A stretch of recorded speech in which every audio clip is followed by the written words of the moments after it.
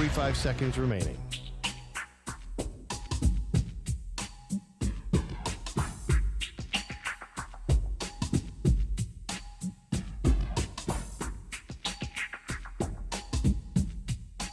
Seconds remaining.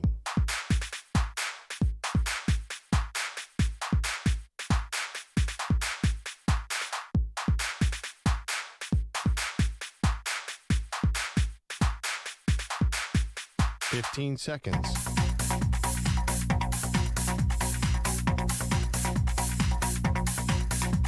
Break ends in 5 seconds.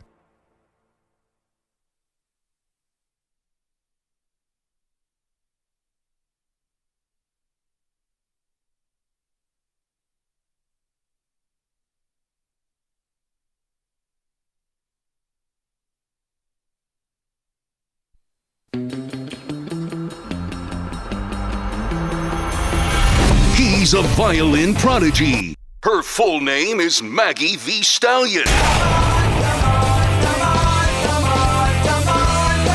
They are Maggie and Perloff on CBS Sports Radio. Well, they're dropping like flies. These quarterbacks can't stop getting hurt. Welcome to the show, Maggie Gray, Andrew Perloff. Happy Friday for us. Not so much Joe Burrow.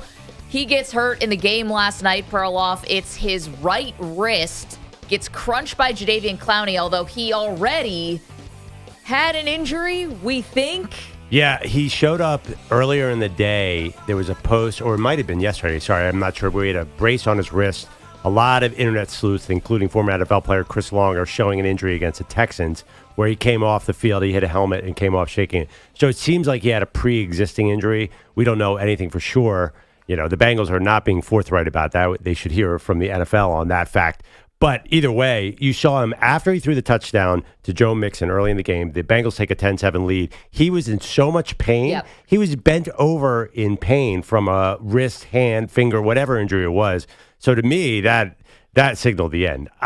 This did not seem like just a rest of a game injury. It seemed like a much more serious injury to me. You're calling it now. Going against one of our 10 commandments on the show of thou shalt not bet against Joe Burrow, and you're saying the season's done. I just see a quarterback. What is the most important body part for a quarterback? Your right hand. Well, I think you could have a debate, but I think your right hand is so crucially important. And just the amount of pain he had when he was trying to get back into the game really made me nervous. Even if he does come back, isn't that always going to be an issue where it's so easy to hit your hand on a helmet or get sacked or land on it? But it doesn't matter because there's 100 reasons they're done. They're 5-5, which they're basically have not beaten anyone in the division. They're 1-4 against the conference. Their defense is just as big a problem now as their offense. There are other injuries all over the field. Their defense, the Ravens caught a 5-yard pass and it was off to the races every time. I was telling EJ before the show, letting Jesse Bates out the building, their safety from last year, was a huge mistake. They've let up more explosive plays than any team in the NFL. Well, that happens when you have to start paying your quarterback. Yeah, exactly. I think that they basically are watered down on defense. It doesn't even matter about that. 5-5, it's almost an impossible hill to climb for them to get back into the playoffs, even if Joe Burrow does come back. Okay, that's a lot of compelling reasons to say that the Cincinnati Bengals are buried, but I do not think they're done. Now, 0-3 in the division, you mentioned 1-5 now because of last night in the conference. Everything looks very bleak. They're in last place. But can I remind you, this is not the only AFC North quarterback who's lost and undergoing a big injury in the last 24 hours. Deshaun Watson is now out for the season with a P.J. Walker, Dorian Thompson, Robinson, poo-poo platter that's going to try to get through this rest of the season for the Browns. We know it's going to be DTR who gets the start. Meanwhile, Pittsburgh Steelers have a negative point differential, keep getting outgained, and somehow are 6-3. That's got to come back down to earth. And you know who else got hurt in last night's game but gutted it through? Yeah. Lamar Jackson. He's definitely got an ankle injury. He was slow/limping. I mean, he definitely played through it. Kudos to him. He gutted it out. And Mark Andrews. And they lost Mark Andrews maybe for the season, which if you're just waking up, basically no one made it to the end of this game. It was Al Michaels and Kirk Herbstreit and Justin Tucker kicking field goals, and that was the only people left on the field. Because it was like carnage. And it has been that way in the AFC North. So I cannot say that the Bengals are done because we got a lot of season left, knock on wood, but still a lot of injuries to be had in this crazy division. I do not think this is the last we've heard of the Bengals. And I think Burrow's coming back. Now, the thumb would be the one thing that kind of scares me, right? Isn't that always the thing with quarterbacks? I have no idea. Thumb. It was reported as a wrist injury. His thumb looked bad, and his pinky was pointing the wrong direction. His whole hand was he looked like Brian Baldinger, the former NFL player. Or I can't remember, one of the guys whose fingers are pointing the wrong direction. I mean, this is not good. If he comes back, do you trust that he's going to be effective? And there's a lot of arguments online last night. He was putting up numbers, but he looked 10% off on a lot of his passes. A lot of wide receivers had to reach behind them. Even the last play he had, it was a touchdown to Joe Mixon, a little screen pass where Joe Mixon had to pick it off the ground. So I just worry that right hand and quarterbacks, I mean, you don't have to be a doctor to understand that is not the part of the body you want to hurt. No, I totally get it, but I still think, again, a lot to be written here with this AFC North. Like, the fact that Watson got hurt yesterday, the fact that Burrow got hurt, the fact that Lamar Jackson is hurt right now, but still playing through it admirably. They win the game last night. And again, like the Steelers, their quarterback, as we have talked to people in Pittsburgh, there's like not a lot of faith in Kenny Pickett. And the fact that he has not taken a big step forward from year 1 to year 2 has a lot of people in the Steel City very nervous. Oh, I understand it, but now I think the Ravens are out to 8-3. They're not going to catch they're not going to go from 5-5 to 8-3 to catch the Ravens.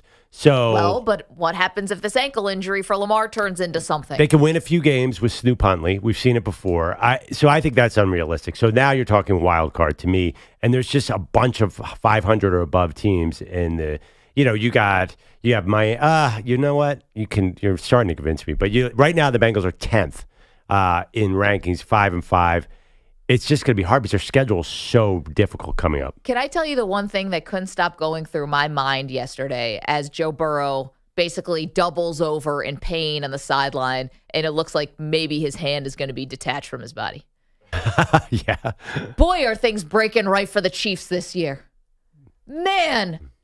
You can't get a better situation if you are Kansas City. This is better than even Taylor Swift becoming your super fan. You've got Cincinnati's had a banged up quarterback all year, and who knows what this wrist, hand, thumb injury is going to do to Burrow. We already talked about Deshaun Watson. Steelers, we'll see. Yeah. Ravens have not, you always like to point out, show us the playoff success for Lamar Jackson. Miami can't beat a good team. Mm-hmm. Buffalo just fired their offensive coordinator, total disarray. Yeah. The Jets are the Jets. Do you really think Aaron Rodgers is coming back? I wouldn't take that to the bank. The Chargers are the Chargers. Like, this is setting up so amazingly for the Chiefs again. Well, I think that sort of denigrates the Chiefs. The Chiefs at full strength have beaten all these teams when they were at full strength. So you don't even need to set up. Good. They don't even. You don't even need to set it up for the Chiefs. They can roll through this. But now I would say the path is clearing in front of the Chiefs. But the fact that Lamar Jackson was healthy by the end of the game, the fact that Odell Beckham had over 100 yards yesterday, I know Mark Andrews are gone. I could watch that game and say, okay, here's a real threat out of Baltimore.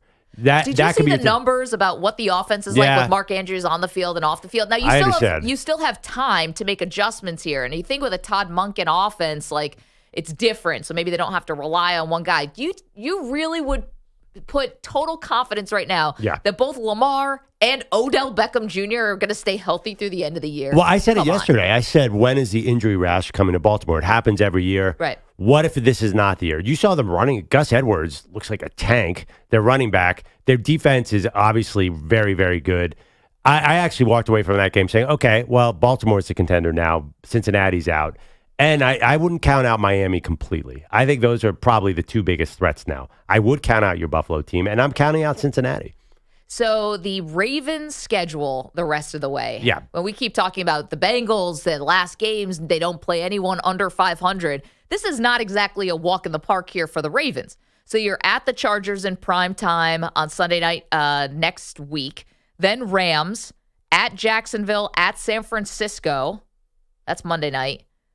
Home Miami, home Pittsburgh. It's doable. It's doable, but it's not easy. They get Miami at home. At San Francisco is a tough one. I don't know how good Jacksonville is. I don't either. I mean, they just got smoked by San Francisco, but are they that bad? I don't know. San Francisco is coming off a bye, made adjustments. Steve Wilkes coming down from the booth, added Chase Young. Yeah, the San Francisco game makes me very nervous on Monday night. The rest of them, I think they can win. It's going to be hard to get home field over the Chiefs. So that's really the issue. You saw the crowd last night. If they could get a playoff game in Baltimore, the Bengals couldn't even get a playoff the entire first half because the crowd was so loud.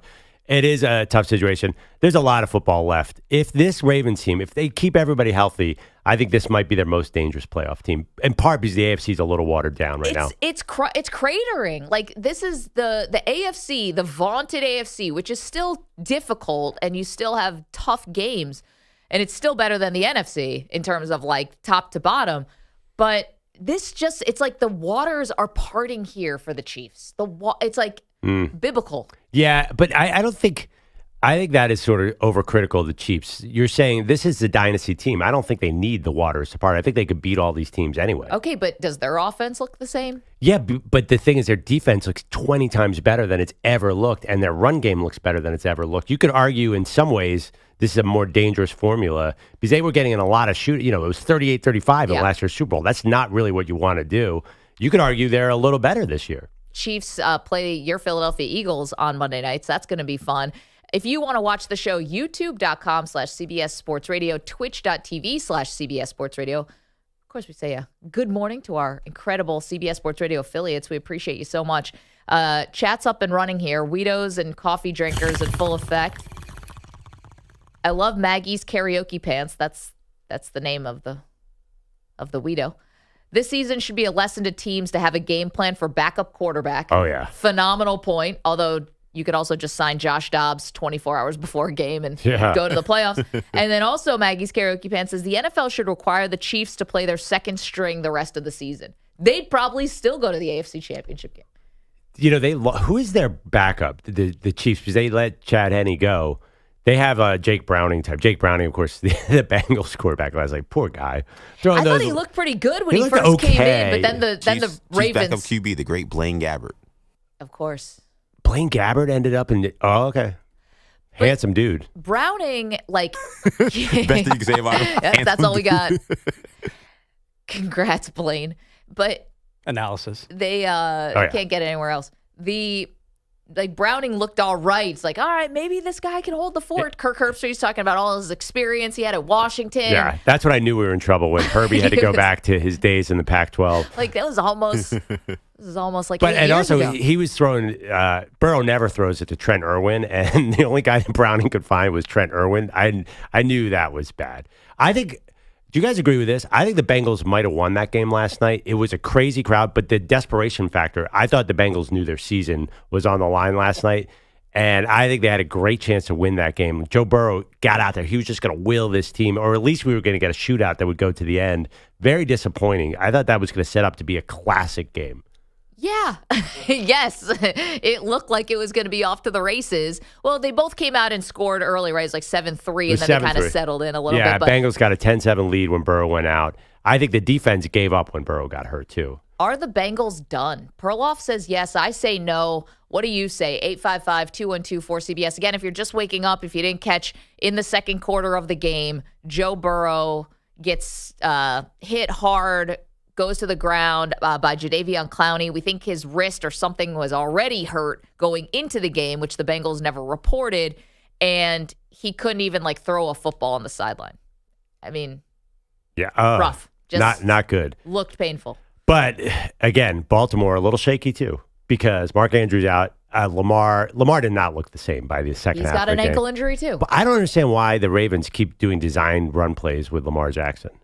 Every time he gets hit, we're getting closer to the same thing. They didn't need to last night, and he's passing so accurately right now. Why doesn't he just get rid of the ball? He's flirting with disaster as well. The whole AFC, there's too many quarterbacks gone. Now we must protect Lamar Jackson. What we have left, 855-212-4CBS, 855-212-4227. Let us know what you think about the Bengals, and we will get to a whole lot more, including the latest with Michigan. More Michigan news.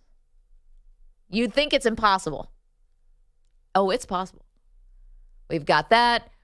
We've got so much to do on this Friday. Celebrity guest picker today.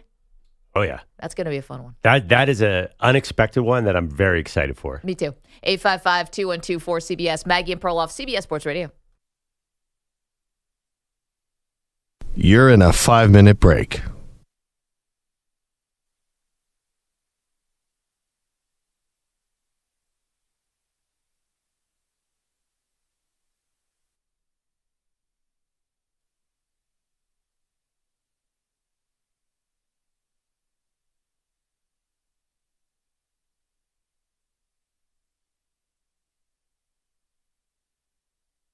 4 minutes, 30 seconds remaining.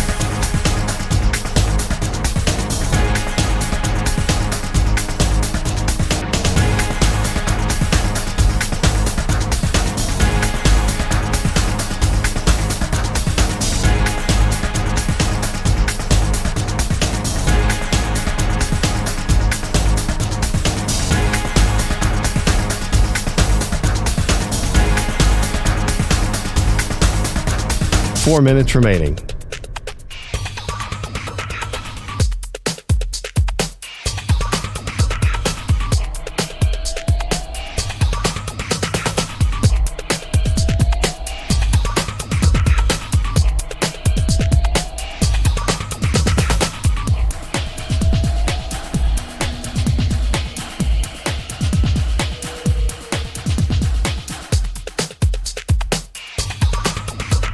Three minutes, 30 seconds remaining.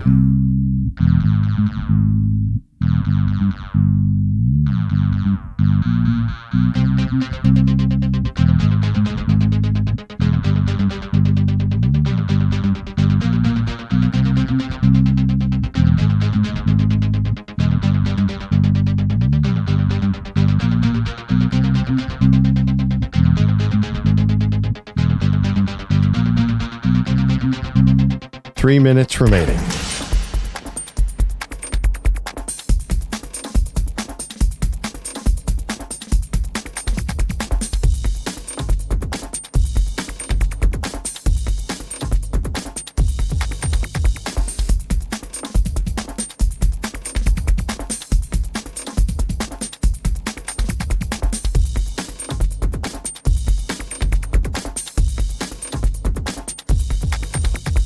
Two minutes, 30 seconds remaining.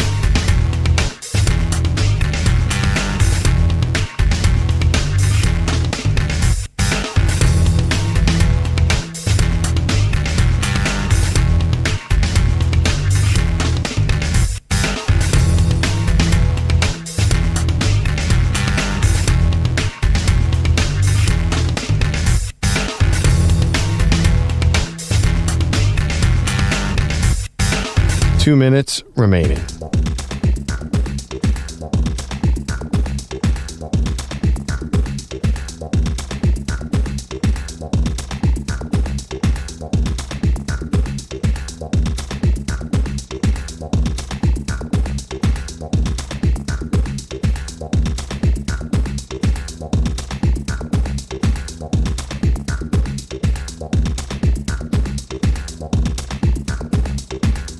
One minute, 30 seconds remaining.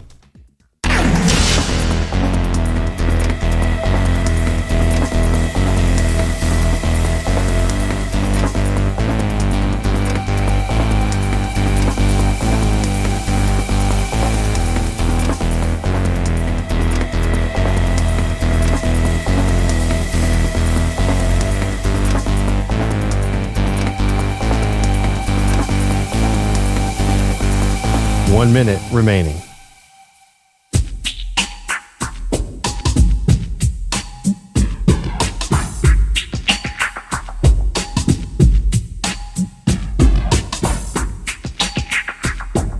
Forty-five seconds remaining.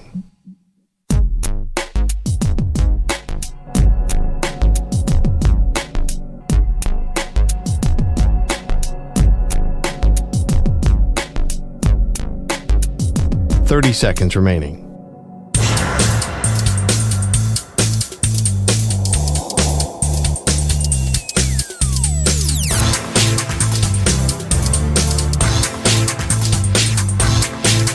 Fifteen seconds.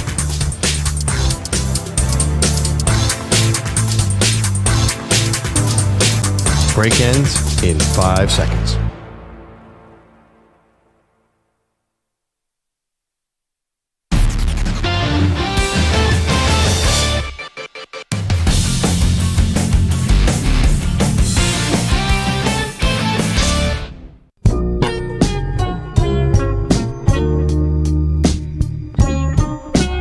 Stream the NFL on Westwood One for free, sponsored by AutoZone. All season long, you can listen to every Westwood One broadcast of the NFL live on the NFL app, by asking Alexa to open Westwood One Sports or on the Odyssey app. Get in the zone. AutoZone, the free AutoZone Fix Finder service can help you find a fix for free. Get in the zone. AutoZone, restrictions apply. I'm having a car issue right now, Maggie. Welcome back to Maggie and Perloff. Uh-oh, you got to go to AutoZone. Okay, so I got a low tire pressure warning on my car. Oh, that scares me. Check engine is worse, but low Check tire engine's pressure a disaster. is a bummer. Yeah. So I got my little, what do you call it? The thing that checks the pressure in the tires. Sure. A gauge. It's got a name. Manny, you know the name. Tire pressure gauge? No, I think it's got a more fancy name. Anyway, I checked them all. There's one that's a little bit low. Manny's right. Isn't there a term like odometer or something like that for that? No. That's on the dash. That's how I don't know. And even I know the odometer. I don't even drive and I knew that. It's just called a tire pressure gauge. Okay. Anyway, everything's close. There's one that's a little light. Put the air in. Everything's at 33. Okay. I can't get the light to go away. Just keep driving it. Just keep driving till it goes away? No, I mean, that would probably be an ignore from me, or tell my husband. I actually was talking to people. Most people ignore the low tire pressure thing for months on end. Oh, no, well, you already know you put it in. Right. Well, wait, how do you know that there's not like a nail or like a rip in the tire? Checked it 4 or 5 times, and they're all staying above 30. It's all perfect. So I'm going to go on YouTube and find out how to get rid of that tire pressure warning. And then if it comes back, then I know I have a tire. Well, it's not like you're going to be driving it all. It's only the holidays coming up. Well, I know. That's the thing. I got to drive down to Philadelphia next week with this low tire pressure thing. Not to mention, and do you guys have one other car issue? You guys are going to kill me for this. I get recalls all the time. I have a Honda Accord 2018 hybrid. Silver Bullet, I call it. Yeah. She's a champ. I see her all the time. I have like 25 recalls from Honda, and I haven't gotten them done. So, and then I got there's an urgent problem with the seatbelts that they just remind me of. I'm getting it done next Friday. What's up with the seatbelt? They don't work? The seatbelts have not withstood the pressure of fake accidents in the warehouse for this particular model of car. Well, that sounds promising. Yeah. You don't think- No, it's not good. The kids are no longer allowed to drive up front. Sounds like he's in a car in the wacky races. What is going on? Also, how did that make it to like the conveyor belt, to the factory floor with that kind of a issue? This might be the 100th recall I've gotten on this car. And That's not you good guys don't for get a long- recall notices? Honda, and my old Honda too. I have like 2 a year. No, the recalls that I get the most freaked out about is like meat and stuff from the grocery store, or like romaine lettuce. Like, don't eat this lettuce. There's like E. coli all in the lettuce. I like run to the refrigerator. I'm like, what kind of lettuce do we buy? You've never had to go back to the dealership and have them tweak something? I feel like that's a very common thing. This actually happened with my mom. It was her car. It was the engine. Yeah, that's bad. It was bad. She had to get a whole new engine, but they paid for it. I just do not want to spend my Thanksgiving weekend on the side of the New Jersey Turnpike with a flat tire. Oh, brutal. You would be surprised. And it's supposed to rain. You guys are going to be surprised by this, but I do not know how to change a tire.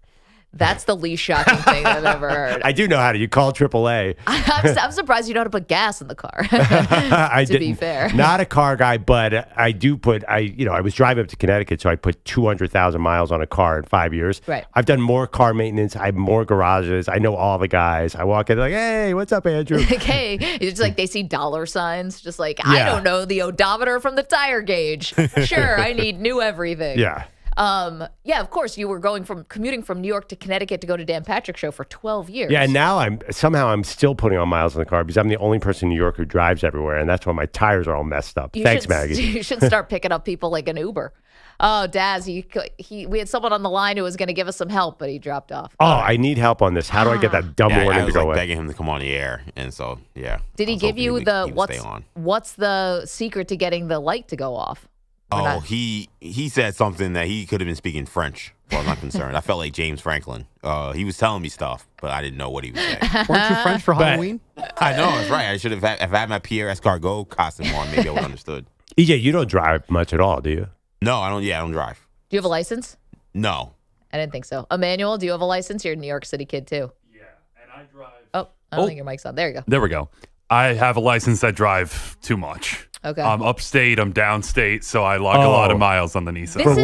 For work. This is a thing that I think people outside of New York City might not understand this. I have a cousin who's born and raised in New York. She's now like 58, and she just got a license. Like, there are people, and this is long before Uber, just straight up old-fashioned yellow cab, taxi cab.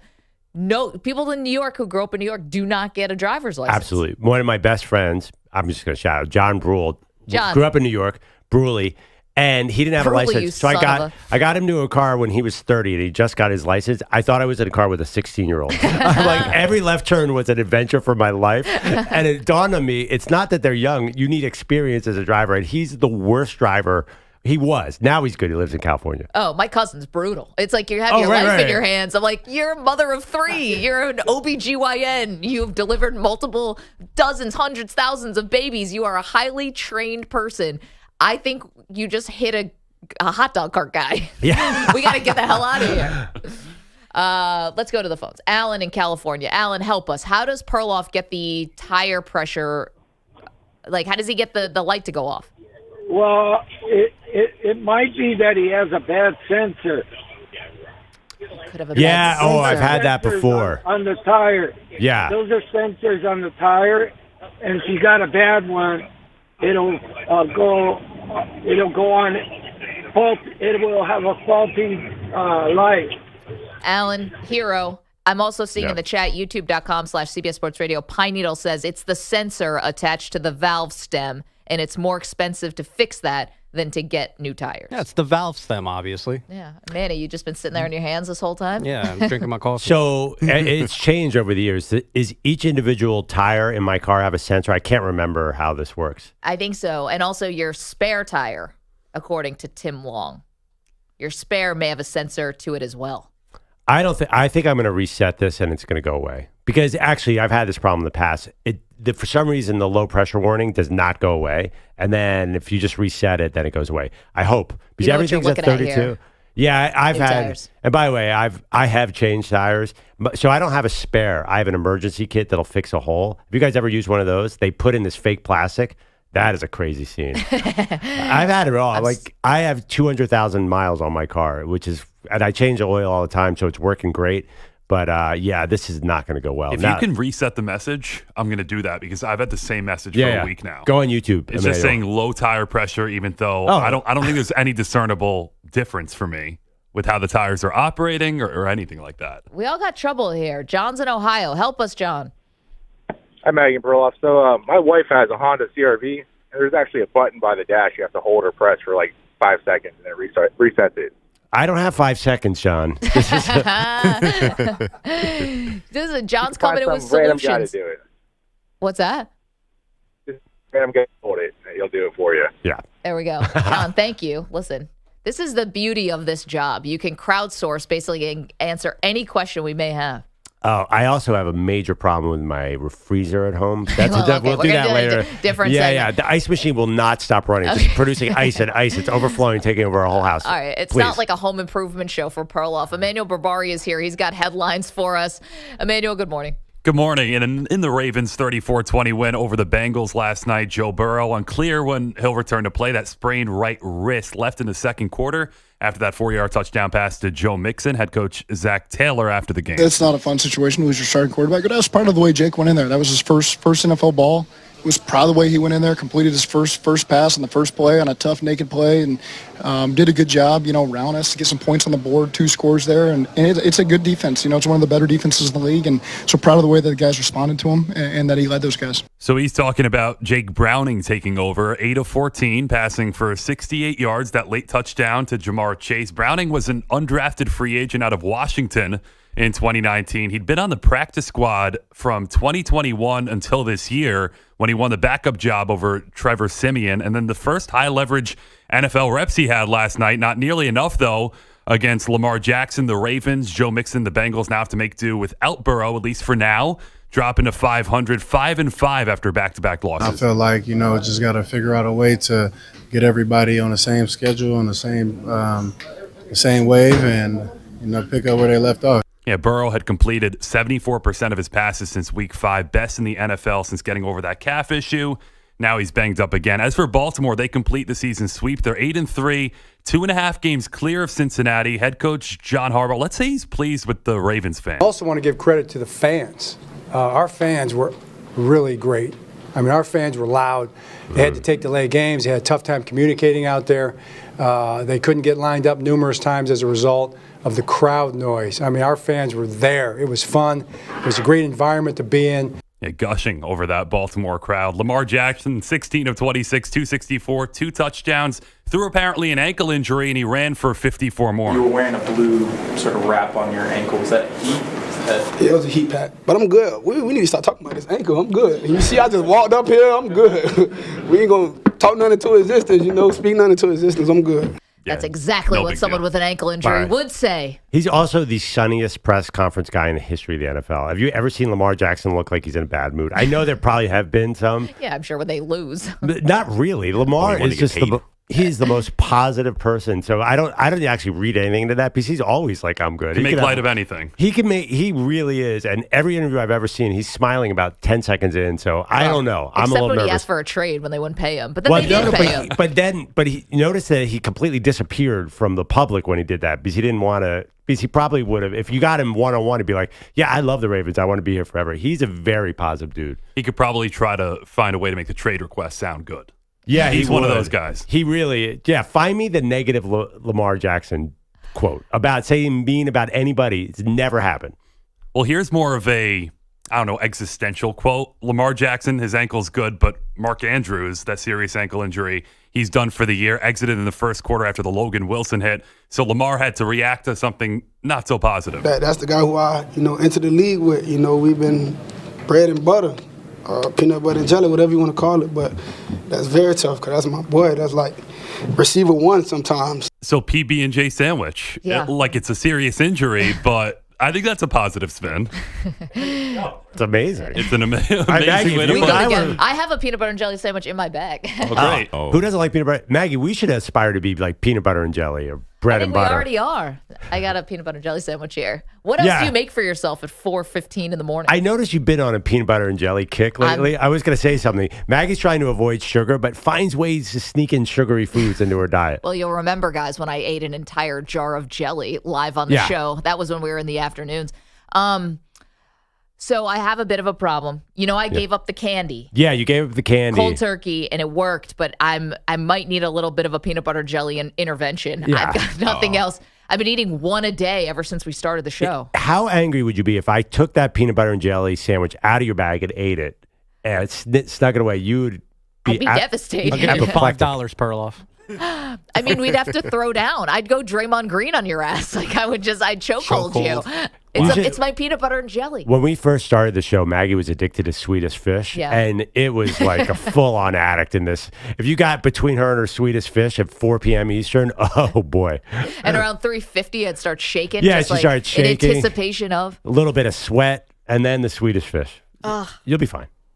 Well, you guys talked about chokeholds, and Draymond, I got something on that. Warriors lost to the Thunder, 128-109. But Tuesday night, Draymond was one of 3 ejected. He grabbed Rudy Gobert around the neck. And Steve Kerr, before the Warriors lost last night, he had to reflect on that. I'm not talking about, getting an ejection and getting a technical. I'm talking about, a physical act of violence. I mean, that's inexcusable. Yeah, later on. Oh, now you want to say something. It's like so much for he was grabbing Rudy Gobert's neck. That's why he had to do something. I mean, it's about a decade late here with Draymond. Yeah, and Steve Kerr later in that press conference was talking about getting him the help he needs. I don't think really. Yeah, the help he needs to kind of distinguish what's a physical act of violence versus what's competitiveness. So funny because when he punched Jordan Poole in the face, did they not think? Instead, they gave him an extension. Right. It's good then. It's bad now. Yeah. Where was the help then? Maybe because it's only 10 games into the season and bunch of success to go off. Yeah, I mean, it's fine now. They're 6-7. It's a long season, but you have them. You said it was a Last Dance vibe. You need to be in the championship contention to be a Last Dance, Thank right? you for that. I mean, maybe they'll be back. Detail. Maybe they'll be back, but it does feel like the West is awfully good. I don't know if Golden State looks awfully good. Hold on, though. I did say this is Last Dance vibes because I thought this is the end for Clay and Steve Kerr specifically. Right. Curry's going to continue to play and Draymond's going to continue to play. But this could be the end. And maybe this is the end because Kerr is finally going to publicly criticize Draymond. Maybe we actually are seeing Last Dance vibes. He usually would not. I mean, he didn't come out after the Jordan Poole thing and publicly criticize him, right? You could, yeah, no, I mean, you're right. It's been 7 years of this kind of antics. I do think Clay's coming back, by the way. I don't think this is really the last chance because Curry is not aging. I know. They just need, even with Draymond, I keep saying they're just way shorter than the other teams in the West. And you don't think that matters. You can change that at the deadline.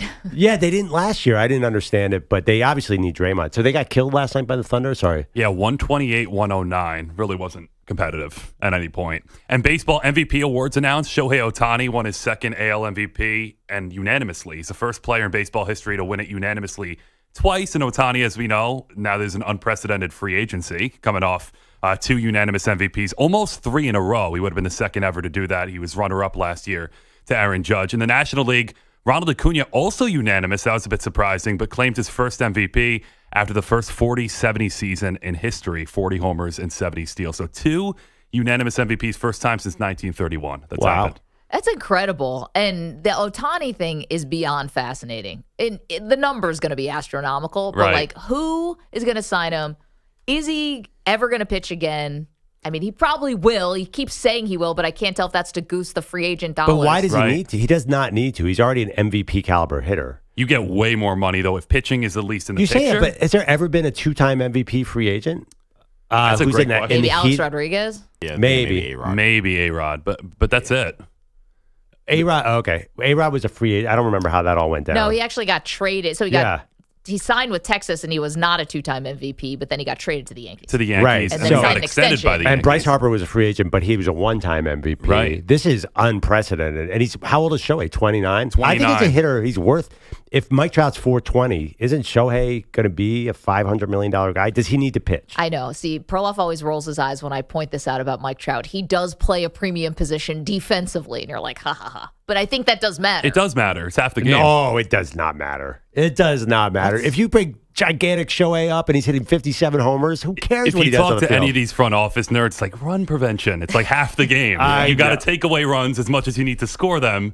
And a premier defense, like Trout's different because Trout is so good defensively. Yeah, but what that is he adds to you. and that has how many wins for the Angels? Well, none, but or very. You're picking a baseball fight with the wrong guy. And by the way, I know Manuel Barbari does Yankee games. My argument about that is like that gives how many wins for the Angels? Oh yeah, Shohei's an Angel too. Exactly. Yeah, and they finish 74 and 88 every year. Yeah, and he's about to get $1 bajillion. That's the Is literal term. that the latest number we've heard? $1 bajillion? Yeah, it's $1 bajillion. It's going to be amazing. I heard gazillion. They're talking short-term deal, by the way, because of his pitching factor. Yeah. Like, what if he signs for 3 years and like $300 million? That is somewhere? always the thing that people talk about, Yeah. and that And never happens And they because get a no 13-year agent deal. in the history of the world wants his client to do that. I love the different fan bases on my social media feed are like, we're getting him. We're getting him. Yeah, the Cubs now are. Yeah, the Cubs, the Dodgers. Now there was reported that Shohei wants the Braves, which would be, to me, 2 unanimous MVPs on the same team. I want him. This is That'd be terrible. awesome. I hate the No. Braves. I want him to go to the Braves. Can you imagine that lineup of the Braves? No, You cannot say you hate the Braves and say you want him on the Braves. That makes no sense. Thank you, You said AJ. it before, No. and it makes less sense now.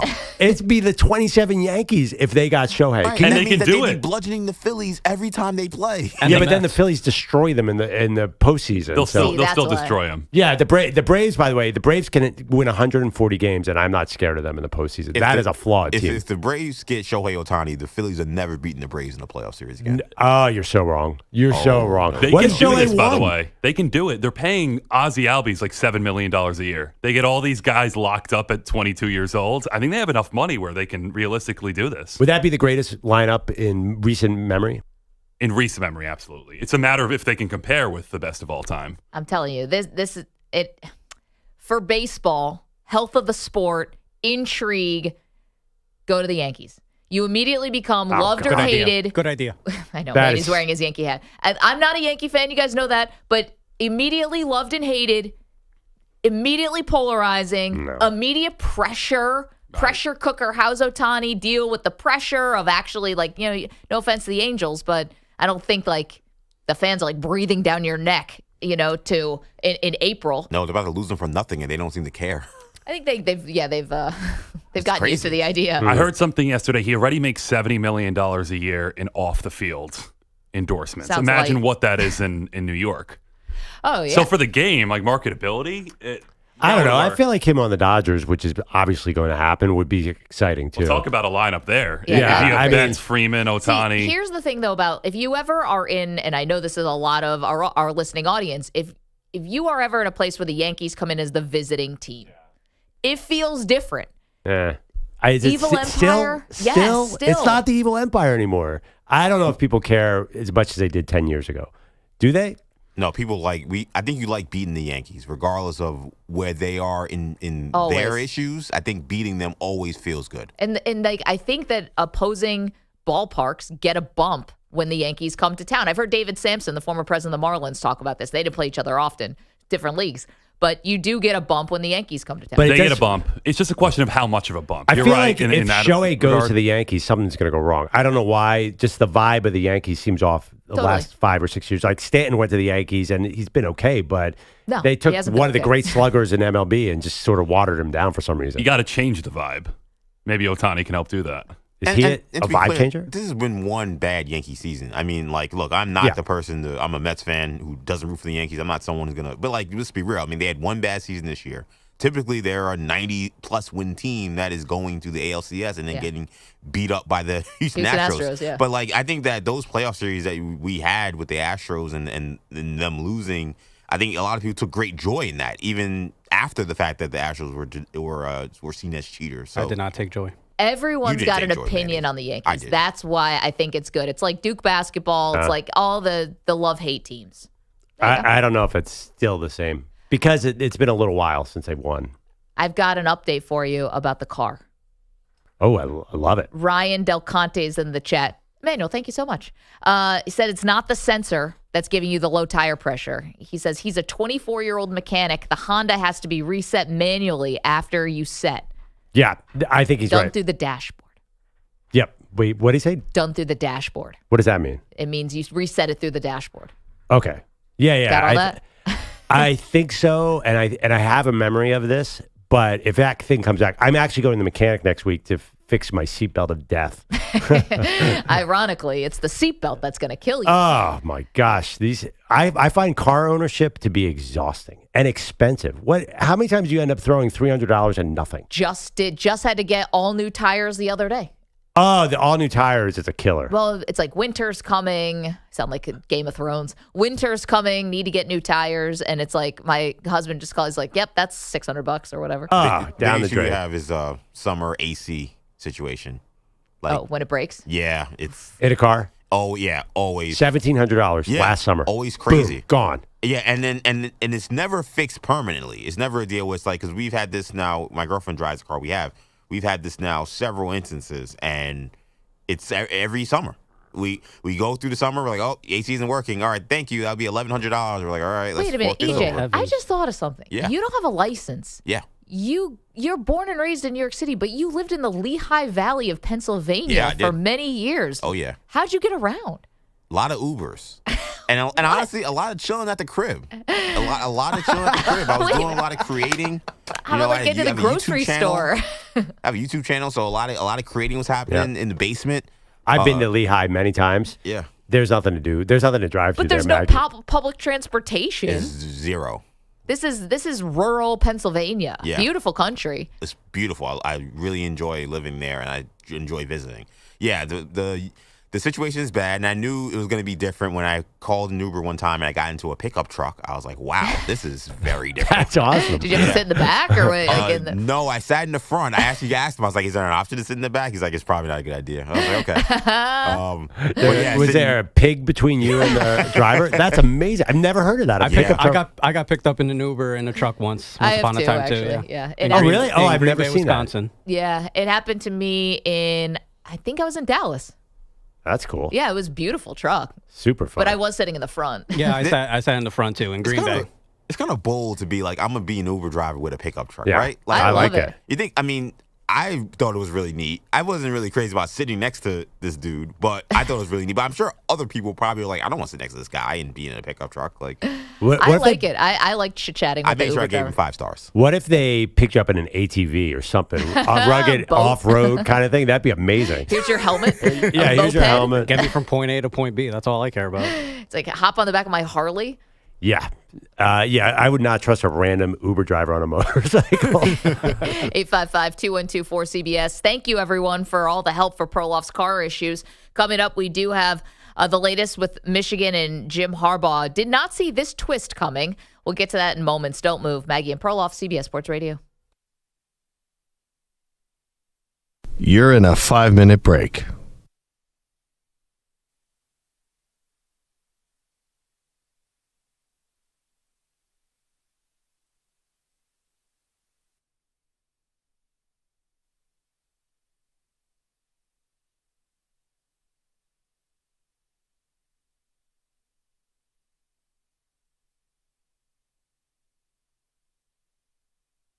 Four minutes, 30 seconds remaining.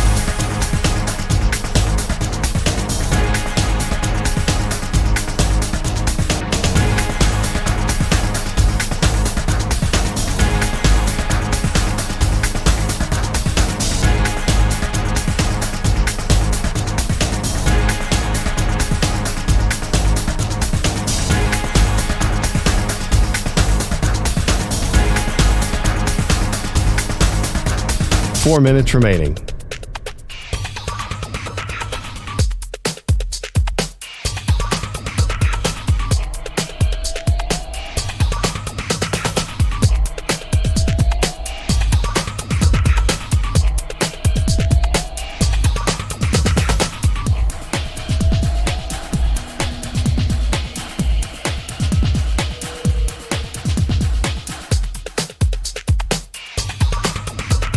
Three minutes, 30 seconds remaining.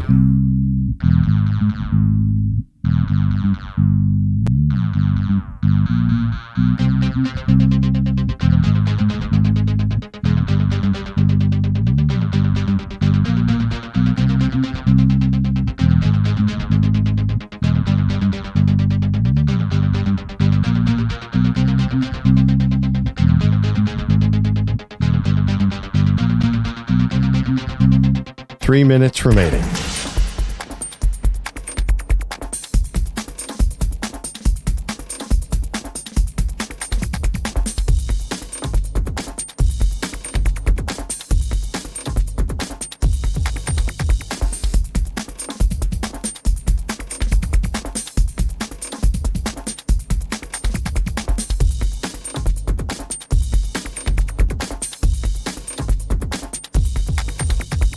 Two minutes, 30 seconds remaining.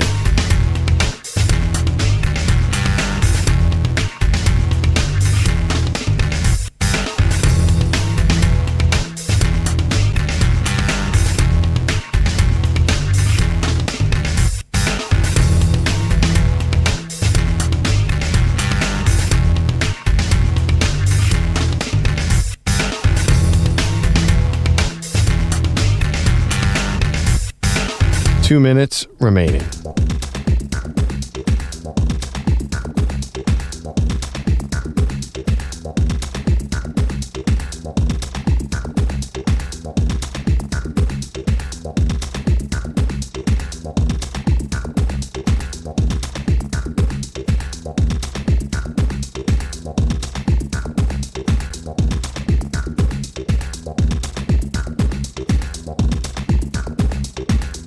One minute, 30 seconds remaining.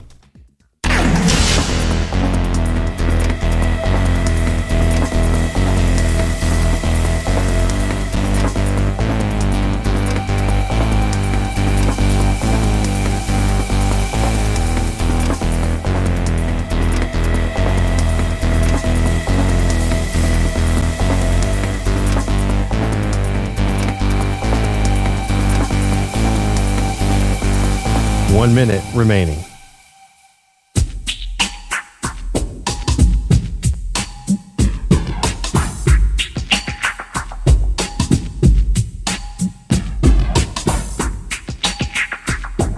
.45 seconds remaining.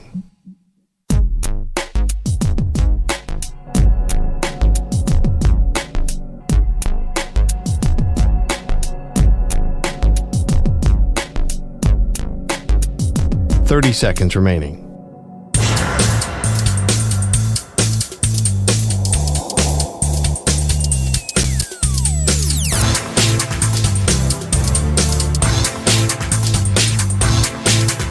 15 seconds.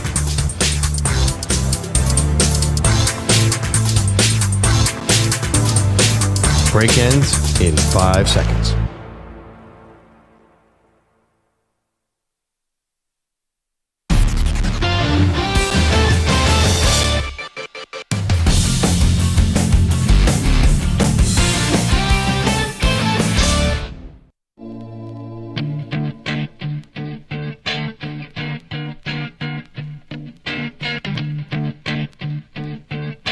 Welcome back. Maggie Gray, Andrew Perloff on this Friday.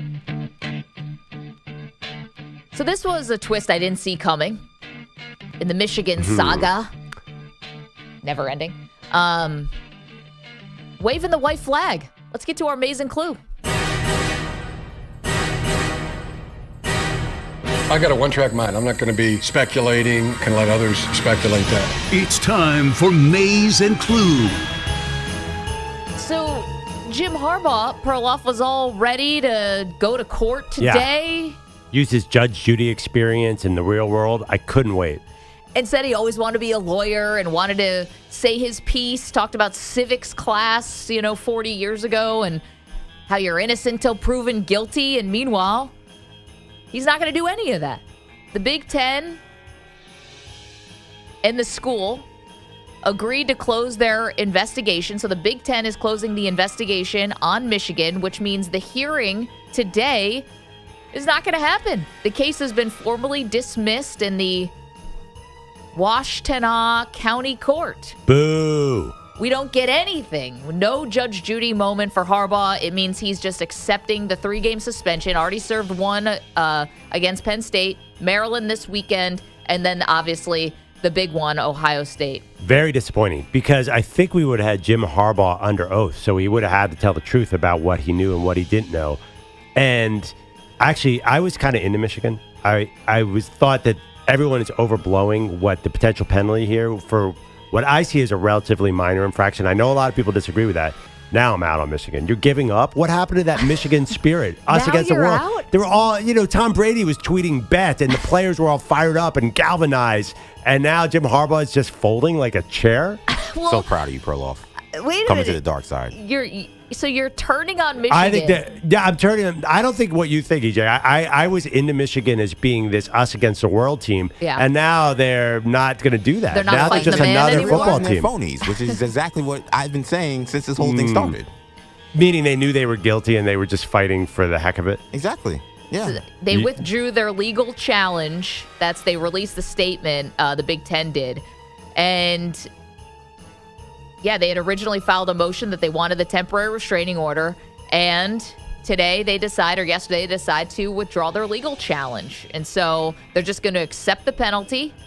And I guess we all get to move on. Now, that doesn't mean the investigation for the NCAA stops. Phew. So, expect in the year 2030, we might get a resolution of what actually happened. It'd be fun to get more weird details out of this scandal. Here's what I'm worried about, and EJ, sounds like you don't like Michigan. What if they lose to Ohio State and they have this excuse of not having Jim Harbaugh on the sideline? Is anyone going to buy that excuse? No, and I don't think it's going to help for the college football playoff. If they lose to Ohio State and they're not undefeated this year, I don't think they're getting in. Partly because I think you're going to have undefeated Florida State. Yeah, no. Undefeated Ohio State, and then Georgia if they're undefeated. Right. I mean, if they lost and we're not undefeated, that kind of redundant. I just want to point out. Of course, but the it's one-loss team that's getting hard. in, I don't think is Michigan. No, it's going to be very hard. Their schedule's not hard enough. No, the way it plays out, they're probably not going to get in. So it's a do-or-die game. Does the spread change without Jim Harbaugh there? I think it does. I don't know. We've been debating this for weeks. What impact does actually having the head coach on the sideline mean for the team? Well, you could say that they had their biggest game to date last week against Penn State, and it never felt in doubt. Yeah, but now we look back and say, did they really beat a great team in Penn State? Well, I don't think so. You got the Maryland Terrapins coming up this weekend, and of in course, Maryland. The 999. That's how many wins Michigan's sitting on as a program. This will be the 1,000th win if they beat Maryland, and Jim Harbaugh's not going to be there. I don't know. Does anyone care? Would we care if they had the 1,000th win in a normal circumstance? I can't believe they're waving the white flag. Like, so disappointing. You protested. you're talking about you have this victim mentality. You know, we're America's team, and Sharon Moore's crying on the sidelines. Listen, it's fine to cry. I'm just saying they were treating this like they were getting persecuted, and then they're like, actually, you know what? Our bad. We did cheat. I'm sorry. We're just going to take our medicine and go away now. Now I like Ohio State. So disappointing. I think that they were going to get hammered in discovery, and that's why they decided, you know what? Let's just leave this. Let sleeping dogs lie. Yeah. Because otherwise, it doesn't make any sense. Well, they stole signs. I mean, they sent a guy and taped the sideline. We all know that. There's no one no one except Michigan is disputing that. I don't even think Michigan's disputing it. They're not really disputing it either. They fired Connor Stallions. What message did that send? Yeah, they're like, yeah, but the investigation's not done yet. Yeah. What do you think? 855-212-4CBS. You disappointed? Michigan, come on, stand up for yourselves.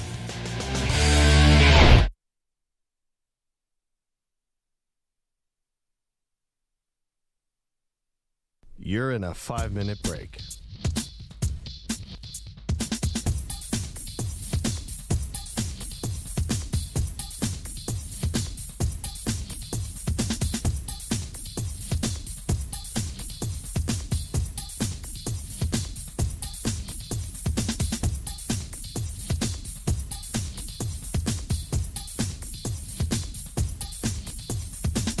Four minutes, 30 seconds.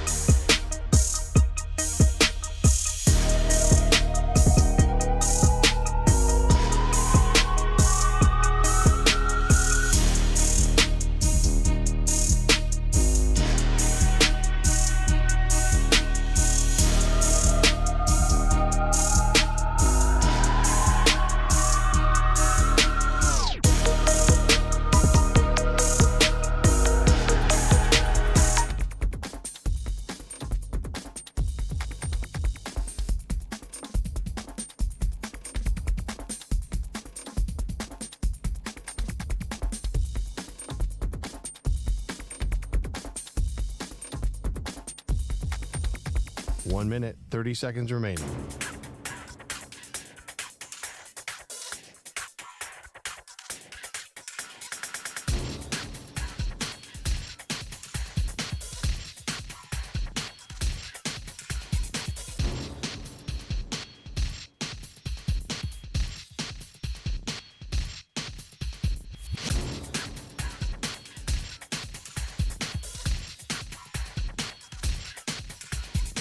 1 minute remaining.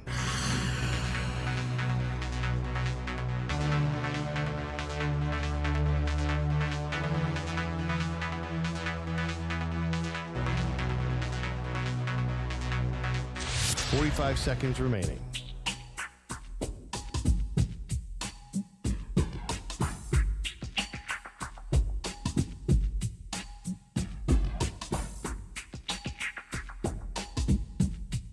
$30 seconds remaining.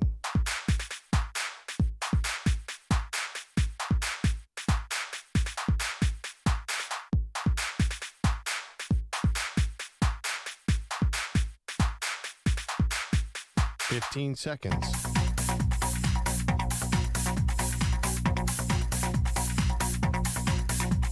Break ends in 5 seconds.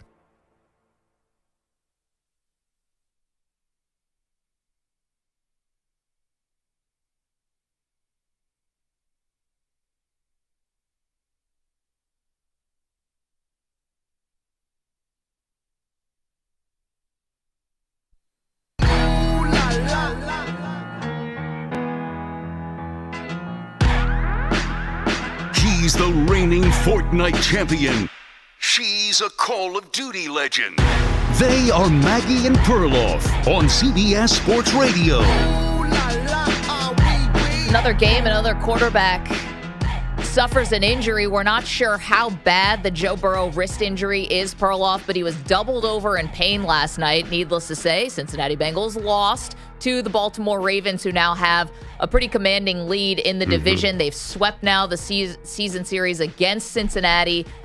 And I think that despite how bad this looked last night for Cincinnati, and Burrow definitely got crunched by Jadeveon Clowney and probably had a wrist injury going into the game anyway, even though this looks bad, I don't think they're all the way done in terms of the playoffs. 5-5, not great, but Deshaun Watson just got hurt for the Cleveland Browns. Yep. He's out for the year.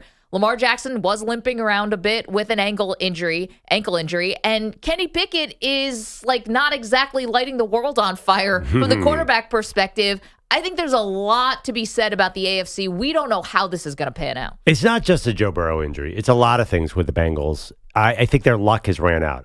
Last night, Lamar Jackson fires a pass over the middle, and the Bengals, Jermaine Pratt, makes a great play to get his hand on it, goes up in the air, and what happens? Rashad Bateman grabs it and runs in for a touchdown. There's no luck this year. And their defense, Lou Anarumo, is a great defensive coordinator. They've just been bad lately. Their secondary is terrible. They lost Jesse Bates in the offseason. Now, if you catch an 8-yard pass, you can take it to the house on them. Let up 17 explosive plays last week against Houston. Seemed like the same thing last night. I don't have the official number. So there's so many problems with Cincinnati. They just are not healthy. You saw Burrow last night. So Joe Burrow, after he threw the last pass of the game for him, he was doubled. If you're doubled over in pain because of a hand injury, you're telling me that hand is going to get back in shape in time to lead them to the playoffs? Listen, you still have a lot of games left here. I never thought that Burrow, I thought him with the calf injury that he was going to have to miss time. Never happened. He was out there. I mean, he didn't look great early in the season, but he was still out there. He was playing through an injury. We saw Russell Wilson a couple years ago had that thumb injury. He's waking up in the middle of the night to do thumb exercises. And how'd that work out? It didn't look great, but it's going to look better than Jake Browning. No offense. I know we're on in the West Coast, on in Seattle. We're on there, and I know he had a great college career. Maybe he can do just enough. Hell, if we're talking about, could Dorian Thompson-Robinson and P.J. Walker possibly keep the ship alive for Cleveland and they're not totally out of it? Well, how about Jake Browning? Why can't he try to keep Cincinnati in? Well, I got to tell you, I feel a little better about my terrible Super Bowl pick this year. The Pittsburgh Steelers are 6-3 and get a little Dorian Thompson-Robinson, maybe followed up by a little Jake Browning. They're basically middling Pac-12 quarterbacks. Come on down, Pittsburgh. They could go to 8-3 with no consistency whatsoever on offense. So maybe the Red Sea is parting for the Steelers to make a little run here. Well, I'll tell you what. Maybe the Steelers, I don't know. The Red Sea is parting for the Kansas City Chiefs. I'm at the point now where between Buffalo being down, Cincinnati down, Miami hasn't beaten a good team, and Kansas City just beat them, even though it was in Germany. The AFC contenders, the Chargers, the AFC contenders, I mean, the Ravens look great, but as you always point out, Lamar Jackson's won, one playoff game in his career, too? So yeah, it's not even that. It's the injuries, and you saw it last night. They just seem like a team that has more injuries than almost anyone. It's the Chargers, the Ravens, and the Broncos are the 3 IR teams. And now the Browns add them to the list because of Deshaun and maybe Cincinnati. So, like, to me, if the Chiefs don't win this year, I feel like this is a massive failure now because you're, like, talking dynasty. And they are the closest thing we have to a dynasty right now with 3 appearances in the Super Bowl and 2 wins in 5 years. And you get this kind of luck in a vaunted AFC with quarterback after quarterback. Like, we have no idea what Jacksonville is really like. For me, if the Chiefs don't win, this is going to be a massive disappointment. Well, then again, all those teams you just mentioned, have any of them beaten the Chiefs in the playoffs? Well, the Bengals did. Oh, yeah. Remember that Super Bowl we were at? The only team that and the Bills came close. Yeah. I don't know. I think that narrative is you're setting up a negative narrative on the Chiefs. I don't think that's really fair to say all of a sudden because these guys who've never really, have not won the AFC. Now the Chiefs are going to be a disappointment if they don't get to the Super Bowl. I think so. I mean, you basically because the Bengals and the Bills. Let's just take the last 2 teams. That sort of like, even put a scare into Kansas City. Those 2 teams now, because of the dysfunction with Buffalo and because of the injury to Burrow, they're total disarray. You've got to take advantage of that. I don't know. I feel like you're killing the Chiefs unnecessarily in advance. Baltimore looks in some ways better than they've ever been. And Miami is a dangerous team because they get Achan back next week. Achan, I don't know how he's saying it these days.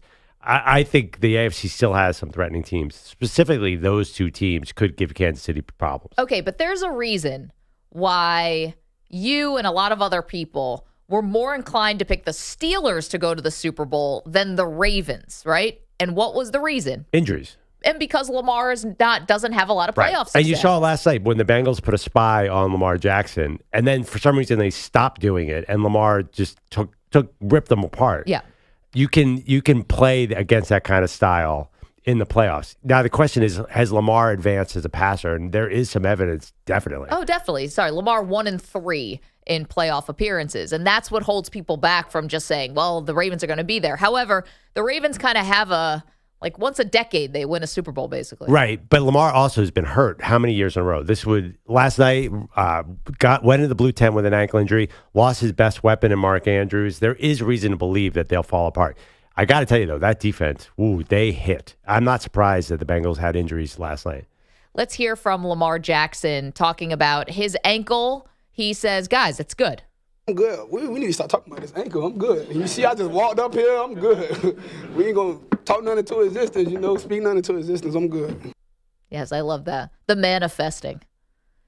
Do you guys believe in that stuff? If Definitely. you talk about it, it will happen on the good side or the bad side? I believe in both. In fact, my late Nana, it's a Yiddish word. She would say, you don't want to give yourself a kanahara. Yeah, kinahora. Love that. Yeah. Al Michaels was laying out the Yiddish last night. Yeah. Did you notice that? He said Michigan's got Michigas. What's a kinahora? It's bad luck, bad basically. luck. Like, okay. You don't speak something into bad luck. You haven't been listening to Al Michaels all these years and basically be fluent in Yiddish? This guy basically doing the game in Yiddish. 855-212-4CBS. Let's hit the phones. Victoria's in Mobile. Perloff has a problem, which is his low tire pressure. My warning won't go away, and I checked the tires, and they have plenty of tire pressure. Victoria, can you help Perloff, please? Sure. I've been driving for probably more years than your father. I'm an elderly chick, but I've been driving since I was 16.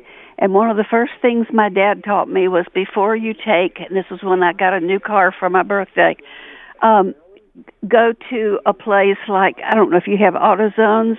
Yeah, we definitely. Do. We love AutoZone. AutoZone has the same big machine to hook to your car that the dealership uses, and they'll do it free, and the dealership will charge you about $200. Okay. Wait, machine to check the tire pressure? Do what? Wait, what does this machine do? The one that checks for inspection? Checks everything. It will check. It'll tell you about your seat belt. It'll tell you about, why your fan and your air conditioner isn't working. It tells you everything. If you have I don't know if you're still using little batteries or if you're using some kind of cell, CELL, for for things that go wrong in your car. I don't know how advanced your system is, but they'll check everything. All right. And they'll show you. You can stand there and watch it. If you want, you can get a printout. And then, Victoria, you've always known a lot about cars? You said that you're an elderly chick, which I love that. Was this very unique when I mean, I can change my tire. Better than Perloff. Yeah, right. I can change my tire. I know about AutoZone to go before I go to my dealership. Try to save some money for my Christmas club. There you go. And I know enough about my car that I can. It's a Hyundai Sonata, but I can. You know a lot. Did you also want to talk about Michigan, Victoria? You wanted to talk about Michigan Wolverines also? Yes. I'm glad that they had the suit dismissed, because had they gone into court, they would have had to tell all sorts of things, and the guys, the other teams in their conference that ganged up on them and went to the Big Ten to complain, they will be filing suits about everything. You're wearing the wrong color shirt to the ball game. You got on the wrong color shoes. They'll do anything to harass him and Michigan. They thought, you think it was a little like you go to court over this, there's a little Pandora's box, all that stuff. Yeah, Victoria. I do. And I think you'll let a lot of little squeaking things out that that will satisfy other people. But anything, all right, long story short. So that's what I feel about Michigan. I'm glad he did that. And I don't think, first of all, real quick, the rules for the NCAA say that any team can steal the calls from the signs off the TV. Other teams. Yes. Well, they can get it off the TV, or they can get them during the game. While they're watching the game. They just can't use electronic equipment like a recorder. So anyway, that's that. Victoria, but, this has been a delight to talk with you. Yeah. I love the fact that you could totally school Perloff and know how to change your tire, and he doesn't. He's a full-grown adult man. Thank you, Victoria. Have a pleasant weekend. You know how to change tires? Absolutely not. Victoria's got He doesn't even drive. I don't drive. Manny, do you want to change the tire? I do know how to change a tire, yes. See, But Manny, I honestly, I know how to change a tire, and I have done it before, and it was such a disaster. I'm like, I'm just calling AAA. I didn't learn how to change a tire until about 2 years ago, though, so. Well, that's fine, because you're 16. Does anybody find it? 2124 CBS. It's also terrifying. Can we just all admit that? If you ever, because if you do it wrong, that car is falling on your head. Oh, gosh. Yeah, you do not. America does not want me changing my own tires. I'll tell you that right now. I'm not mechanically oriented. I can't read instructions. I just immediately blank out 2 seconds into any instructions. I'll tell you, the Weedos and the coffee drinkers in the chat, youtube.com/CBS Sports Radio, twitch.tv/CBS Sports Radio. Thank you. Big fans of Victoria. I feel like I wanted her to give me like a cookie recipe or something, not to be like, totally, is that misogynistic? She sounded like a grandmother who could give you a molasses cookie recipe. I think you're misreading. I think Victoria's trouble. I could tell. She's like, that Hyundai Sonata going 95 miles an hour with smoke coming out the windows. Victoria, I could tell she partied back in the day. There's no doubt about it. You just turned her into a bank robber. What is she, Bonnie and Clyde? No, I not like that kind of. I meant more like Snoop Dogg kind of smoke coming out her windows. Yeah, she drop top. He's giving up the smoke. You guys saw. I did see that. Retirement. So Snoop Dogg, that's like saying Willie Nelson is giving up weight. Like, there's no shot, right? Well, I wonder, the amount that he seems to smoke, that can't be good for your lungs. Stay off the weed. Here's a question for you.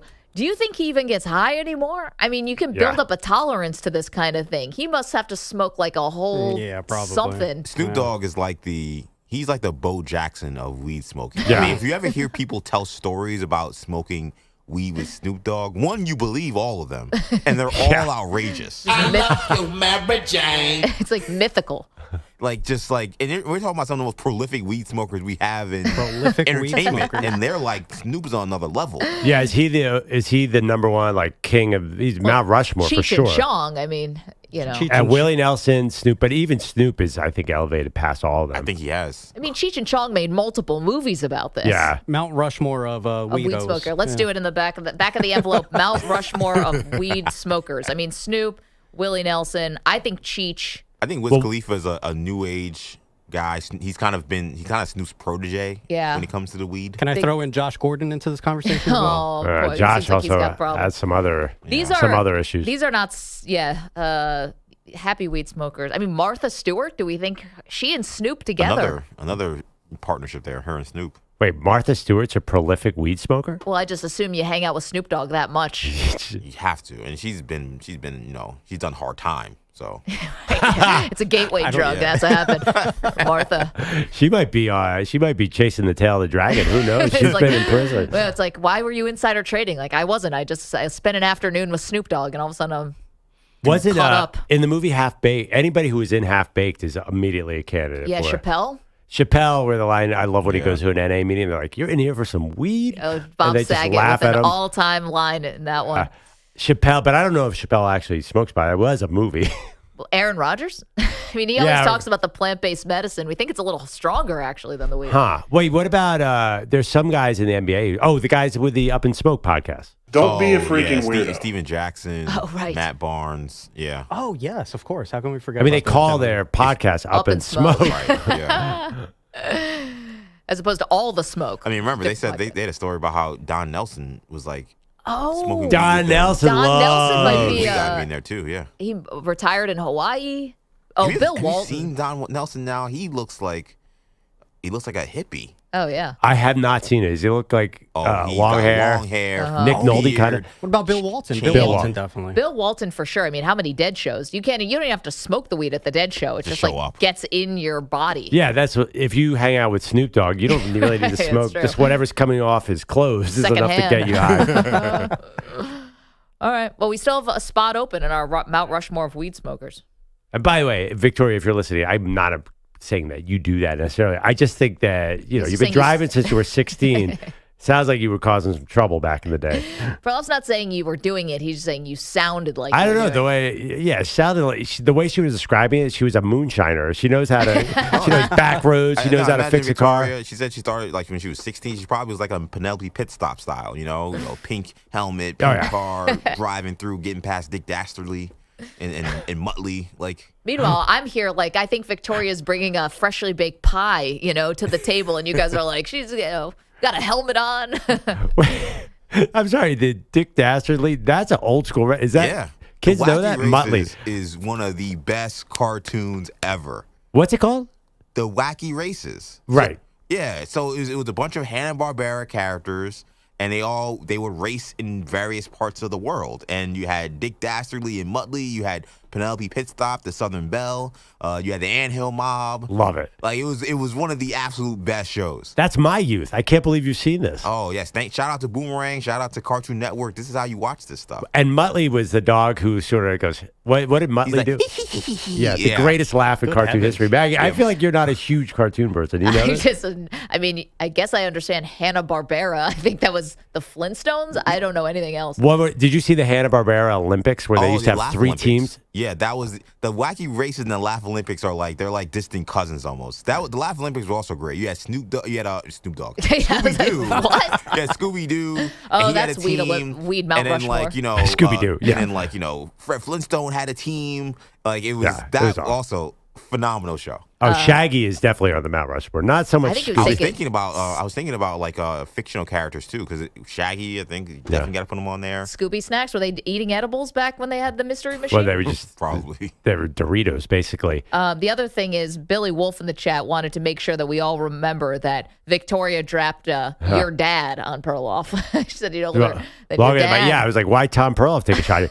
But can I just say how happy it is to hear EJ talk about these old cartoons and sci-fi movies, that there might be a bigger nerd on the show than me. This is such a great thing to have. Oh yeah, I mean, I did a whole bit on the previous morning show, and it was real about how much I love the Banana Splits. The Banana Splits. Oh yeah, now that by the way, best shows. that is the That show was written with so much weed influence. That is the highest show you've ever seen in your life, right? Yes. That was you don't remember this. The banana splits. We'll show you the video. It's an acid trip of a Maggie's cartoon. never seen the banana splits. That's crazy. I know. I think that this is like when we were doing interviews for like who's going to be the producer. It's like, are you nerdier than Perloff? Okay, now you're on to round 2. Then EJ went on a deep dive on Ant-Man, and I was like, all right, You're hired. yeah, you're hired. 855-212-4CBS. I didn't realize there were all these, cartoons I didn't know about. 855-212-4227. I guess I'm getting an education today. Thank you to Victoria, who was a big hit with all the Weedos, the coffee drinkers. Maybe the Weedos just get fourth spot on the Mount Rushmore. The Weedos as a whole. I saw a person in the chat. Shout out to Twitch. They put Ricky Williams in here. Big advocate. He definitely may have to be on that Mount Rushmore. Yep. I mean, basically turned his, kind of gave up on the NFL. For a lot of reasons, not gave up, decided to walk away from the NFL. Well, he was early on. To credit him, he said that marijuana is much better than opioids to treat pain. For sure. And I think that became popular. At the time, everyone's like, what are you talking about? Then 10 years later, everyone's like, oh, he was right. It's like, Ricky, what do you mean? There's no hope with dope. And then it's like, actually, Big Pharma is going to kill you. 855-212-4CBS, 855-212-4227. Okay, coming up, we do have more from last night. Also, crazy story going on with one very famous sports broadcaster. She made a big admission on a podcast yesterday, and it really set the sports world on fire. So we'll get to that in just moments. Don't move. Maggie and Perloff, CBS Sports Radio. You're in a 5-minute break.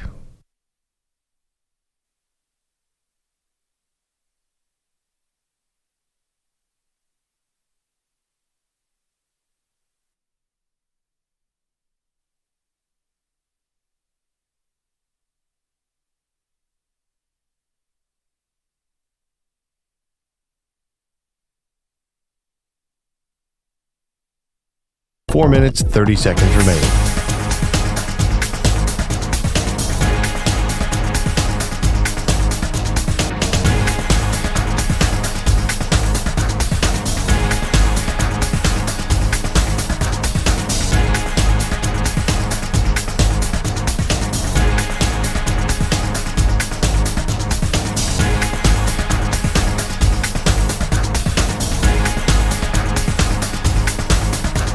Four minutes remaining.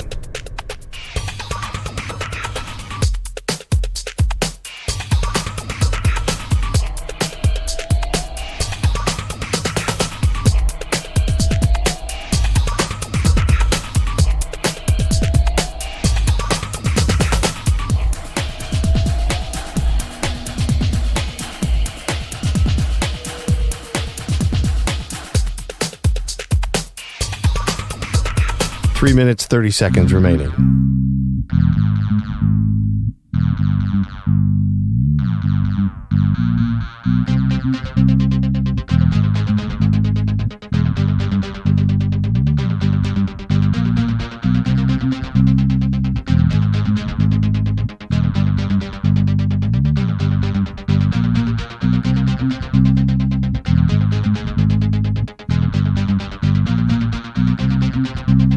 Three minutes remaining.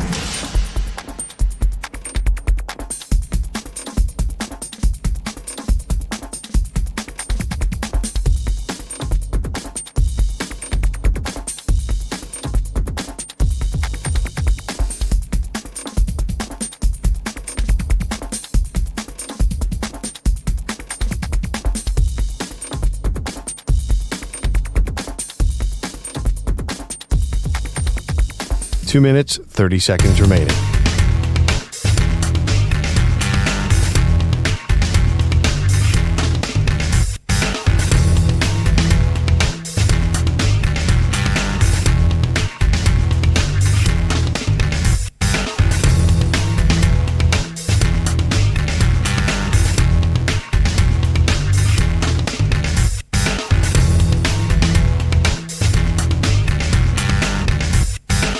Two minutes remaining.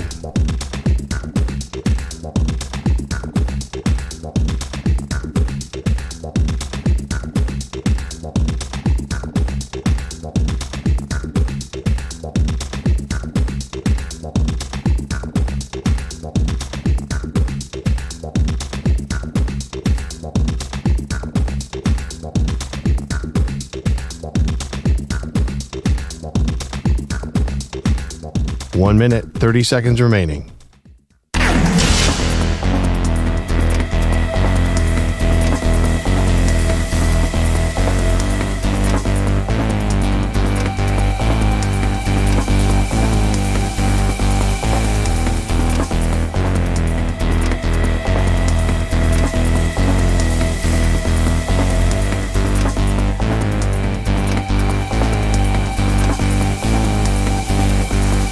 One minute remaining.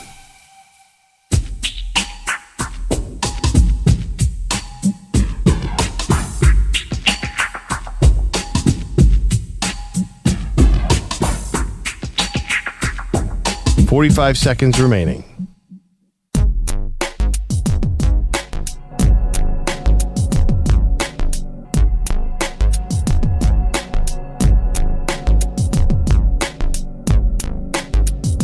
$30 seconds remaining.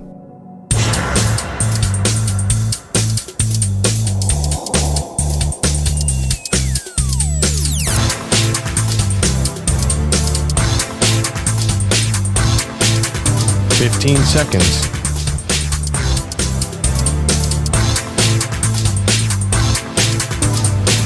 Break ends in 5 seconds.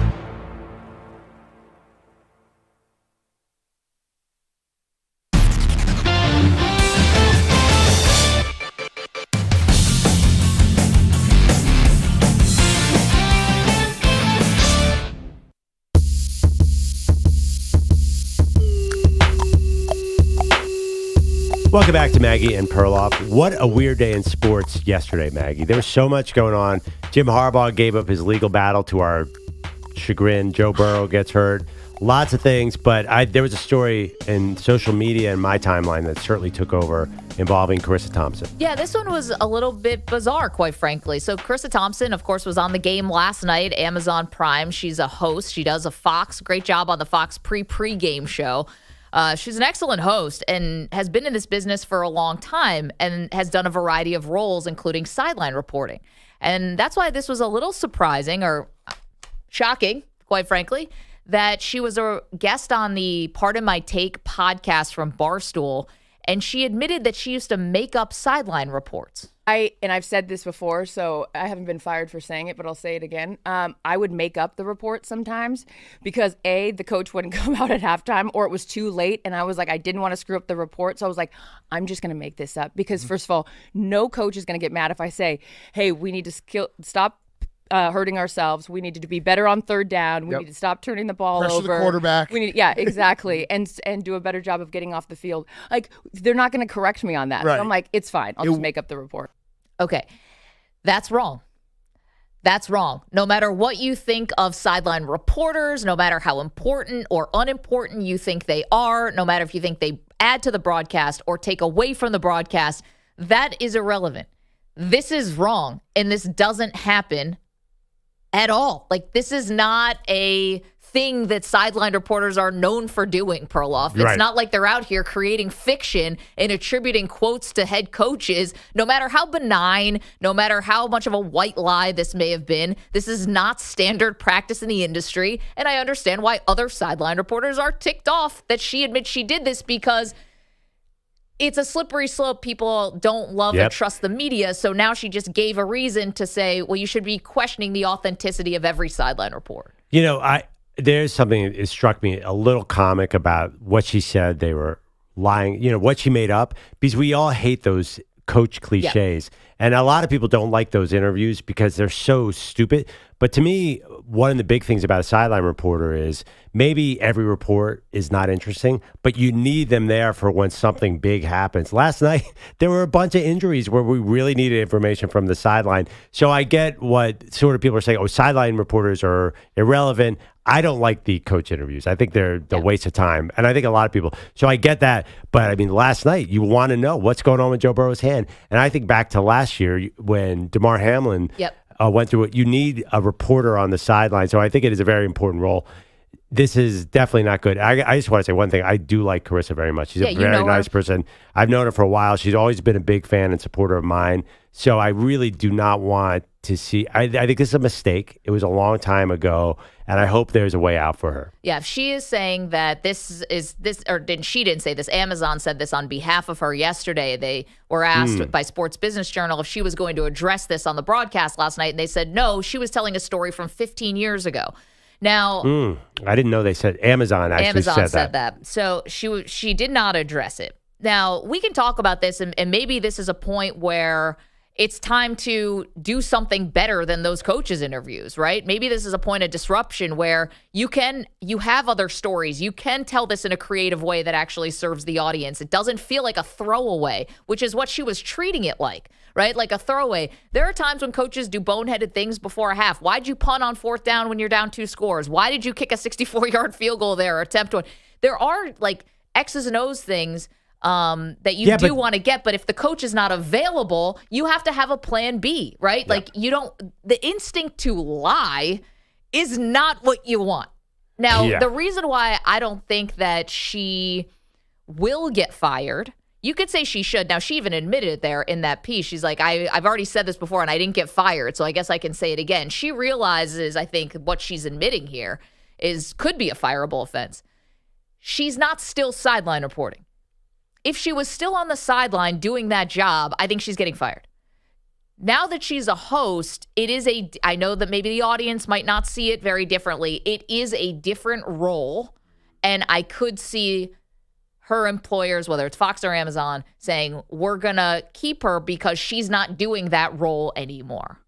Yeah, it's so complicated, too, because is that news and journalism? It's the same kind of journalism as, say, covering a war or something. Are you held to the same standards? I mean, she works for Amazon. It's a mail order company. It's not exactly the New York Times. So I can't see them firing her because what do they know about journalism? Say that to Lisa Salters. I mean, say that to Tracy Wolfson. But what does Andrea Amazon Kramer know about journalistic standards? Oh, well, they have, I mean, Fred Gaudelli was the longtime NBC Sunday Night Football producer, is producing their games. So there is like a there has to be an element of journalism because you can't go down to the sideline and say, does so-and-so have an injury and you're, covering for them, caping for them?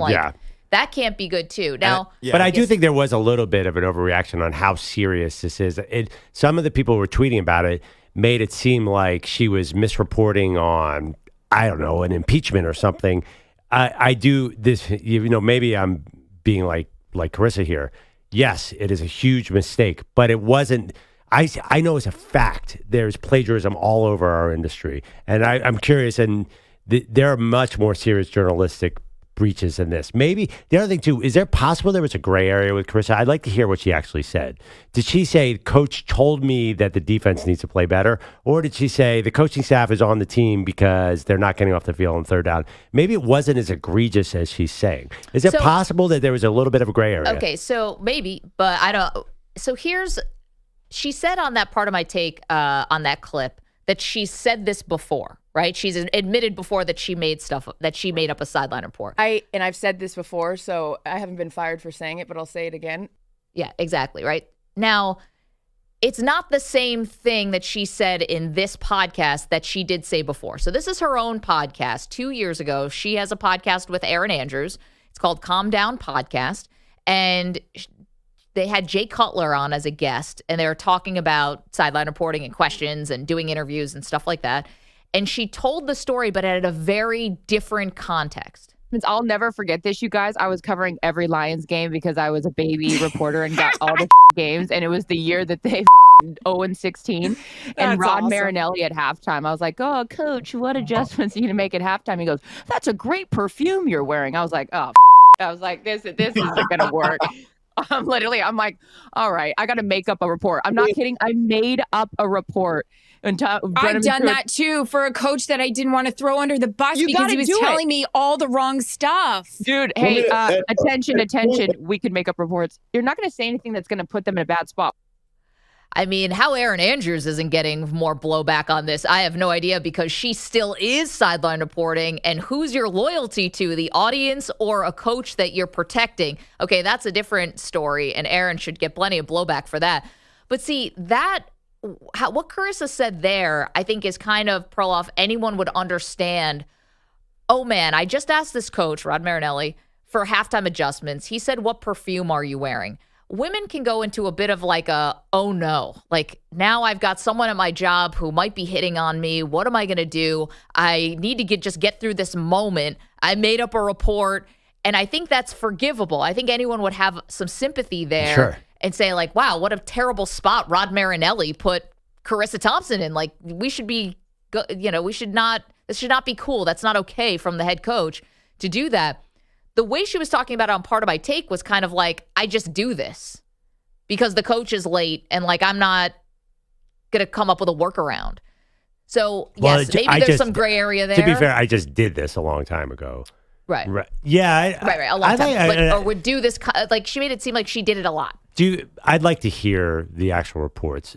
I'm curious if she was very specific in her lies. I mean, there was Funhouse posted. Did they have some? They had like just 4 clips from 2008 of Charissa Thompson reports, and it was very interesting listening to them. It just felt like it was like, 3 truths and a lie, but for a sideline reporter. You're seeing these clips where she's saying these like cliche things. I felt like in the clips I watched, I could tell which one was not real.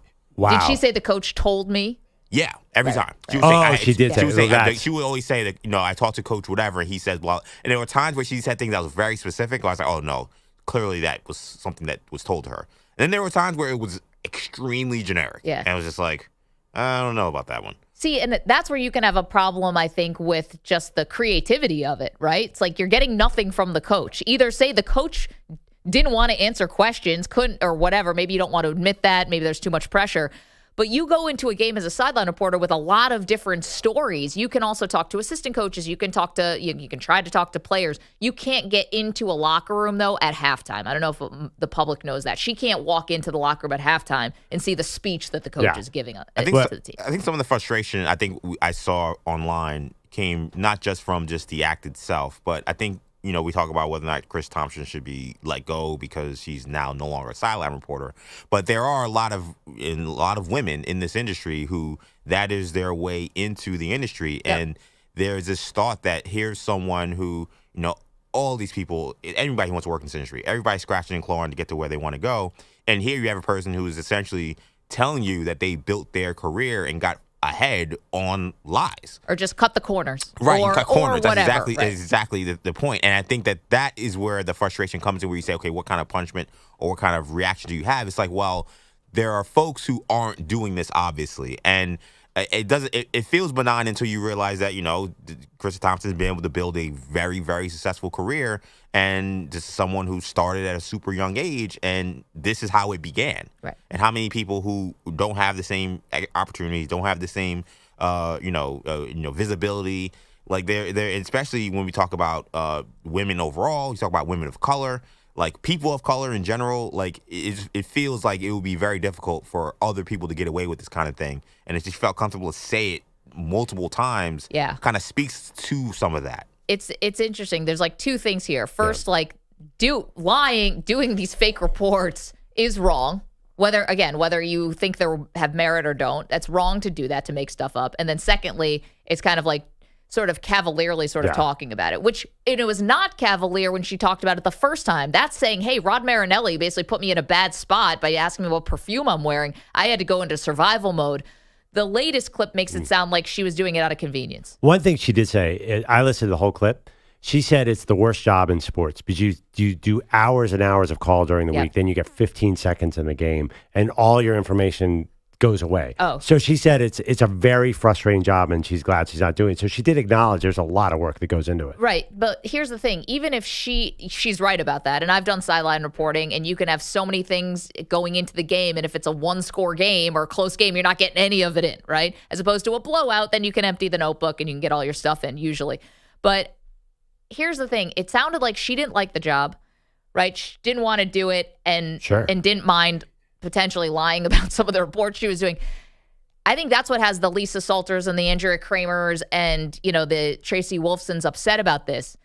They do like this job. Yes, it might be thankless or whatever. They do like it, and they do take a lot of pride in it. And just because she didn't, I think they feel it paints a negative picture on all sideline reporters when they're taking it extremely seriously. And the fact that you can basically, again, cut corners in doing this job to get a better job. Like how many sideline reporters would love to be in a Chris Thompson spot where you are a studio host and they're busting their ass, getting all the prep needed, that where the situation where they don't have a coach to talk to, that they're still doing reports and they don't have the opportunity to advance and be a studio host in an NFL Thursday night football game. Yeah. Anyway, tricky story.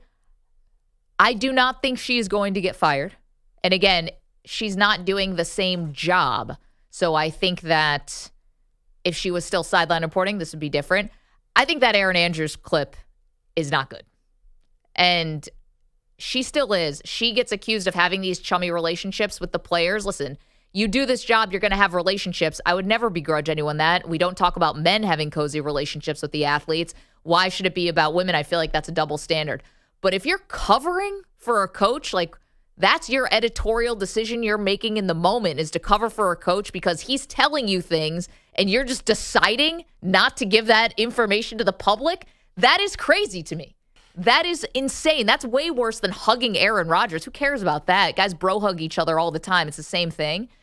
But you're actively withholding information. Now, this came out 2 years ago and nothing happened. So. And on the Charissa point about the Rod Marinelli thing, and that's a way more trickier situation. You're totally right about that, Maggie. But the part of me, felt like, obviously you're not going to maybe say this on live while you're doing your hits, but like I would have loved to have, as we've seen now with Me Too and all the movements that have happened times up. Yeah.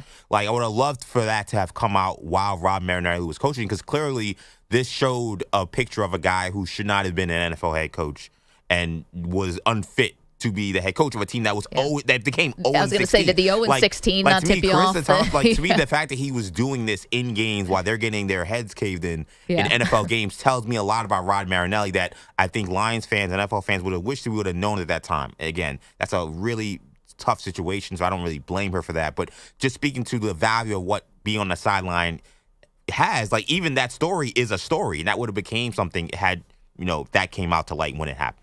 Emmanuel Barbari is here, waiting patiently. We've left you almost no time for this update. What do you got for us? No worries. So we'll blow through some of this Thursday night football stuff. The Ravens leading the AFC North in a Week 10 for a third straight year. In the last 2 years, they've been passed by the team that they played last night, the Bengals, but it doesn't look like it's happening this year. 3rd down and 8 from the Bengal 11. Jackson takes the snap. Pocket collapsing. He escapes, runs to the left, fires to the end zone.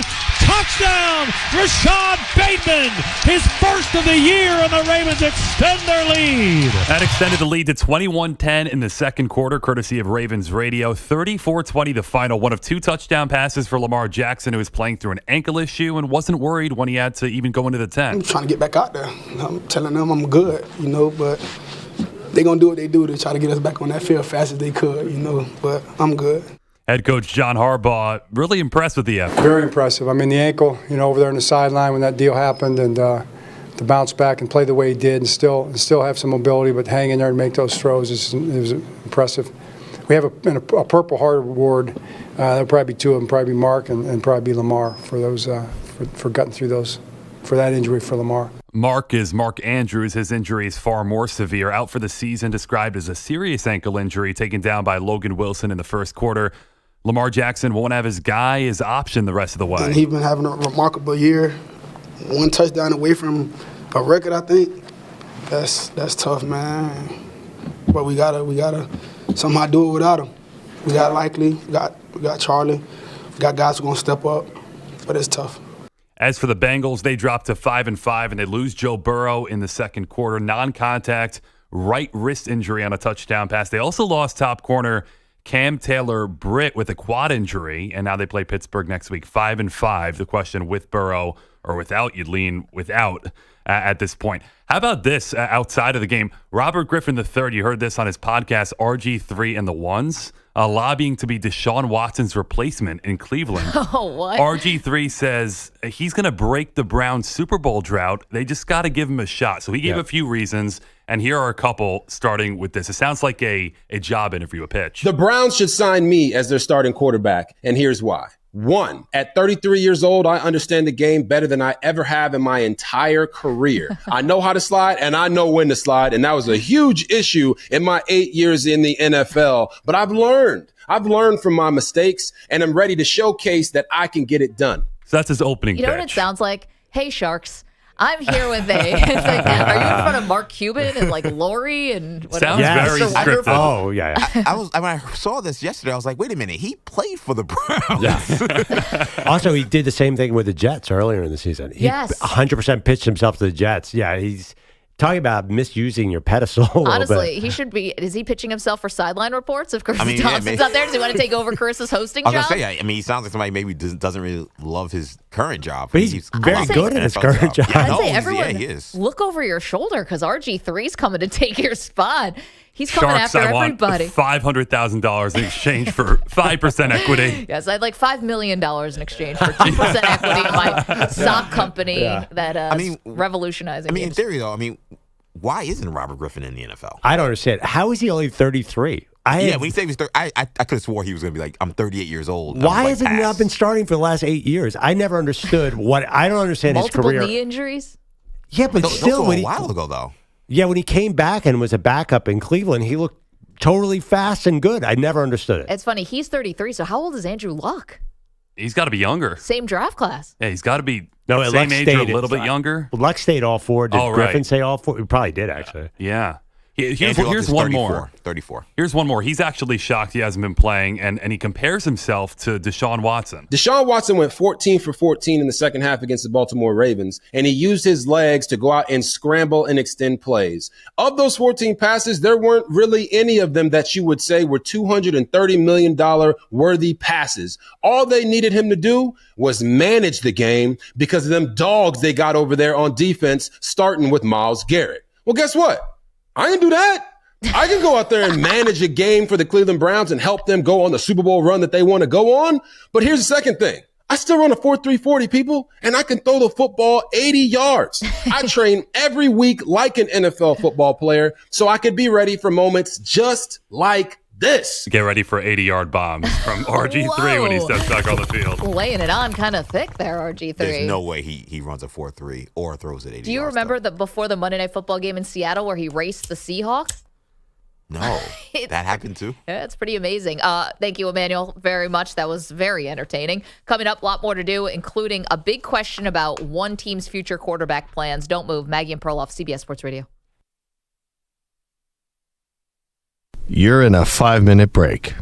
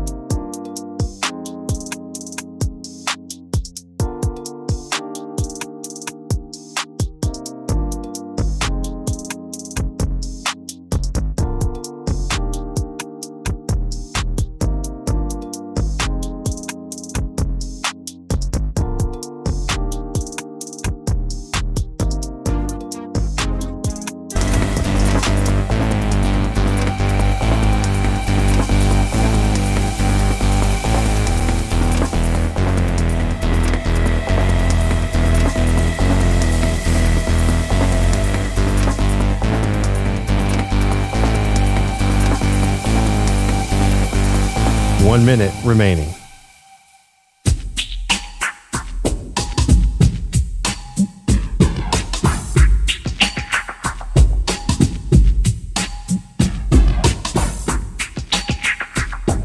$45 seconds remaining.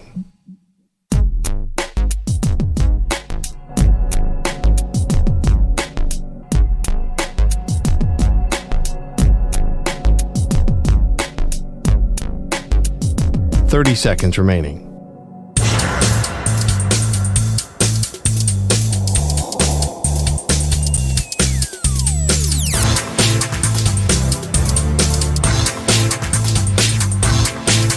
$15 seconds.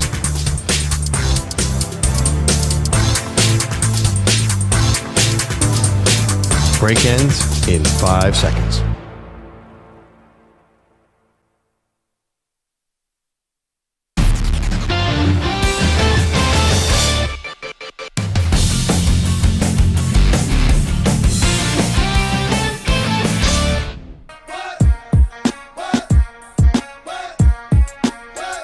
Let's take a look at who's got home field advantage this weekend in our NCAA football preview, sponsored by Fairfield by Marriott. Fairfield by Marriott is the official hotel partner of the NCAA.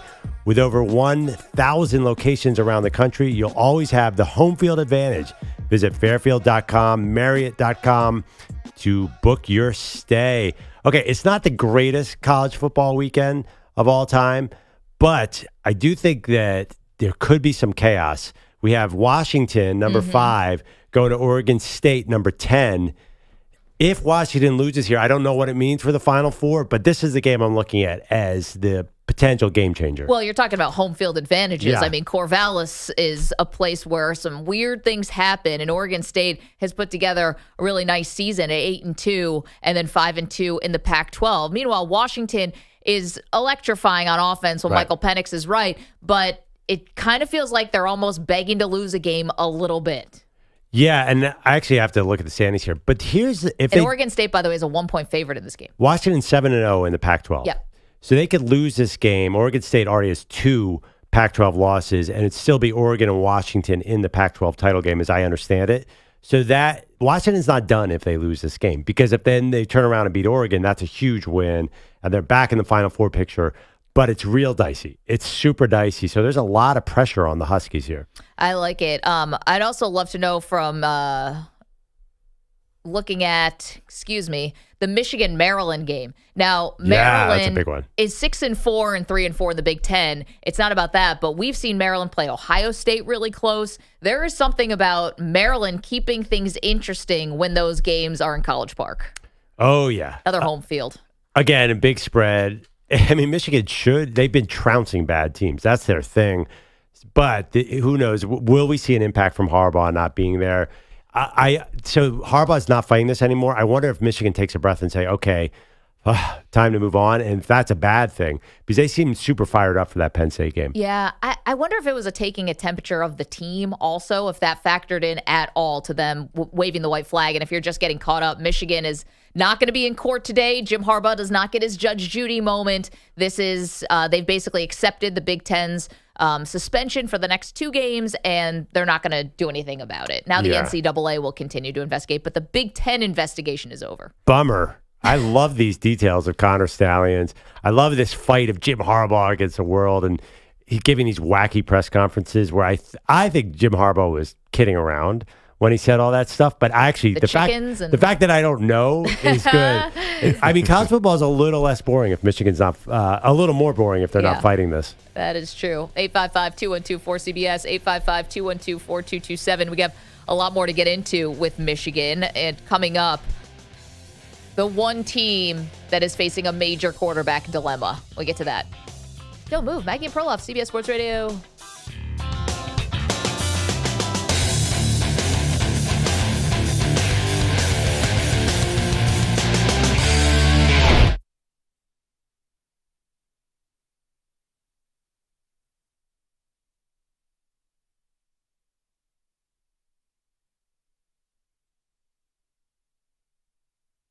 Do that anyway. Yeah. I like you.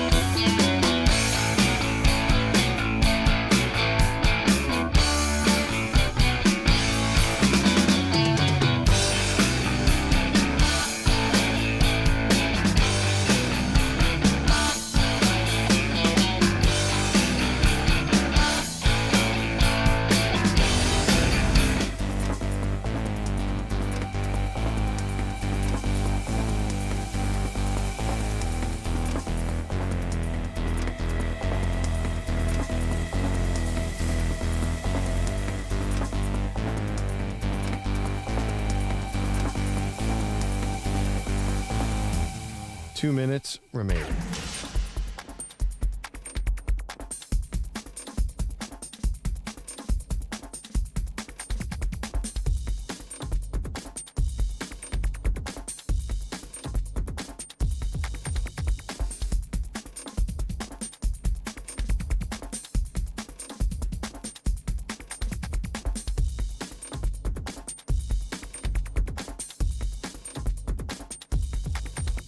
One minute, 30 seconds remaining.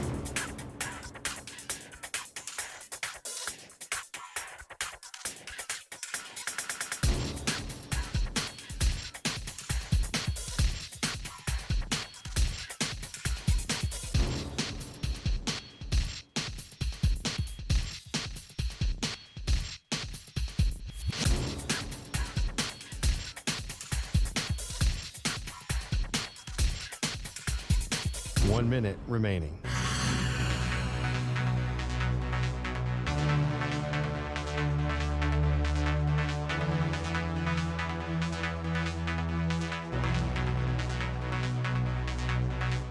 Forty-five seconds remaining.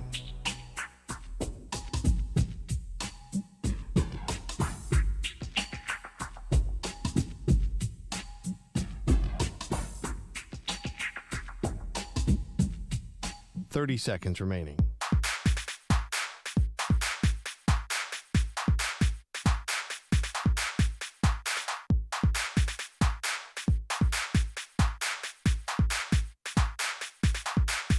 Fifteen seconds.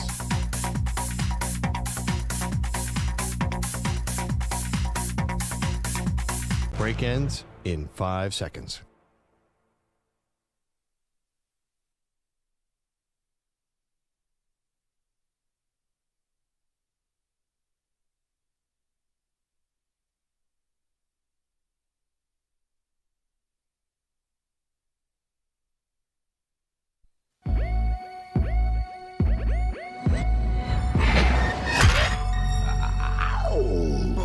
She once fell off a ski lift.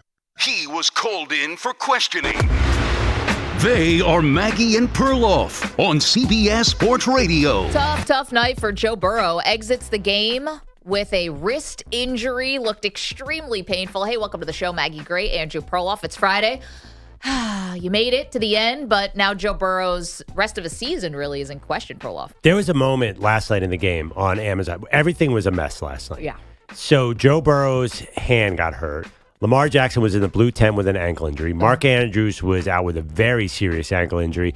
And I guess a couple of drones got on the field, and Al Michaels just was trying to vamp for a little bit. And then they went to a commercial, and nobody knew why is this game not happening now.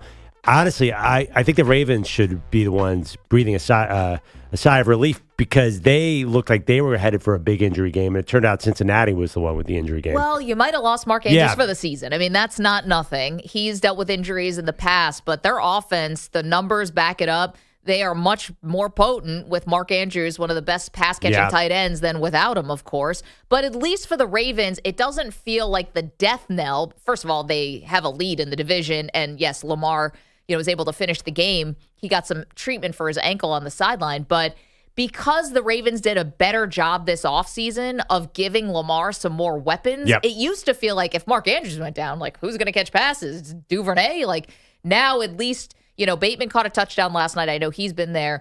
But you do have Odell. You do have Zay Flowers as a rookie. There's other options. There's almost some optimism because it used to be Mark Andrews or bust. That was the only guy I could throw to. Now these guys, all of Lamar Jackson's yards last night were yak. They were after the catch. Zay Flowers and Odell and Bateman were so fast once they got into the secondary. So maybe you can reinvent the offense even a little more now. Maybe there's a positive here. Now, so Beckham had an amazing play last night where he juked a guy on the sideline. Yep. I just worry about Odell Beckham. I mean, talking about an injury risk. Can he be out there sort of shedding tackles all season long? Well, according to the broadcast, he just feels like he's getting into game shape right now. So, and then he got hurt his shoulder at the end of the game, but he seems like he's okay. So that's the Ravens side of things. But again, they sort of have like a little, I'm not going to say they have a cushion, but a little bit because they did. They've now swept the Cincinnati Bengals. They are leading the division. They're 8-3, and they're set themselves up in a really good spot. The Bengals, on the other hand, were already coming into the season, Perloff, with little margin for error because Joe Burrow was coming off of that ankle injury. He insisted, wanted to start the season, didn't want to miss any games, but he clearly wasn't himself in the beginning of the year. Then he sort of miraculously started working himself back into shape, and just as the calf was getting better, now it's the wrist.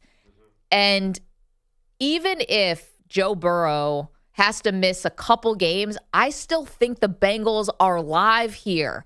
They're 5-5. And the AFC is not really, not breaking like we thought it was. We thought we were going to have all these elite teams that were just going to be off to the races. It's not really setting up like that. The Cleveland Browns are now going to be without Deshaun Watson for the rest of the year. Kenny Pickett has not taken this giant leap forward. Buffalo Bills are in disarray. Miami can't beat a team with an over 500 record. Chargers are still the Chargers. Jacksonville's a mystery. There's a wiggle room here in the AFC. Well, I don't know. You're telling me, you said if Joe Burrow's out a couple weeks, they have Pittsburgh and at Jacksonville. Jake Browning's not, he might win one of those games. He's not winning both of them. They're 5-5. The reality is they could be 5-7. And if, say, Burrow has a miraculous recovery, 10 days from now, Pittsburgh, the one thing they got is a crazy pass rush. So I think they'll target him. I don't like to bet against Joe Burrow. Obviously, he's defied health expectations before.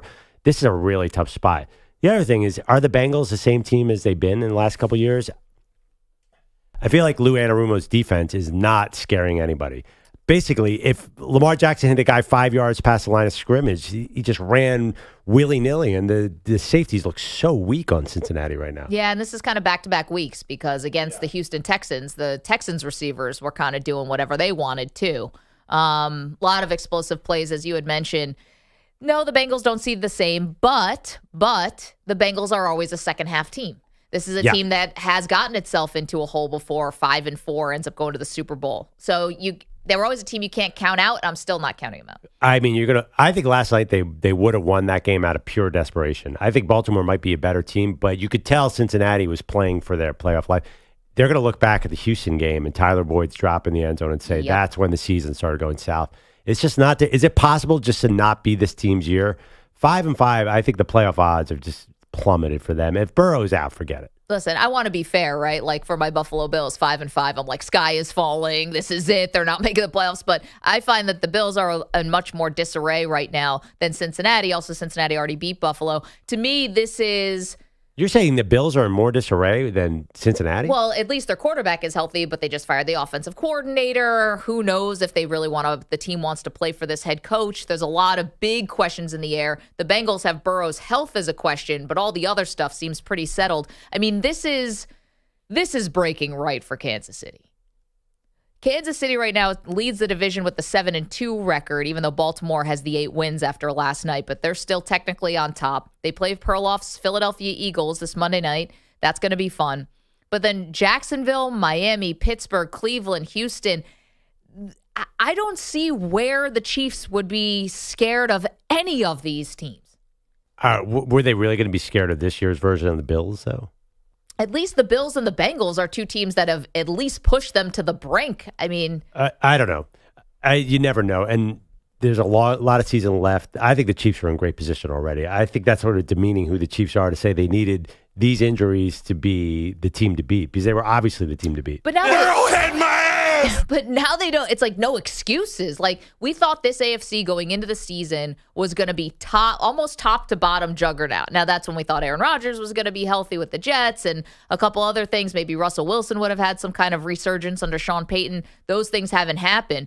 But you thought the Bills and the Bengals would at least push them, and yeah, I think it's like wide open now for Kansas City. I don't want to be mean here, but I think we thought the Bengals would push them. Oh, thank you. I mean, the Bills. I think the Bills Super Bowl hype fell off a cliff before this season. I think the Bengals and the Chiefs and who was the third team? Miami, but they can't beat a good team. No, coming into the year, the Chiefs already beat Miami. Coming into the year, who were the top teams? It was definitely Buffalo. Yeah, I guess Buffalo was third. Thank you. In Vegas, but still, nobody was scared. Did I you don't think notice Kansas City was Perloff scared. really swerve out of the lane just to hit the Bills there? Like you No, went up but- on the curb, but on the I would just sidewalk. say, No tire pressure. But you're saying right now, and with low tire pressure, it's amazing. you're saying right now, because the 5-4 Bengals had their quarterback got hurt last night. All of a sudden, the Chiefs have all this pressure. Like the Chiefs were going to kill these teams anyway. The Bengals are not the Bengals anymore this year. The Bengals had all sorts of problems. They lost to the Texans at home and led up 30 points to a rookie quarterback. This is not the same Bengals, and the Bills are even worse. Well, of course, but I'm not saying that there's pressure. I'm saying here's the opportunity. That's ridiculous because that's like saying in the middle of the Warriors run, here's an opportunity because the Thunder had some injuries. They are the team to beat regardless of any of this. Okay, I don't think the Chiefs had to need any injuries from or any help from anybody. They're clearly the best team. Okay, but the Bengals were one, penalty away from winning that game in Arrowhead 2 years in a row. It's not like the Kansas City Chiefs have had no competition whatsoever, and now the last two teams that gave them a real scare in the playoffs are just like basically poof, kind of gone. Yeah, I'll tell you one thing. I think Baltimore is scarier this year than they've been if they stay healthy. And also Miami, when they get their running game going, is a threat. So I think they're still just as good as threats. And I don't think Buffalo or Cincinnati this year had any chance. I mean, Miami just faced them. I know it was in Germany, but that game wasn't even a game. Yeah, but now that they got Achane back, I'm scared of this Miami team. I think they're going to get better on defense. Vic Fangio has been teaching that team how to play defense. The funny thing, too, is Kansas City is not Kansas City this year, right? They're not the high-octane offense. That is the best Kansas City defense Mahomes has ever had. So we'll see them Monday night against the Eagles. I think you're going to come out of that game where they're going to beat the Eagles, and everyone's going to be like, oh, this is the Kansas City team I know. Coming off a bye, Andy Reid. You don't think that the Eagles are going to get a little Super Bowl payback in this one? I just think Andy Reid's record off the bye is one of these certainties in the NFL, and it's in Arrowhead. And I don't think the Eagles can afford to lose this game because it's on the road. It's a conference game. Do you like the Eagles here? I don't know. We're going to make our picks a little bit later on in the show. 855-212-4CBS, 855-212-4227. I'd stay away from that one. Andy Reid, come on. As an Eagles fan, too. You make your picks, and I'll make mine. I'm just saying, as an Eagles fan, we also respect Andy Reid off the bye. That's one of the things that when you're 3 years old in Philadelphia, you know the exact number of how Andy Reid can out-strategize you with 2 weeks. We say good morning to the Weedos, the coffee drinkers in the chat, youtube.com/CBS Sports Radio, twitch.tv/CBS Sports Radio. And we'd like to play a little game now. Because the Chiefs, the Bengals, Bills, Dolphins, Chargers, I mean, these are the teams, Ravens, that are set at quarterback. Cleveland Browns, even with Deshaun hurt. There are some other teams, they're going to have some major decisions to make. Let's play a little game called Will They Draft a Quarterback? It's sweeping the nation. EJ's going to throw out a team. We'll tell you, are they going to draft a quarterback? EJ, what's up? What's up, guys? So let's begin in the midway. Let's talk about the Chicago Bears. Will they draft a quarterback? No. I know that's shocking. Okay, first of all, they have Carolina's pick, so right now they sit number 1. Carolina has no incentive to lose at the end of the season. Right. So if they can find a way to win a game, they almost won last week against Chicago. They can find a way to win a game, they won't have the number 1. Justin Fields is just as good as these second-tier, first-round quarterbacks.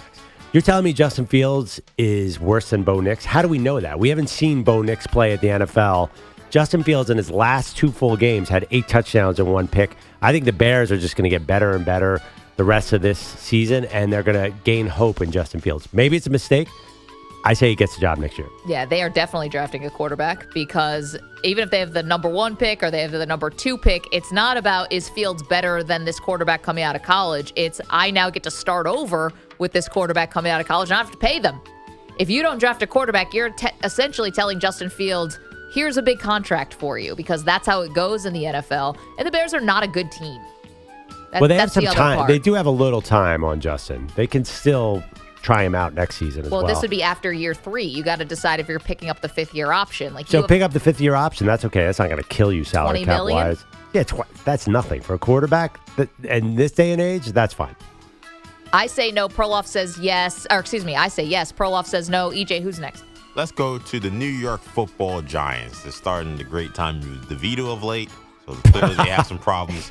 The Giants, will they draft a quarterback? Yes, 1,000 times yes. Now, this is the benefit of giving Daniel Jones a short-term contract.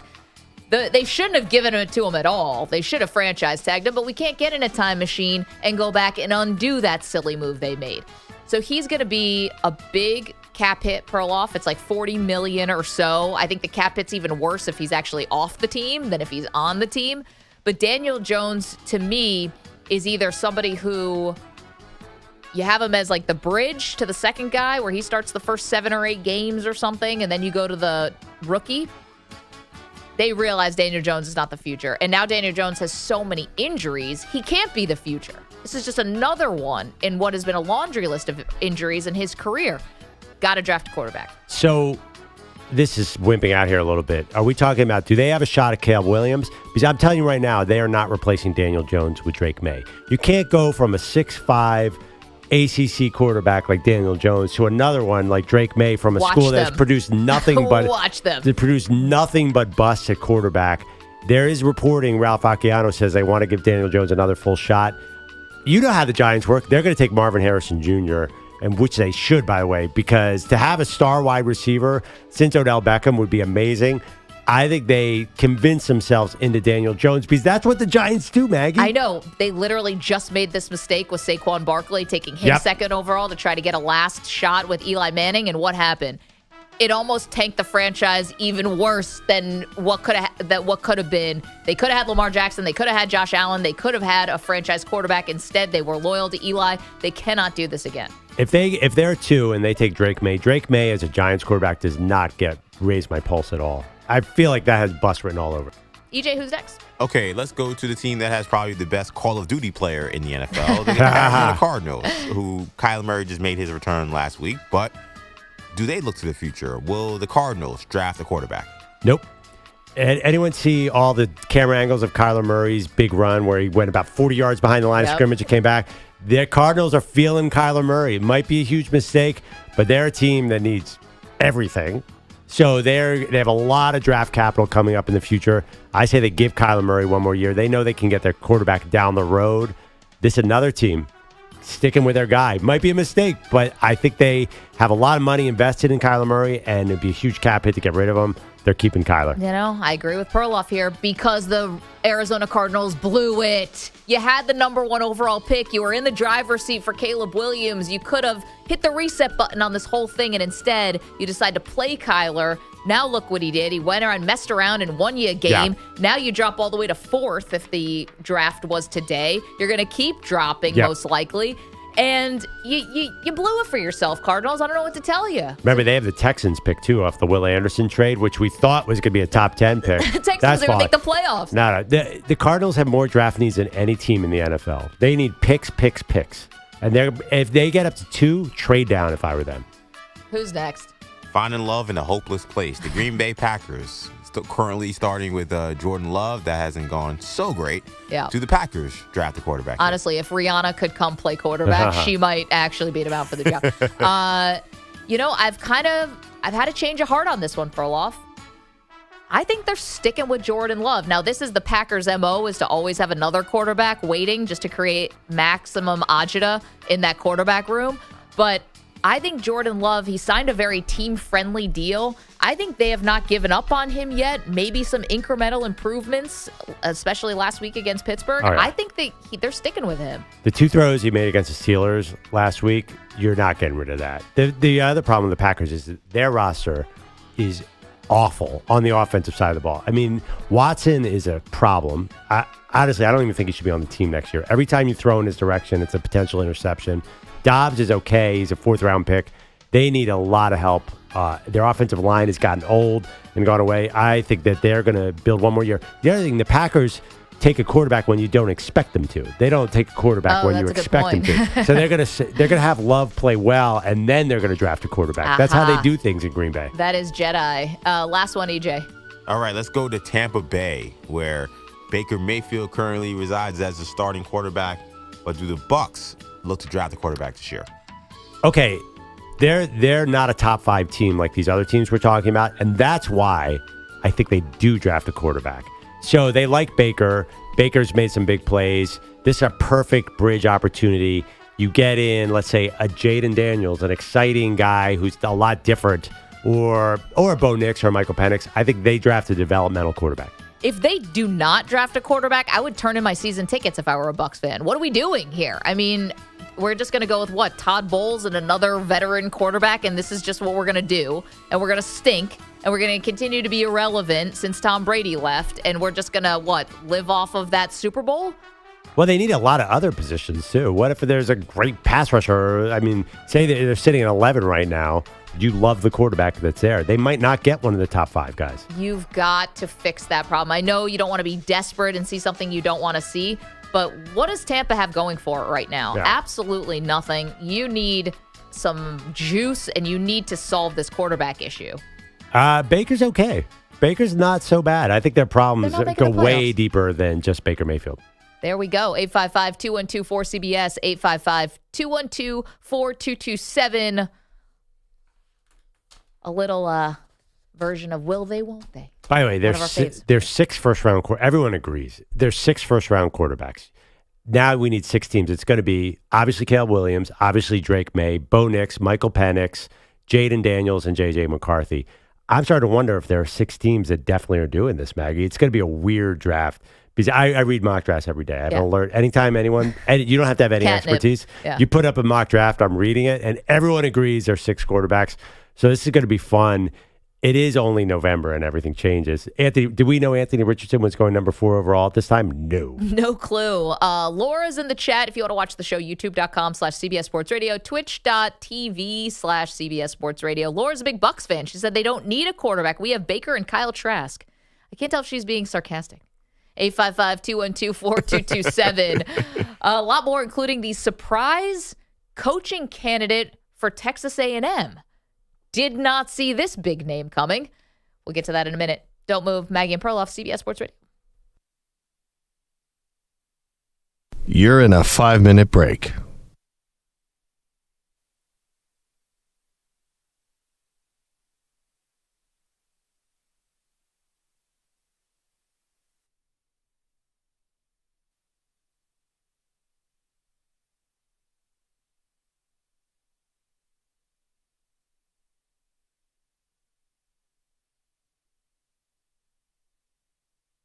Four minutes, 30 seconds remaining.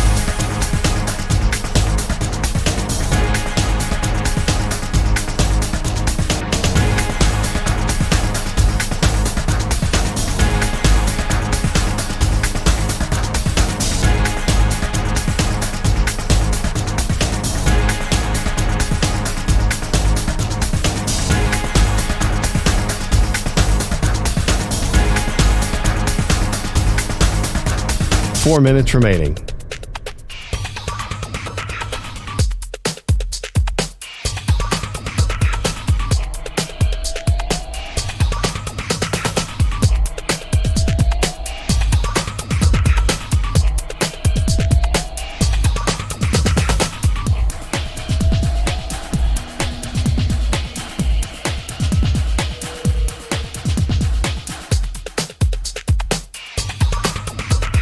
Three minutes, 30 seconds remaining.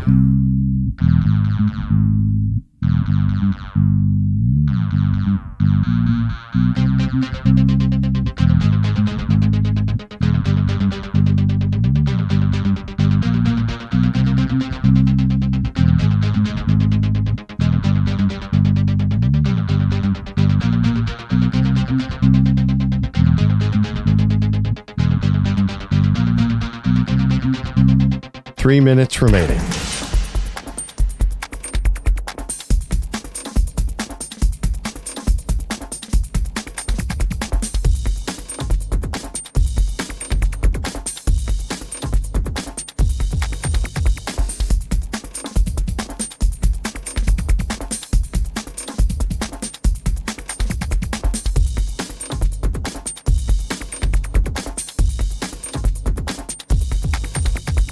Two minutes, 30 seconds remaining.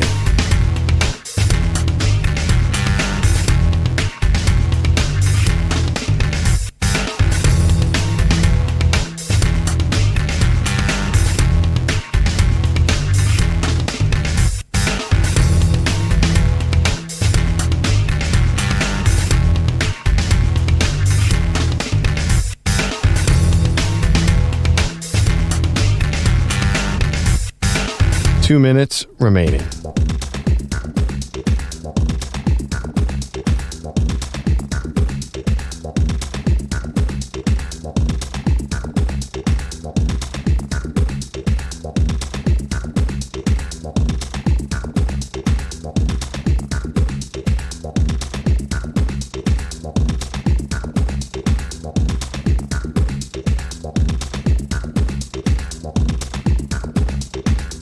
One minute, 30 seconds remaining.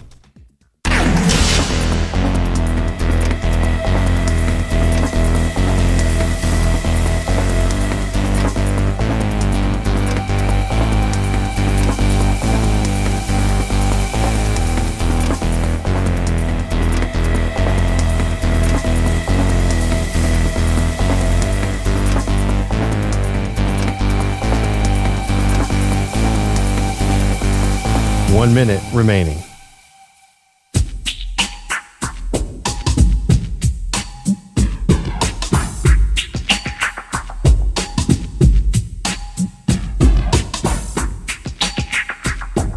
.45 seconds remaining.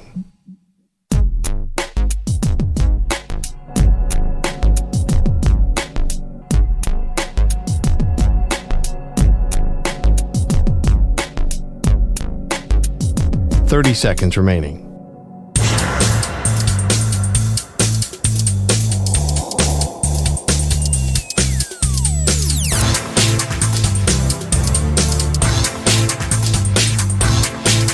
.15 seconds.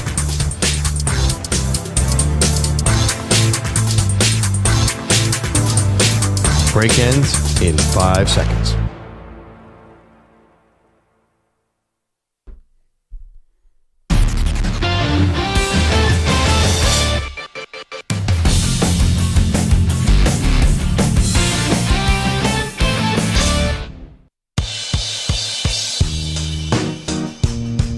Welcome back to Maggie and Perloff. We just did a segment, which teams are drafting a quarterback.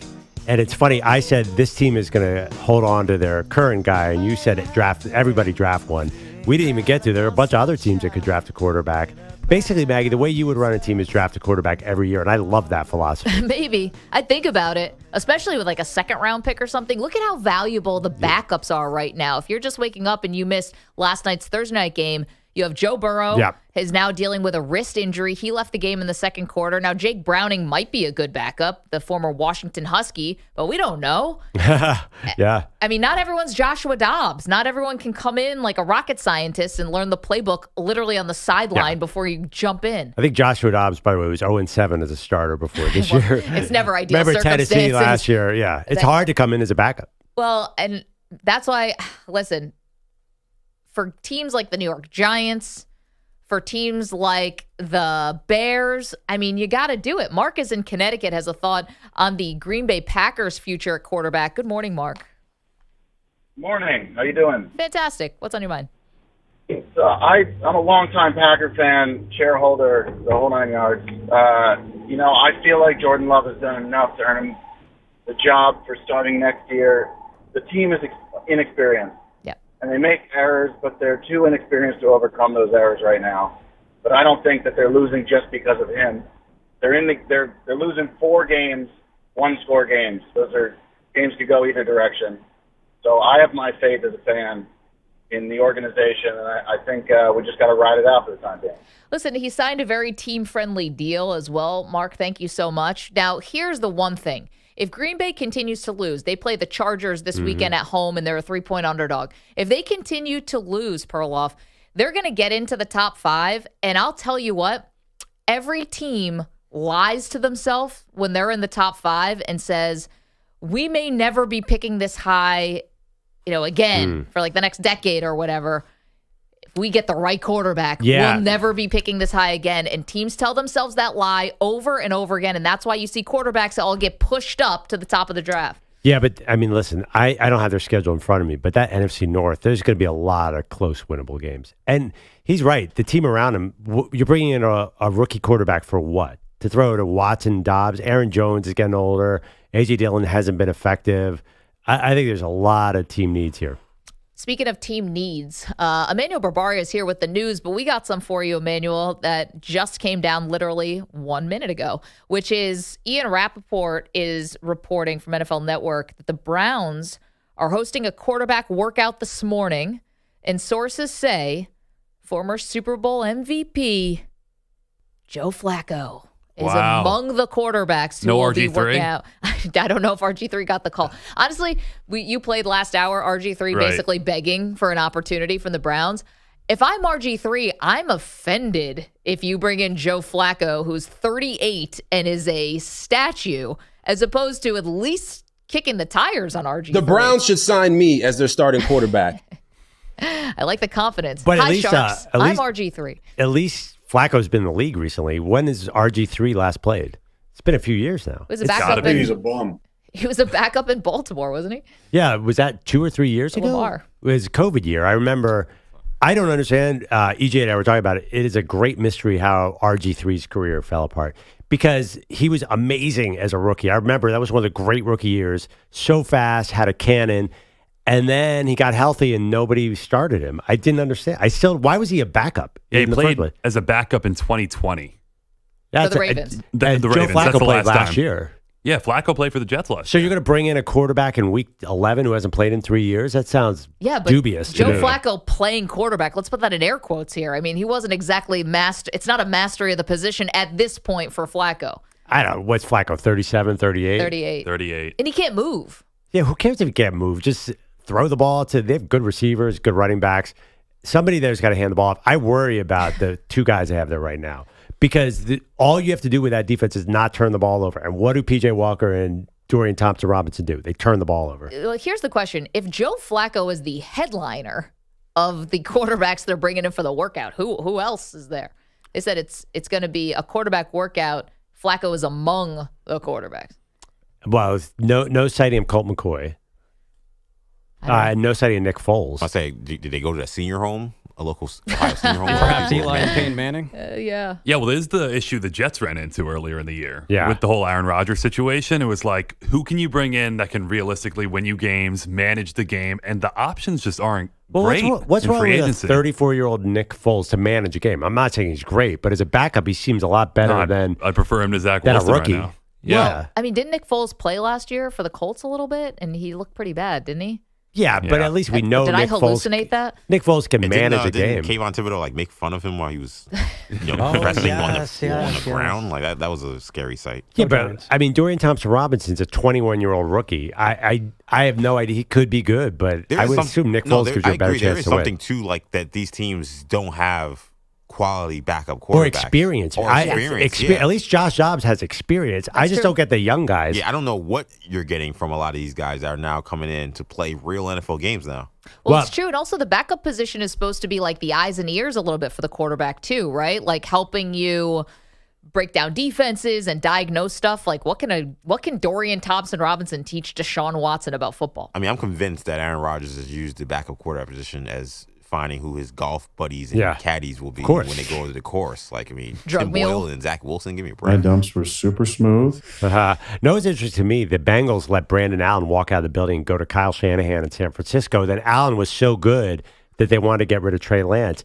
I've seen Brandon Allen play. They could have used if he was in last night instead of Jake Browning, maybe they have a chance. I didn't understand that. I think you're right. We all are, we say this now in week 11. You got to pay attention to backup quarterback. We probably should have said it earlier in the year. Do you remember when Joe Burrow first strained the calf and we were all like feverishly heading to the, sites to see like who is the backup in Cincinnati? I had no idea who it was. Meanwhile, Jake Browning. Emmanuel Barbari is here with headlines. Good morning. I'll have audio next hour. I was actually looking at it before. RG3 thinks he can be a mentor as well to Dorian Thompson-Robinson. He's a bum. Similar Bengals, style. Well, how about a poll? Which broadcaster would you want to start? Matt Ryan, RG3. Who else? Orlovsky? No, I don't think Orlovsky Mark wants to play Sanchez? anymore. Mark Sanchez, longtime backup. When did Sanchez last play? That's got to be a while ago. Washington. He got thrown into starting duty, I think. What year was that? Let me look this up. That's got to be 2019, right? Mark Sanchez, former Eagle as well, right, Perloff? Yeah, was an Eagle. Dallas Cowboy. Now, what is Philip Rivers doing? Is he in this Coaching mix? high school and having babies. 2018. It's been 5 years for Mark Sanchez. Oh, wow. I couldn't. Mark Half a Sanchez decade. was a Dallas Cowboy. Yeah. I didn't remember that. For a couple of years. Oh, I see 1 year Oh, here. just 1 year? I thought it was maybe, 2. Yeah, I see 1 year here. Oh, well, he got in game action 1 year, so it could have been 2 years. He could have been there in 2017. Who else is in the booth? Our guy Boomer is Trent. pretty healthy. Yeah, got the left hand going. Trent Green. Trent Green hasn't played in 17 Well, I mean, years. it's better than Dan Fouts. I mean, Right. Yeah. Kurt Warner it does radio. Well, NFL has a bunch of Hasselbecks and Trent Dilfer's around there. Someone know Trent David Dilfer's Carr. coach. David Carr. Eli, and if you had Eli and Peyton as the combo, do you think you could get through a game? Yeah. Not just one or the other. You need Maybe both one of game. them. Maybe one game. Shuffle in. Like Cooper run a Wildcat. I'd rather have Arch and Peyton or Eli. By the way, Joe Flacco, all you need is a placeholder. This is the one team in the league out of the 32 teams that just needs their quarterback not to turn the ball over, and Myles Garrett will win you the game. Mm-hmm. So I don't think Joe Flacco is ideal, but this is not an ideal situation. Saying Joe Flacco's not ideal is like the understatement. Also, not elite. Got the answer. Ryan Fitzpatrick. Oh, there you go. I like that. Actually, Perloff and I did an interview with Fitzpatrick earlier this season, and we asked him about the Jets job. We were being serious about that. Of He course. said they didn't call. He also has the best Jets quarterback season in the last 30 years. Which is the so 2015, sad. 2016 Was it better than season. all the Pennington years? Yeah. Apparently, statistically, it was. Yes, I would Yeah. say. I mean, Chad Pennington is my all-time favorite Jet. So He's 40, Fitzpatrick. Oh, I thought you were talking about Chad Pennington. Oh, no. I was like, Pennington's why older did than Chad 40. Call Chad Pennington today if he's fully 40. Well, Chad Pennington's every probably not game. that You old. could probably find him outside in the newsroom. He's 47. He's 47. Ryan His- Fitzpatrick has been 40 for the last 10 years. Yeah. He's never played a young man's game. No, you know? never. Well, what else we got? yeah, we got the Bengals, who also could be looking for a quarterback. They dropped to 5-5, lose Joe Burrow in the second quarter, the non-contact right wrist injury. Head coach Zach Taylor is staying positive through it all. I know we're disappointed with the loss, but I'm not discouraged about where the season's headed after this game. So these guys are going to stick together. We're going to take the long weekend here and regroup and get ready for Pittsburgh next week. Bengals also lost their top cornerback, Cam Taylor-Britt, a quad injury. Now they play Pittsburgh. Will it be with Burrow or without Burrow? And I'm wondering what Zach Taylor is trying to say here. I have no idea. All the information I have is 2 seconds worth, and then we went to go try to find to win the game. Did he say 2 seconds, sorta? 2 seconds worth. Yeah, that's what I thought he said. 2 seconds worth. Oh, 2 2 seconds worth. Gotcha. I cannot make head So or they tails. probably just told him Burrow wrist, and he just went back out there. on the field and coached the game. This is the lie that the coach tells the media. I don't know. I have no idea. Meanwhile, they're just like, dude, it's not good. At least he's got a conscience. He's stumbling over the lie a little bit. Ravens are 8-3. giveaway. Yeah, exactly. Best in the AFC North. They sweep the season series with the Bengals, but a huge blow for them. They lose tight end Mark Andrews for the season, left in the first quarter, a serious ankle injury. Head coach John Harbaugh, was there some foul play Well, there? yeah, it was definitely hip drop tackle, to your point, and it is being discussed. It's a tough tackle. You know, it was even necessary in that situation. The other one on the sideline, you know, there's always plays that you send in to the league to have them look at and interpret for you. So the hip drop tackle from Logan Wilson. Lamar Jackson, it's like losing a brother out We've there. been bread and butter, peanut butter and jelly, whatever you want to call it, but that's very tough because that's my boy. That's like receiver one sometimes, you know, and for him to go out first quarter, you know, and he's been having a remarkable year, 1 touchdown away from a record, I think. That's tough, man. Man, it is really tough, and I'm sorry for Mark Andrews because it looked like it was very painful. He did walk off the field, but it looked painful, and he was like writhing in pain, and it looked really bad. But I was just thinking, like, at least RG3 used bread and butter, peanut butter and jelly. There's some players and athletes who have very odd food combinations that we're aware of. Imagine if this is Jameson Williams up at the podium. He's like, and we go together like a hamburger and a McFlurry. It's like Will Levis. May actually sound normal until you realize he means Together, right? Yeah. It's like we go together like mayonnaise and coffee. Like if it's Will Levis up there and everyone's like, Penn the State reporters legend. are writing in their notebook, like what? Right. At least everybody can understand peanut butter and Yes, jelly, right. bread and butter. Very distinguishable. It's like we go together like hot dogs and apple pie. It's like what? Don't have to say though. I mean, the peanut butter and jelly, I get that. It's definitely a reference. Bread and butter. Butter's got to be melted. It's also like a buttered roll that you get at like the train station. It can't be the cold stick of butter or the cold packet, and you're just throwing it on a piece of whatever kind of bread. Like that lard, that lard is like all the good things that come from butter are lost when it's ice cold. Whipped butter, essentially. You have to have it softened. You're right about that. And then there is nothing that's more frustrating when it's butter or peanut butter or something and it's cold and you're trying to spread it over a piece of bread. It is awful. You end up ripping the bread. But by the way, I've ordered bagels from Starbucks. I never did it again because the one time it happened, I ordered a buttered bagel and they just gave me a bagel with a cold butter. The worst. In the between. And they said, "Here you go." Can I tell you something? I wanted to throw it right back at them. Can I tell you guys an etiquette thing? Yes. Okay. So if you're ever at a fancy dinner or something, right, and there's a roll and butter on the side, the correct way you're supposed to butter bread if you're out at a table with people is you actually butter every single bite. So you rip a little bit off the roll, butter the little bit you have in your hand, and then eat it. You're not supposed to butter the whole roll while you're sitting there at a fancy dinner. Just keep that one in the back pocket next time you're on a date or something. So you keep the knife in your hand while you're sitting there? And then you put the knife down in between bites, but yes. Okay. So each little ripped piece of bread. Each ripped piece gets its own little bit of butter and then put it in your mouth. So that one's for free. I like that. I mean, I'm someone who, like, when I get my own packet, I'm not overall double dipper. But when I have my own little salsa or my own little blue cheese, I'm going ham on the dip. Yeah. Not if you're in front of the bosses. Yeah. I mean, I wish I would say that, but yeah, not in any communal spot. But if you get your own, I'm all for the double, triple, quadruple dipping. So this is something I may try next time I go out to dinner. Also, don't forget Troy Aikman, another quarterback who could come out of the booth and play. I did put a poll question up on that, by the way. I did put the poll question up. So other names we mentioned, it seemed like the names that got the most traction were Robert Griffin, Matt Ryan, Mark Sanchez, and Ryan Fitzpatrick. So the question was, which current broadcaster do you think could still win an NFL game? 51% leading the way, Ryan Fitzpatrick. Wow. What'd you say, Emmanuel? Oh, I said he could manage the game, referring to Troy Aikman. Troy Aikman, yeah. not a slight on his playing career, of course, but his abilities right now to step out of the booth. He'd be doing play-by-play while he's throwing the ball. So late in this game, Burrow out, Jake Browning and Ravens up. It seemed like a foregone conclusion. The Ravens were coming away with a win, right? So on the Prime broadcast, attention turned to something that certain fans may have been monitoring. The Ravens with a comfortable 3-touchdown advantage. And Kirk, as you know, extra points normally don't have that much significance, but that last one, how to resist. It was big. It was important. Yes. The half a point was big. So the over ended up clearing by a lot, but that Justin Tucker extra point they're talking about, it just hit the over of 46.5. Yeah, I know. Manny had the under. This is an Al Michaels move he's been doing for years. He used to, you could tell that when he would have this call, like the ball would go through the uprights or something, and he'd go, and this game is over. Always used to send you the gambling signals during the game. You know that, Perloff, right?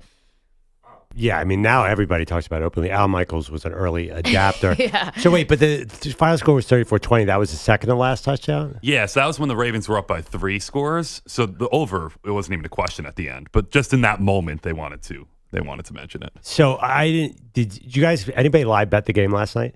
The second Burrow started shaking his hand, the live spread went to minus 11.5. Oh, my God. Which they hit because Vegas somehow knew that the Bengals were toast.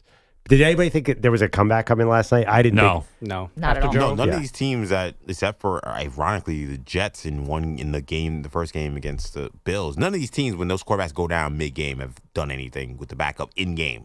Yeah, it's hard. It's all been a disaster every time that quarterback goes down. And the NBA, Thunder handed the Warriors their 5th straight loss. Isaiah Joe with 7 for 7 from 3. Shai Gilgeous-Alexander, 24 points, 7 assists. The Thunder had won just one of their last 11 meetings with the Warriors, but Golden State hurting a bit right now. No Draymond Green, of course, with the suspension for head coach Steve Kerr. Inexcusable, and we have to do everything we can to give him the help and the assistance that he needs to be able to draw that distinction between being, an incredible competitor, which he's always been. That's why he's in the position he is. That's why he's the player he is. But he can't cross that line, and he crossed it the other night for sure. So putting some dressing on it, but condemning. Can we go back in a time machine 8 years and maybe send that message the first time he started kicking people in the junk? Yeah, maybe midway through that Warriors-Cavs series, he could have said this. Yeah, he would have won him a series. Do you remember, did Steve Kerr say anything after he punched Jordan Poole? I don't remember any condemning. No, the big thing, he may have condemned, but like the big thing was who leaked the video. It wasn't like, is that your main concern? Who leaked the video? Isn't it, why does a video contain one player punching another player? Now, Steve Kerr famously got punched in the face by Michael Jordan at practice and said it led to him, somehow he turned. Or John Storley.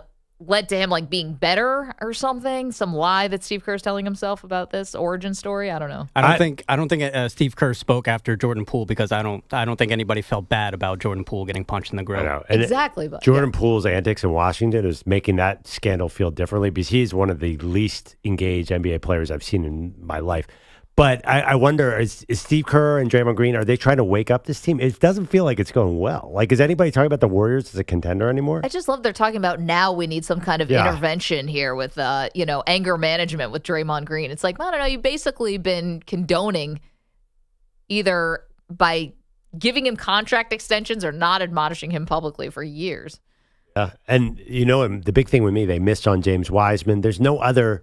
They need Draymond so desperately right now. Who else is their big guy? Who's going to get a rebound? Kevon Looney he's the guy that they're going to be leaning on, and he had some almost heroic games in the playoffs, but it was because he was the only guy. And Kevon Looney plays basketball like how I feel right now with this back injury. He plays always like he's just trying to just get through the 48 minutes. He plays so hard.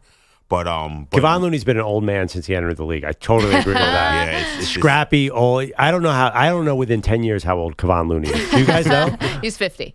Yes, EJ playing hurt today too, but we appreciate that. Emmanuel, thank you so much. 855-212-4CBS, 855-212-4227. Earlier in the show, people were giving us advice for Perloff's tire pressure. Maybe people can give you advice for your back, EJ. Coming up, college football coaching carousel. We've got the latest. Don't move. Maggie and Perloff, CBS Sports Radio. You're in a 5-minute break.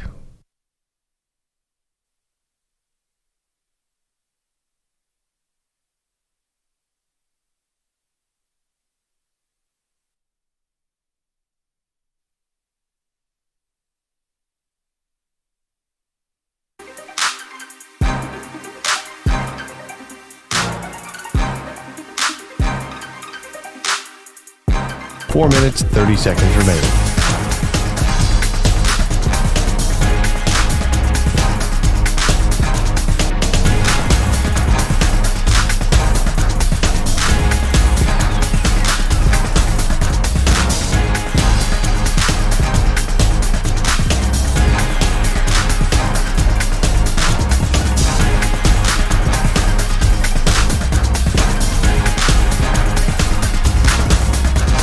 Four minutes remaining.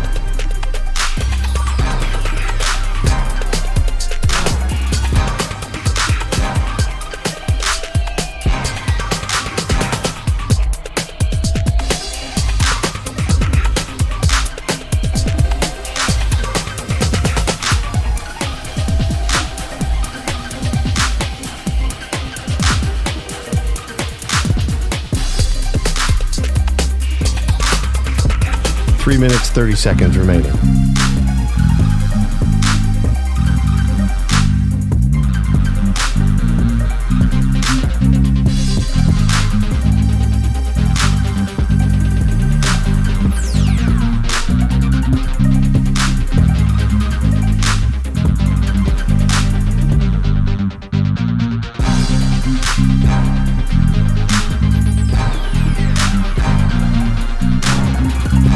Three minutes remaining.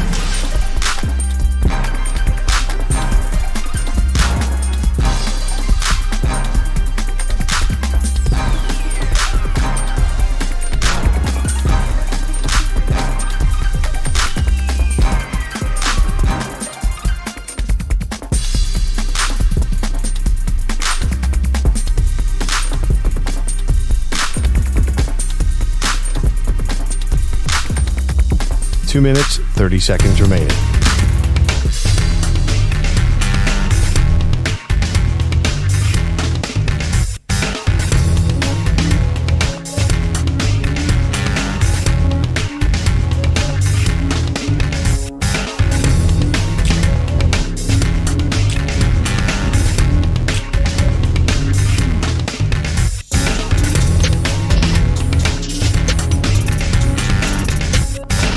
2 minutes remaining.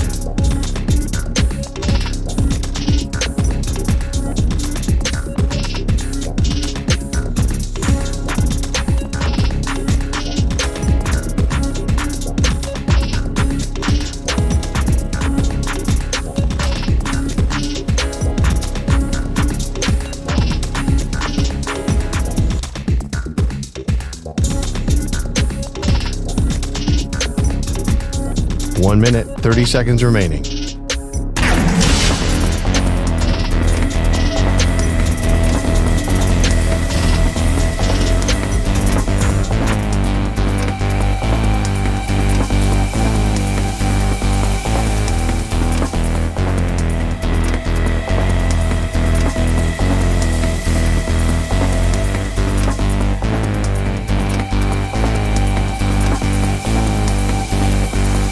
One minute remaining.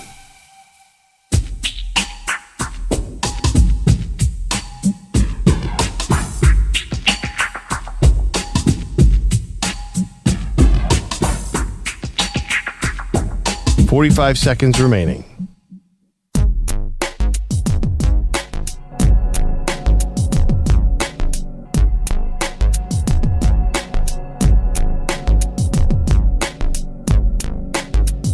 $30 seconds remaining.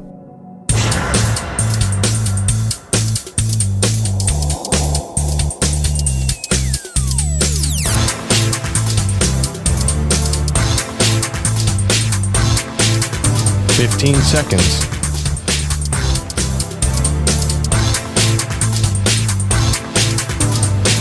Break ends in 5 seconds.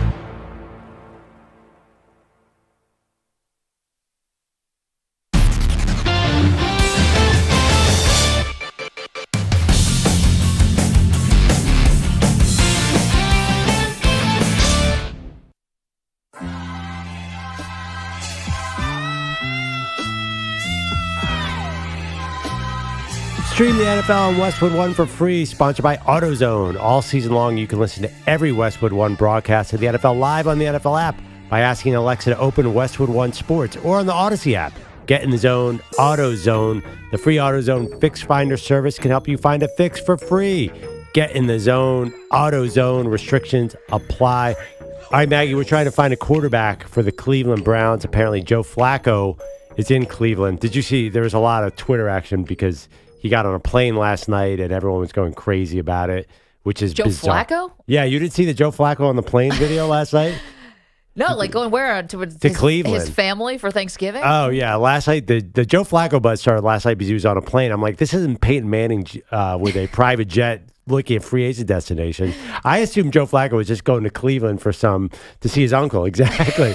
But I guess he's there to work out. Are there any other ideas from the chat on who can play quarterback in Cleveland? We're asking for broadcasters who are currently broadcasting who could go win a game in the NFL because RG3 is lobbying for this job very, very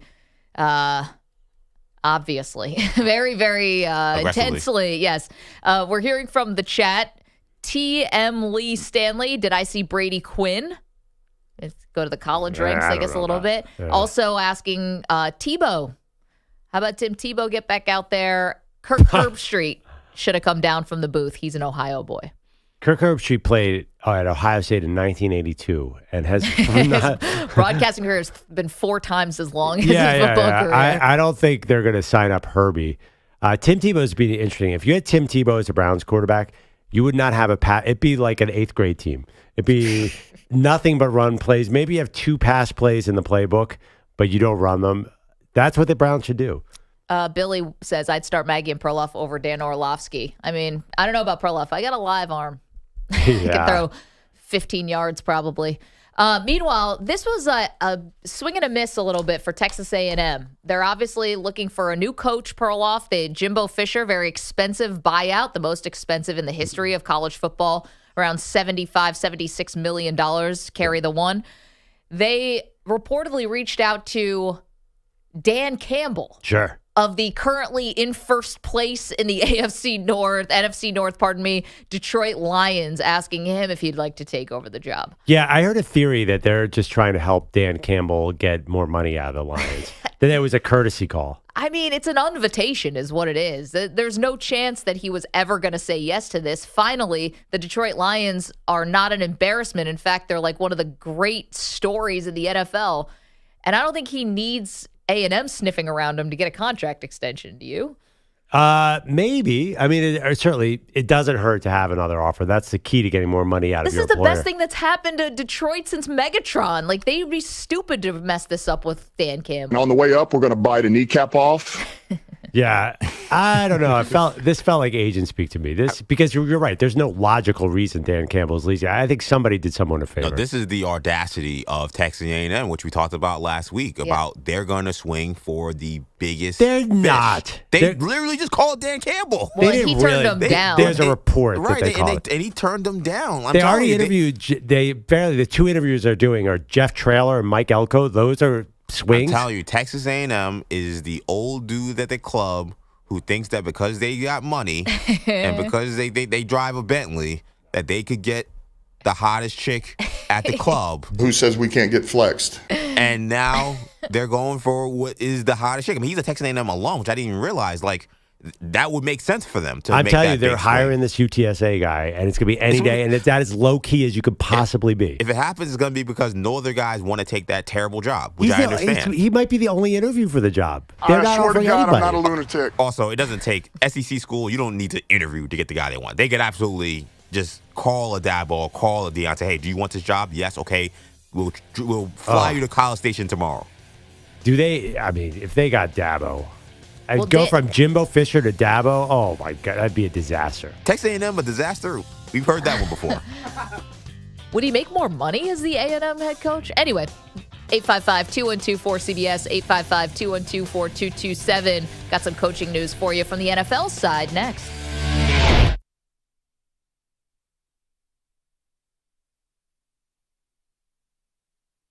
You're in a 5-minute break.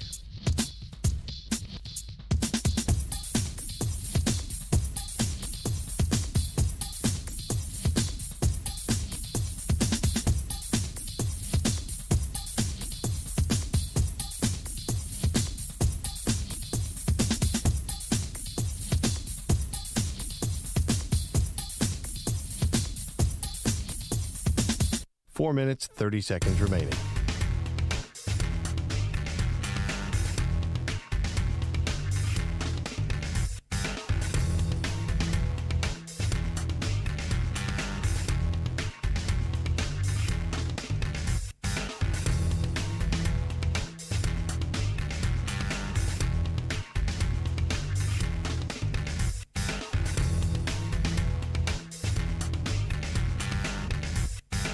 Four minutes remaining.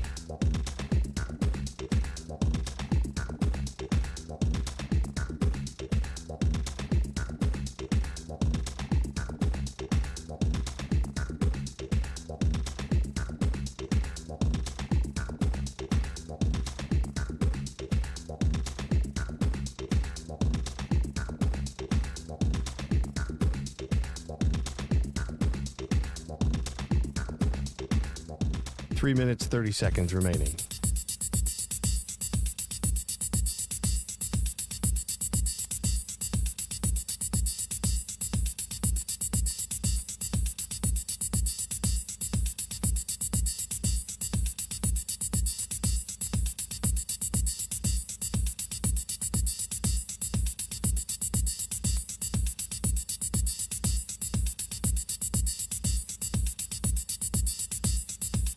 Three minutes remaining.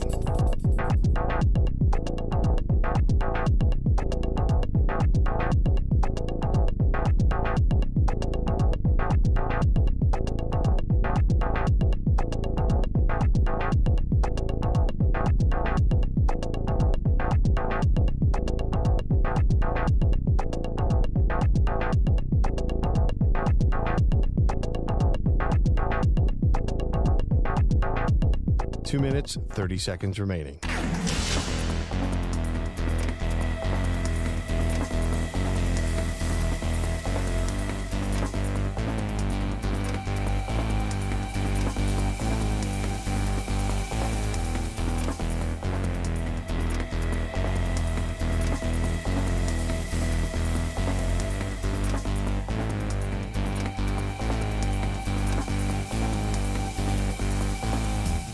2 minutes remaining.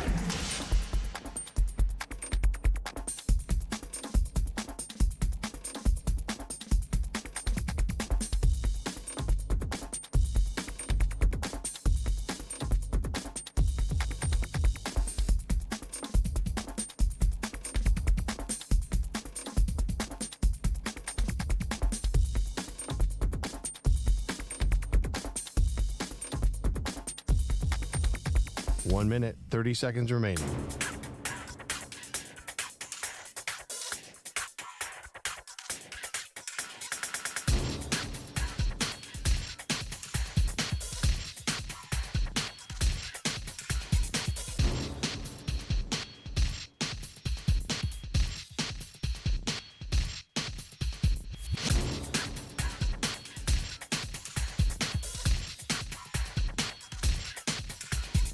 One minute remaining.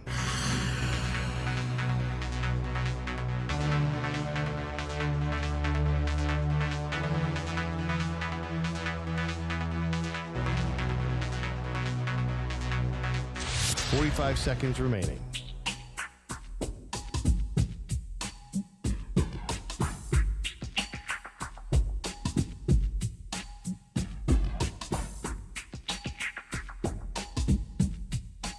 Seconds remaining.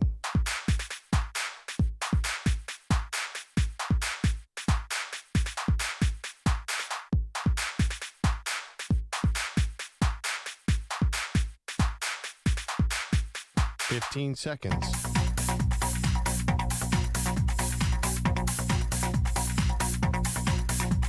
Break ends in 5 seconds.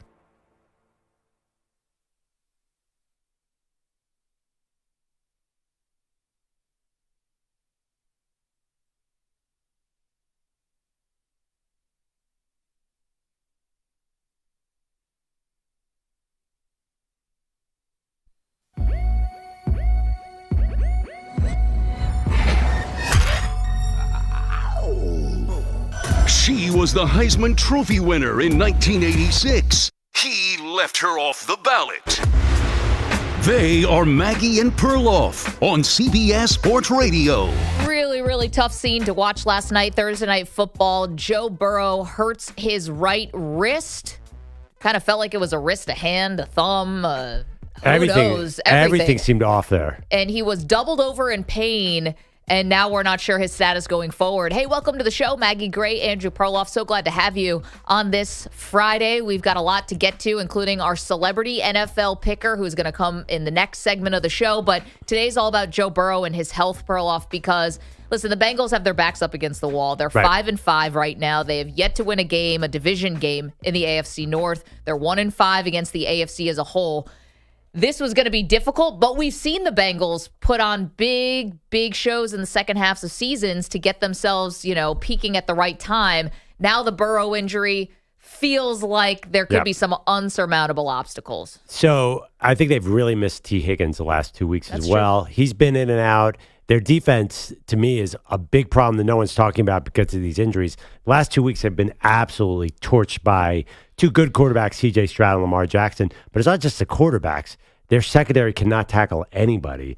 And, they look like a college team when they've given up. It's a bad season. I give them no chance. And I know I'll live to regret that because we never bet against Joe Burrow. Yep. But look at the schedule. Pittsburgh, at Jacksonville, Indy, Minnesota, at Pittsburgh, at Kansas City, Cleveland. You're 5-5 now. How many wins you need to get into the AFC playoffs? Probably 10.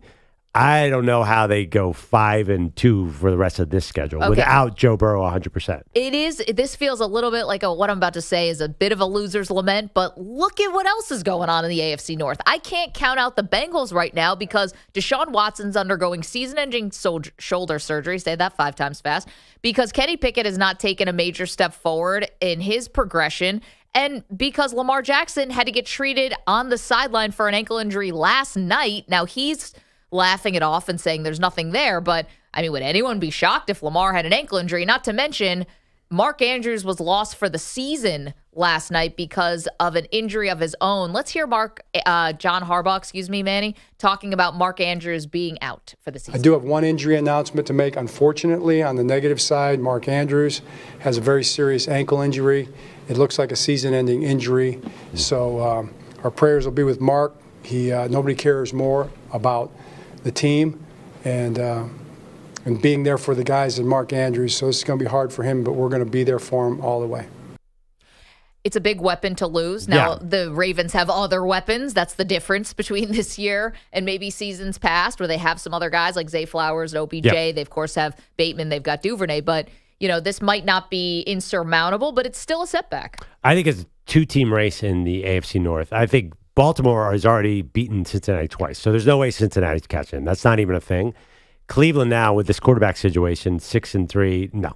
Yeah. So it's now, can Pittsburgh make a move here, which is crazy because Pittsburgh has played very bad football. Can we agree on that? But, Maggie, they're 6-3, and look at the quarterbacks they're about to face. They're going against Dorian Thompson-Robinson, maybe a little P.J. Walker this weekend. Then they might face Jake Browning. If they get to 8-3, maybe they figure out how to play offense. Matt Canada's come down to the sideline.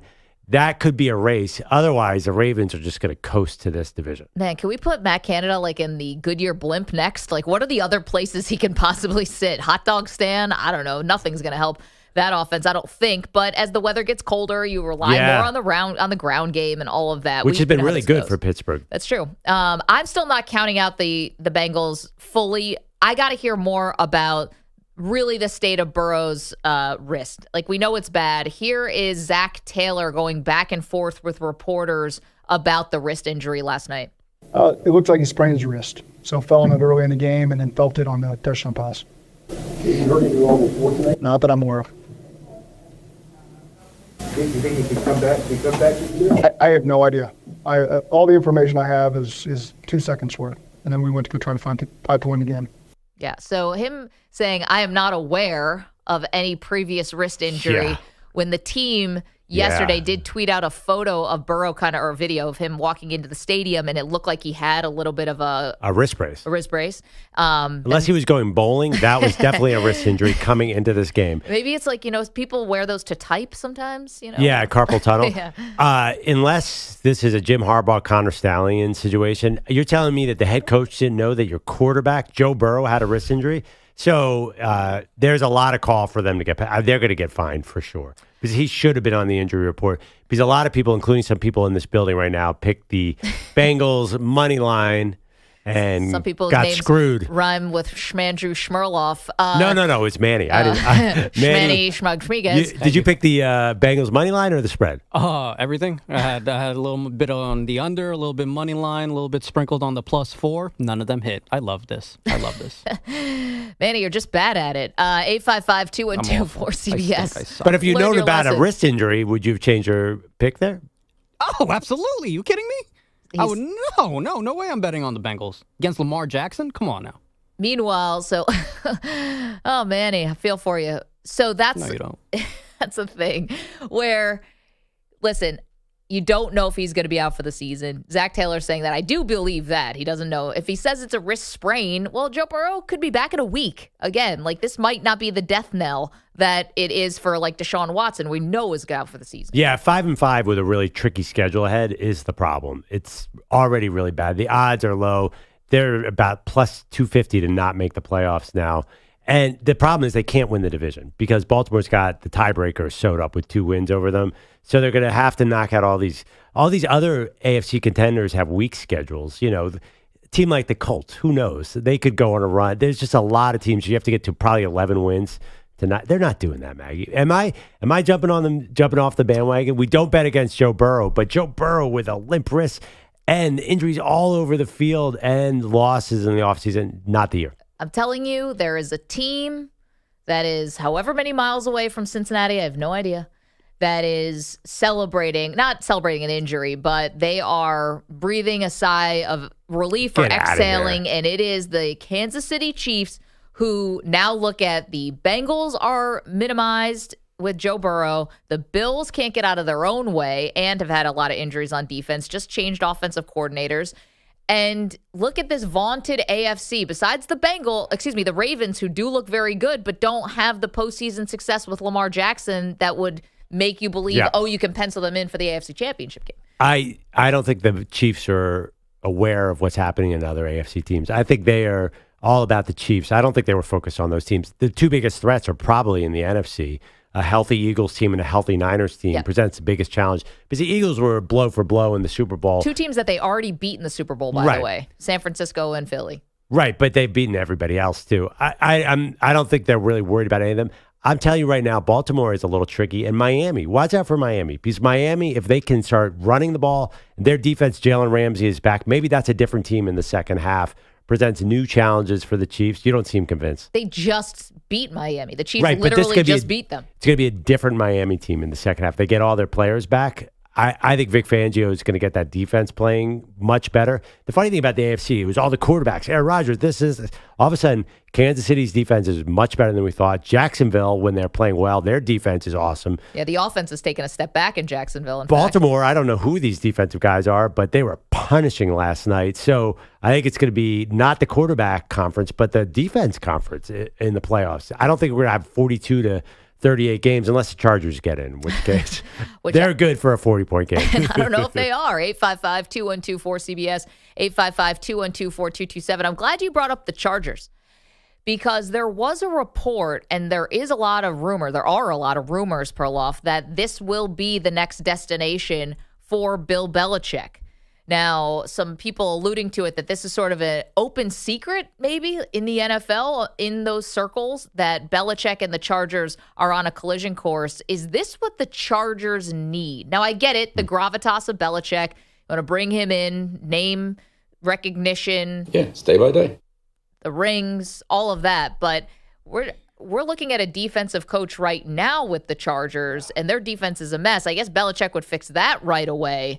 But isn't this all about Justin Herbert and sort of where he's going as a quarterback is how far the Chargers are going to go? I think actually Belichick makes the most sense here because Justin Herbert's already awesome. The defense is the problem there, ironically, because they have a defensive coach. They've had trouble restocking the weapons around Justin Herbert. Keenan Allen looks great now, but how old is Keenan Allen? Can he do this forever? So I think if you fix special teams and defense, you're going to be better. I'm dubious. First of all, I don't believe all these Bill Belichick reports because we're going to hear a lot of them. Yep. How many teams are going to be linked to him? But I'm dubious that the Chargers can work. It's sort of, is it wrong? The franchise history makes me nervous about this. Even Bill Belichick, can he overcome chargering? No, I don't know. I'm not sure, but I also know that the last person, for all of Belichick's great qualities, that he has so many, as a coach, as a GM, he couldn't pick a wide receiver to save his life. And that's exactly what the Chargers need, are a few more weapons. Now Bill Belichick's going to be in charge of that, right? Because you're not bringing Belichick in if he doesn't have say over personnel. That's not happening. He's going to want to say over who is playing on his team. They sign all these names on defense. Khalil Mack. They obviously re-signed Joey Bosa, J.C. Jackson. And Sebastian Joseph Day was a big one. And Derwin James is supposed to be the best safety in the NFL, and all he does is have ill-advised penalties. So I just think they're the most disappointing defense. Maybe this is, of the 32 teams in the NFL or the 31 other teams, this is the best fit because they are sort of disappointing on their talent level. I get that, get some discipline in there. But the problem here's my problem. The Patriots have not been disciplined on special teams at all this season. So how can he lose it there with the Patriots and all of a sudden regain it with the Chargers? I don't know. Listen, you're asking me for the team that I think is going to trade for Bill Belichick. I think it was the first one whose name was dropped in the rumor mill. Yeah. Washington Commanders. Like the gravitas, I don't know if this is necessarily like the new ownership, but like think about it. This new ownership of David Harris, who did they bring in as a partner? Josh Harris, sorry. Who did they bring in as a partner? Magic Johnson. Like big, flashy name associated with winning, associated with, success, and somebody who puts a lipstick on a pig of this, franchise, no pun intended, with the Hogs. But I think Belichick does that for Washington. Well, I think of Josh Harris as the 76ers owner in the process and rebuilding in a sort of analytical, new age way. I would think he would want a young offensive mind or just promote Bieniemy. I can't imagine that you're going to go from as old school as humanly possible. We're talking 85 Bears old school and Ron Rivera to go even older school with Bill Belichick. Yes. I think Josh Harris is a bit of a new school guy. So I would think you want to really start to build something here. Probably with Sam Howell at quarterback. The other thing, does Belichick make them an immediate Super Bowl contender? Because that's what you got to bring in Belichick for. I think the Chargers would be a better fit because they could go further. What are you going to build with Bill Belichick? I mean, it's a modicum of respect. I mean, not that Ron Rivera is not respected. He's one of the most respected men in the NFL. But they brought him in specifically to balance their owner, who is one of the least respected men in the NFL. I still think that the appeal of Belichick, someone's going to trade for him. I still think it's Washington. How about Tampa? That's also a hot team out there. Day by day. Perloff, tell me, what do these people have in common? Ryan Phillippe, Bo Reinhart, Rob Corddry, Patrick Renna, Robert Wool. They're all handsome? That, and they've all been celebrity NFL pickers on our show. We are going to welcome in our next celebrity NFL picker next. Who is it today? You're going to find out right after the break. Don't move. Maggie and Perloff, CBS Sports Radio. You're in a 5-minute break.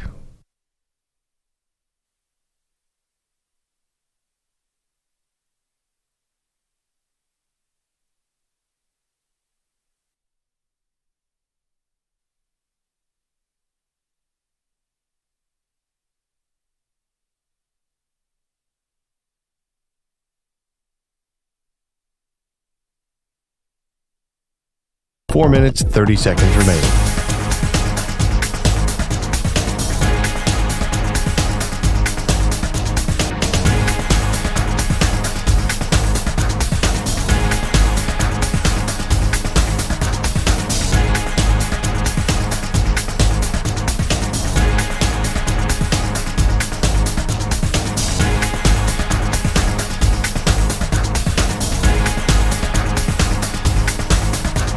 Four minutes remaining.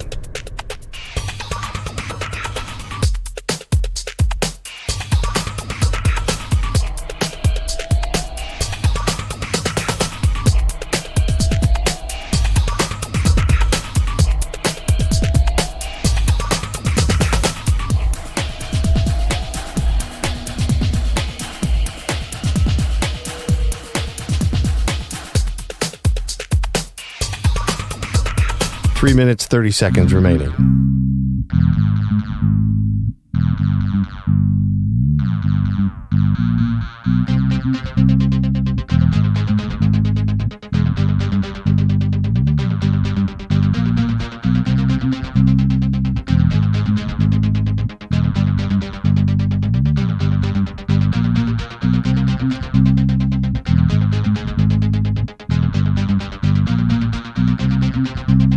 Three minutes remaining.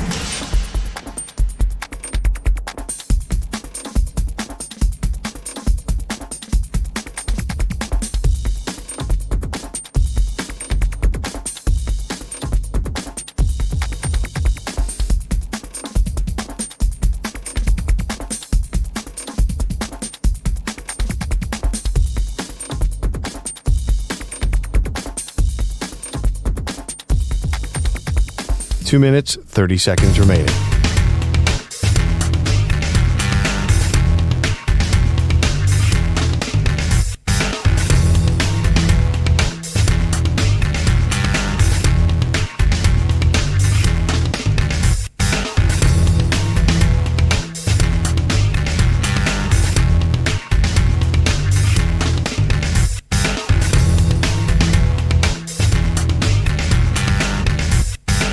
Two minutes remaining.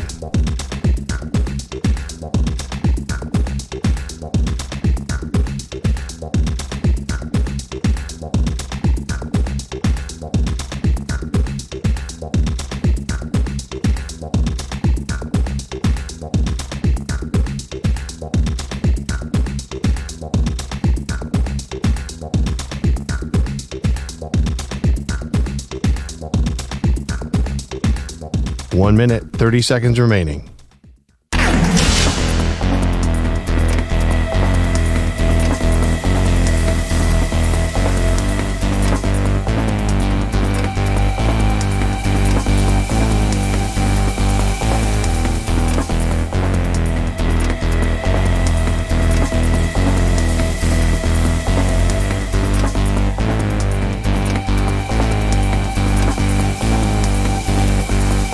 1 minute remaining.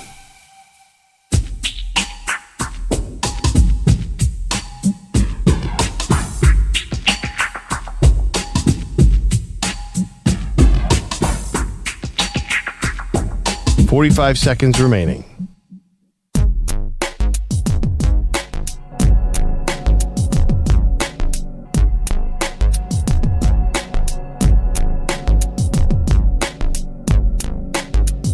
$30 seconds remaining.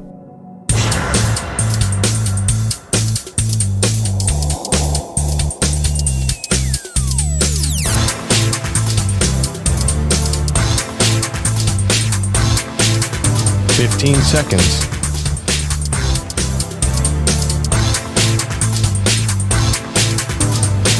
Break ends in 5 seconds.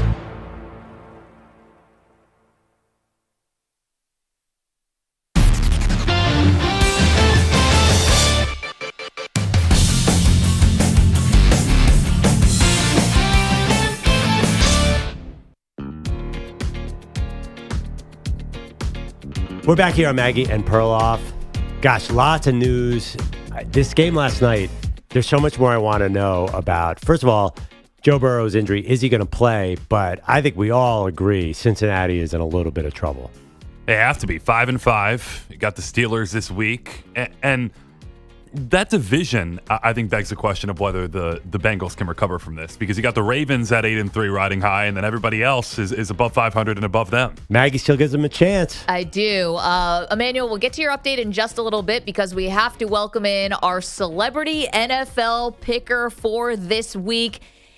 Perloff, you've been seeing all the commercials. Today is the day. The movie Next Goal Wins is out in theaters right now, released nationally by Searchlight. We've been watching these commercials and the trailers during all these NFL games. It's the true story about Thomas Rongen, who is a lifelong soccer coach who took over an American Samoan soccer team ranked the lowest in the world by FIFA and takes them through the qualifying experience for the World Cup. And we have the real-life Thomas Rongen joining us to pick games this week. Thomas, thank you so much. Congratulations. The day's finally here. How does it feel to have a movie about you being played by Michael Fassbender out in theaters? Pretty surreal, pretty badass. We all sit around anywhere, particularly in a bar, probably, and go, if it ever happens, we probably won't, and I get an answer to the question, who would play you in a movie? So when Taika Waititi called me in 2019 and said, I want to turn this documentary into a movie, and he said, actually he did say, and Magneto is playing you, I went, okay, Inglourious Basterds, Steve Jobs, it's Michael Evan Fassbender. How's your day going? So it's been awesome. Yeah, I just watched Michael Fassbender as an assassin in The Killer, and he was amazing. Yeah, which is crazy because he ventures out, obviously, into a comedy drama. And I must say, he does a pretty good, he's German-born, Irish-raised. I'm from the Netherlands. And he does a pretty good Thomas Rongen with a little twinkle in his eye, a little sarcasm, and my Dutch humor. So, hey, props to Fassbender. Indeed, The Killer one day, a coach the next. Thomas Rongen is joining us. We should mention not only is this movie, based on your story, your true story. There was a documentary that was made about this actually in 2014 called Next Goal Wins, the same title. But you are also a soccer analyst for CBS Sports. You call games for Inter Miami, so you've gotten an up-close personal view of Lionel Messi. Yeah. We've got questions about that. But as far as the movie, because we talk a lot about great sports movies, like what's the one thing that the movie got right, and what's the biggest embellishment that they did on your life? Oh, I must say, well, I don't know even how to broach that. My own journey in that island became pretty special and spiritual. I'd lost my daughter in a car accident when she was a freshman at VCU. She had just made the Greek Olympic team, and it took me 10 years and almost took my life twice to go to this beautiful island as a non-religious guy, but embracing the culture. and going to church with them and singing with them. And finally, I just broke down. So I think of Nicole with a smile on my face now, which I didn't do for the longest time. So that became really important. And the way he did that was by actually the team, which I didn't realize till I saw it for the second time, they baptized me in the ocean. And we do some team building things in the ocean that I wanted to do in order to turn this losing mentality of not having won for 20 years or scored a goal into a winning mentality. And at the same time, they turned me into a spiritual being. So I'm baptized. I come up about an hour in the movie, and here we are. So that was not factual, but the mere fact that I did go through that spiritual journey, was able to mourn finally after I blamed myself, obviously, for 10 years. That was beautiful. And then I wore my daughter's cap, VCU, and Michael Fassbender. So thank you so much, Taiki Waititi, by paying attention to detail. That was a beautiful moment and some truism to it. Then you go the other way. Fassbender is an alcoholic, which I'm not. He's initially anti, third gender. As you know, I played a transgender in the first ever World Cup qualifying game, and I'm basically a sexist, and I'm anti-religious, and all of those things are not true. So I hate to say it, people, go watch the documentary, and then this movie, or vice versa. You get a much better take on that one. But he's still saying that. I talked to Waititi and said, why? Why make me the villain? He goes, well, you're the obvious one. So I'm a villain for quite some time, and then in the end, I'm a good guy. So it's all good. So for people who don't know the story of the American Samoa team, how unlikely was it to turn around this soccer team? Oh, my God. I got a call from our president. I coached at that time the U.S. Olympic team. So that means I get it for a few weeks. They go back to their clubs. We try to qualify for the Olympics. So I had about a month off, and he said, would you like to go to a territory called American Samoa? And I literally looked over. I was at a bar. I looked at a friend and go, where's American Samoa? Within 5 seconds, he goes, it's almost next to Fiji. So I go, yeah, I'm in. Because I've never been. I've been to every continent except Oceania or Polynesia. Then I Google, they're the worst team in the world. They're last in the FIFA rankings. As I said again, they lost 31-0, not scored a goal for 20 years, not won a game for 20 years.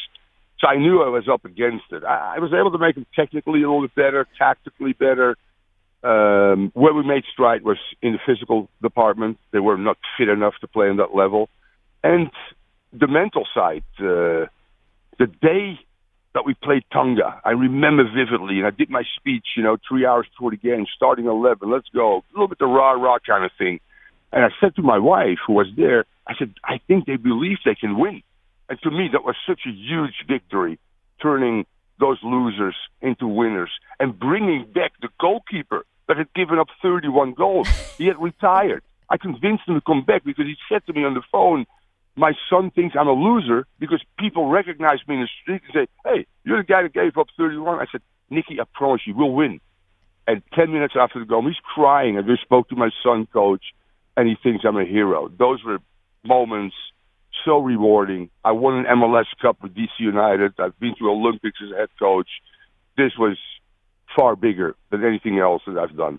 Man, Thomas Rongen is our guest. He's picking NFL games for us, but that's really a side dish for us because this is an incredible story. I'm getting goosebumps hearing you talk about that, and it is the movie Next Goal Wins, released nationally by Searchlight Pictures. That's today, guys. If you're looking to go to a movie tonight, this is the one to go see because we love great sports movies. Yeah. Thomas, my co-host Andrew Perloff, was in Hustle, which is another great sports movie. Like, this is what we do around here. Wait, Thomas, I want to impress you because the young people around here had no idea. For Halloween, I was George Best.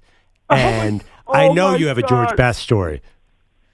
Oh, yes, I do have. Well, I have several, but let me stay with the clean version. So I come as a 21-year-old joining the NESL, which is Pele. And I play for the LAStics, and George Best happens to be my teammate. Also, George owned a bar in Redondo Beach where I lived. But let's go to the field. So we're playing away against the San Jose Earthquakes where George Best is playing. I am the holding midfielder, the tough guy. So I got to pick up the most creative guy of the other team, which happens to be George Best. We go up 1-0. This is at Spartan Stadium with a big-time offsides goal. He is pissed, and he literally takes the ball from the midfield and dribbles the whole team around me. He goes around me, and he waits, and he smiles at me. So I get back goal side again and say, okay, now I'm going to kick him. He nutmegs me, goes past 3 other people, whoop, in the upper V. By the way, if you Google NESL Goal of the Year, George Best, it comes up, and unfortunately we'll see me as a victim. He takes the ball in Spartan Stadium. He runs up the ramp. This is just before the half. Jumps in his car and goes home. So oh my gosh! All the George Best stories, the infamous party boy, they're all true then? Well, I could tell you a story. He was married to Miss World, and George would go missing once in a while. And I got close to George with my roommate, Wim Surbier, who played for Ajax. And Ajax played against Man United in Europe many times, national teams as well.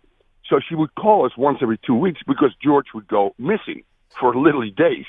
So we would find him. We will walk him up the stairs into the kitchen, and he lived at the Strand, so he could see the ocean.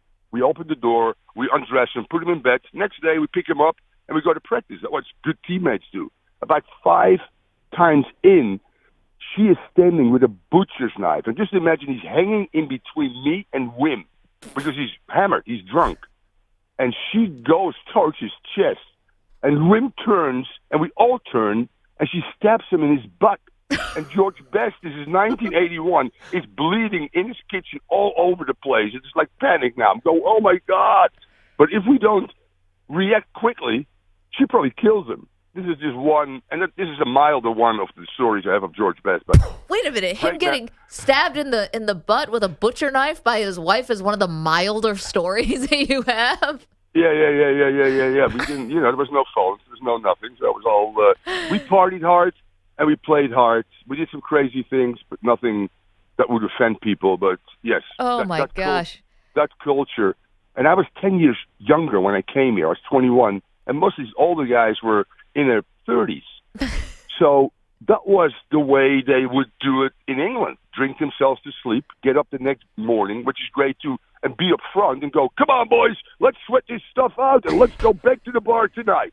And then they played hard on the weekends, and I think you guys can relate to that with other sports as well, the old-style guys that partied hard but also played hard. Well, Thomas Rongen is joining us because the story of Next Goal Wins, the movie that's literally out today, right now. Thomas Fassbender is playing him in the movie released by Searchlight today, is based on an experience of his life of going to coach the American Samoa team. Before we get to our picks, I imagine that's not the same type of routine that Lionel Messi has right now. Thomas, you are also the color analyst for Inter Miami, so you got a lot of Messi awesomeness this season. I imagine he doesn't keep the same schedule that you were just talking about. No. The modern game is so advanced that what these guys, including myself, did, there's just no way we could perform up to the standards of the modern game, which has become extremely athletic. More games than ever. Messi could play 60-plus games next year. 60-plus games because he represents his country. He plays for Inter Miami, which means Open Cup, et cetera, et cetera. And as I said, I was here when Pele put soccer on the map. I coached in MLS 4 teams. I won a MLS Cup with DC United, so I saw Beckham, the effect of Beckham. But what I now encounter with Messi, I've never dreamt of. It's just incredible what all of a sudden Inter Miami, that pink jersey with Messi on it, which, by the way, sells more than the heyday of Michael Jordan for Nike, by the way, and Apple, which now you can get all over the world, and there's people in Tokyo walking around with a pink Leo Messi jersey in downtown Tokyo or wherever it might be in the world. The impact has been incredible. And for me, to play against Pele, and now at almost 70, call Leo Messi games, my soccer circle in the United States, I think is completed. I would say so. Well, we did bring you here to talk about the movie, talk about your life. We brought you here to pick some NFL games. Here we go.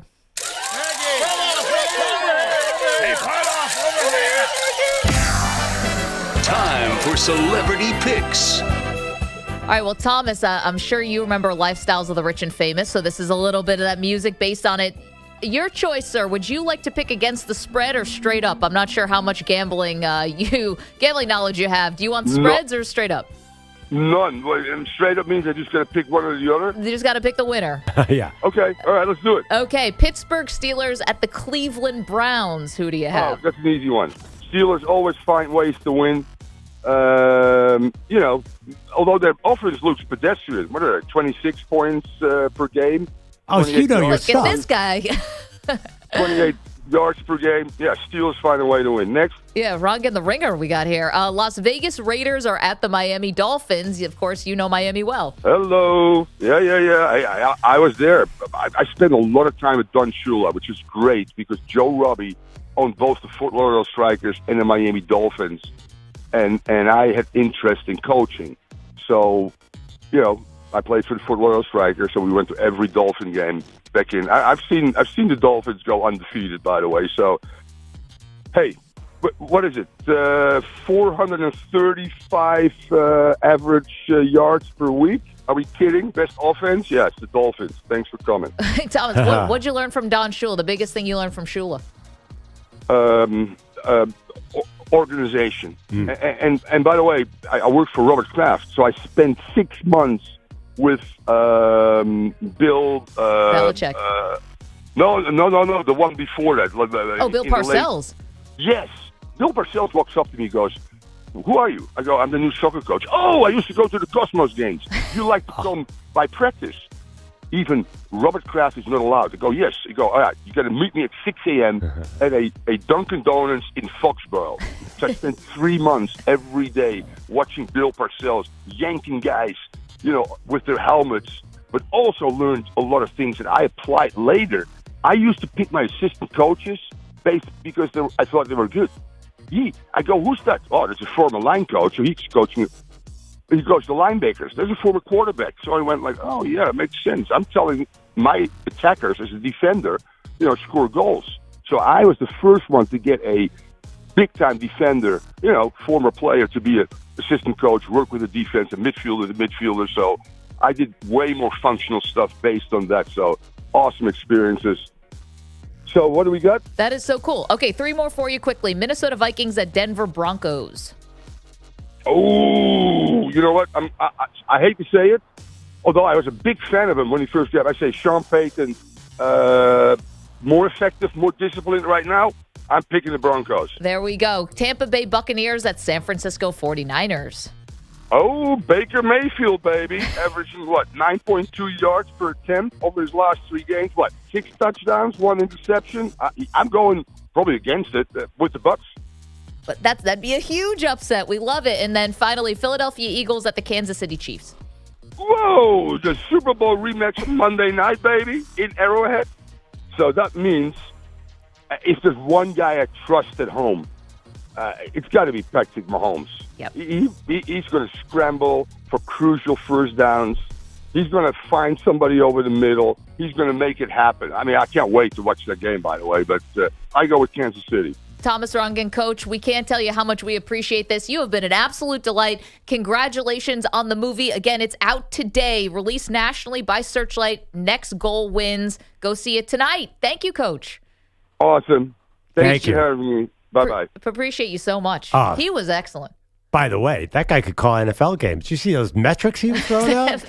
I'm like, is this powered by AWS? This Mike McDaniel breaking it down? Analytics. Emmanuel Barbari is here with some headlines. Good morning, Emmanuel. Good morning. And Adam Schefter on Twitter, X. We know Joe Burrow left the game last night in the second quarter. It was called a right wrist sprain. The NFL is reportedly investigating why the Bengals left Joe Burrow off their injury report. The team posted a picture of him wearing a device on his wrist Wednesday night. Then the injury seemed to be an issue early in the game. The photo wearing the device looked like a soft cast of sorts on his thumb. It was put out there by the Bengals account and then deleted. So the injury report situation, it can result in a fine, maybe a loss of a draft pick. Begs the question, Zach Taylor postgame, that weird answer we were talking about with Burrow's status. I have no idea. All the information I have is 2 seconds worth. And then we went to go try to find to win the game. Yeah, Zach Taylor's like, Joe Burrow, never heard of him. I'm sorry, who are you talking about? But yeah, full denial mode. What loss of a draft pick. I've never heard of something that serious for not putting someone on the injury list. That's extreme. Schefter included that in the tweet. So I think that would be the most extreme outcome if they determined there was a major breach. Obviously, fine, definitely. Does it make it worse that they took down the tweet with him with the thing on his hand? Looks a little guilty. Yeah, they look super guilty. Looks like guilt there. You don't delete a tweet unless you have something going on. The Browns, we talked about this last hour. They're looking for a Deshaun Watson replacement. They're hosting a quarterback workout this morning. Former Super Bowl MVP Joe Flacco among those who are getting a look. We also discussed RG3 in his podcast, RG3 and the Ones. He's not shy about who he thinks can fill the void. I train every week like an NFL football player so I could be ready for moments just like this. So they need to hit my line. If they do hit his line, maybe he'll be the starter. Maybe he won't be the starter and he can settle. For me, if Dorian Thompson-Robinson is going to be their guy and they don't bring me in to be the starter, then they should bring me in to be the backup so I can help him in the same ways that I helped Lamar Jackson. I learned 6 offenses in 8 years in the NFL. Nobody wants to talk about it, but learning a new offense has never been a problem for me. Why don't we want to talk about it? I just can't get over how much he sounds like he's pitching himself on Shark Tank. It's like, I've never heard hey, it. Sharks, Yeah. I'm here with the sleep styler. This is Don't going be to a help you freaking get a great weirdo. night's sleep. Have you ever heard an announcer or broadcaster do this? Lobby for an active job? I've never heard anyone do this. Guys, it's called the Squatty Potty. Yeah. And citing his resume helping Lamar Jackson? That seems like a little bit of a reach. Should I start saying... thinking very highly of himself there. I shot 70% from 3 in my pickup game last week. The Sixers need a 2-guard with Kelly Oubre hurt. Maybe I should start lobbying to play professional basketball. This is insane, right? Fact or fiction here? I still run a 4.340, people, and I can throw the football 80 yards. Fiction. He sounds like Uncle Rico from Napoleon Dynamite. I can throw this ball straight over those mountains. I mean, how many starting NFL quarterbacks can throw 80 yards?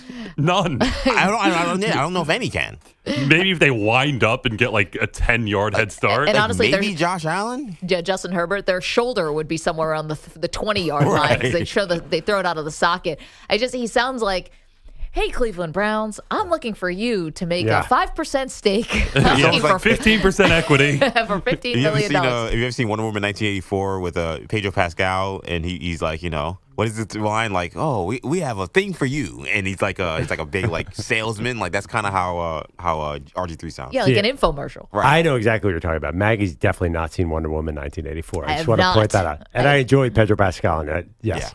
Yeah. Just remember your audience, think about DJ. that movie. Yeah. Thanks, guys. You killed my Shark Tank bit.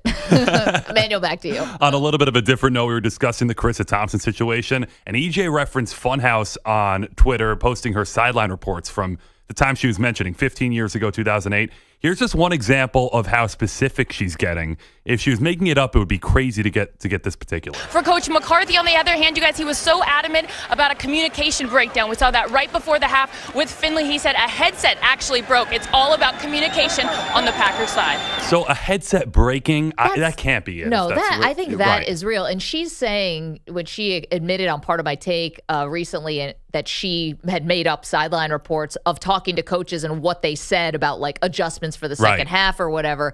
She says that she was specifically saying things that were benign. Yeah. Like get off the field on 3rd down or, win the get turnover the battle or whatever. Yeah, Funhouse there is posting something that probably has nothing to do with what she's talking about. Right. Yeah. I think what this comes down to is 2 things. A, it's wrong to make things up. Like it's wrong. And that's kind of... Really? I thought it was great to make things up. Kind of period, full stop. And then the other is to admit it with seemingly no remorse. Almost it's like, I made this up and haha, everybody bought it, or, this is how silly this is. Meanwhile, there are a lot of people who take it extremely seriously and do treat it with like serious journalism.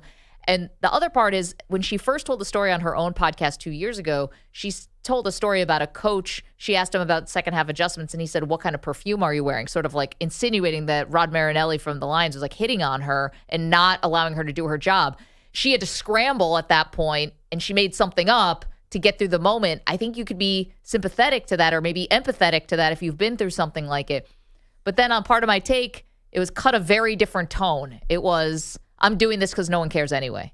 No, that's a little unfair because she talked about how hard the job is for and how much respect she has for other sideline reporters and why she never wanted to do it because it's too hard. So she wasn't saying that it's a joke. Right, but she said it was way too hard of a job. Right, but at the same time, she used that job to get to this job. And I think that's where the problems come, is where you talk about this job sucked, but look at me now, ha ha ha. And it's like you were doing that job and you were making stuff up. Well, her point was people do not realize how hard this job is. You have to defend it. It wasn't like she was making it into a joke. No, not a joke, but if you're going to do this multiple times, like if it's one time you get caught in a crazy situation, I think everyone can forgive one time. But on part of my take, it made it seem like she had to do this multiple times.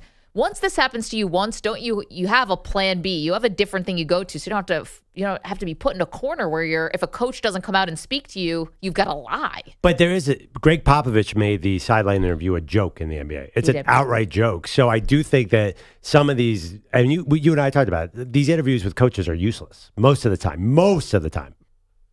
Correct, but that doesn't mean you lie about that, about the material. Also, of just it. don't talk about the interview. You can talk about other things. You can talk about what's happening. The line on the crosses if you get generic. You can skate around the issue, and you can later justify that. But if you put words in the head coach's mouth that they didn't say, of course, nobody's defending that. Right. But when you're in a production truck, there's a lot of pressure to get that coach. I understand. I used to work with the great Dr. Jerry Punch when I was doing college football. Mm-hmm. And we used to laugh every time he came up there. It was like, this dude's a doctor. Why is he doing sideline reporting? That's all I got on that. But he was a long-time ESPN sideline reporter. You've been in trucks, Maggie. It's chaos. I've been a sideline reporter. I know what it's like to get blown off by coaches. I know what that's like. And you have to try to find a creative workaround, which is generally talking to other assistant coaches, players, or trying to empty another story in your notebook. Coming back after halftime. Lying. Coming up after halftime, you have a 2-minute window where the coach comes out. There's no excuse for lying, but that is a very tough job. It's rare. You can't go into the locker room at halftime, so you're trying to do a walk and talk with the coach as he's coming out of the tunnel and going out to the field, and you're kind of jogging alongside him. Anyway, Emmanuel, thank you. Fantastic job this morning. 855-212-4CBS if you want to weigh in on the Charissa Thompson situation. Coming up, Maggie and Perloff picks. Maggie and Perloff style. We do that next. Don't move. You're in a 5-minute break.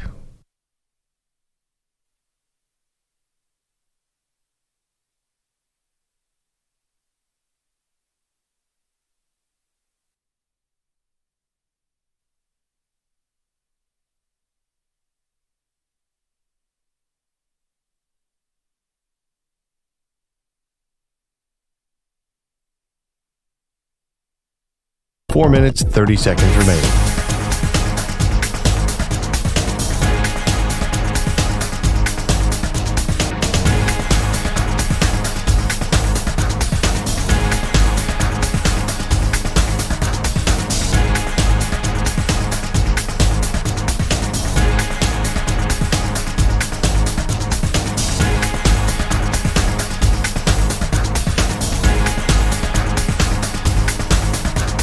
Four minutes remaining.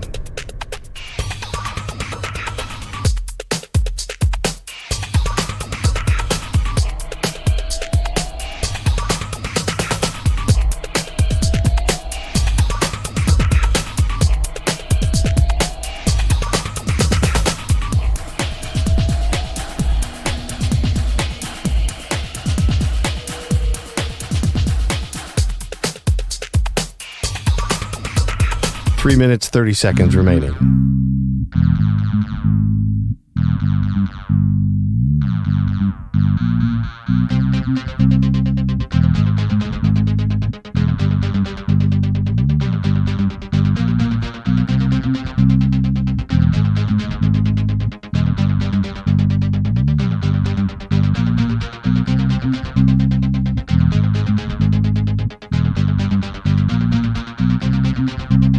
Three minutes remaining.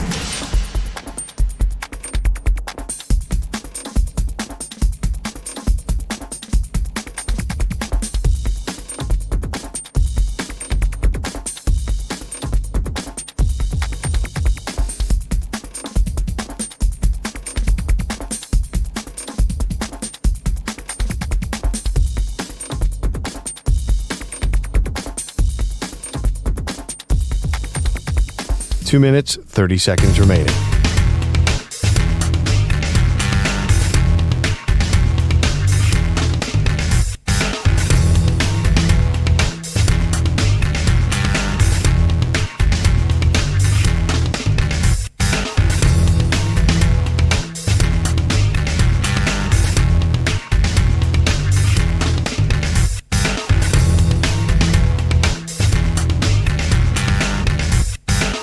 2 minutes remaining.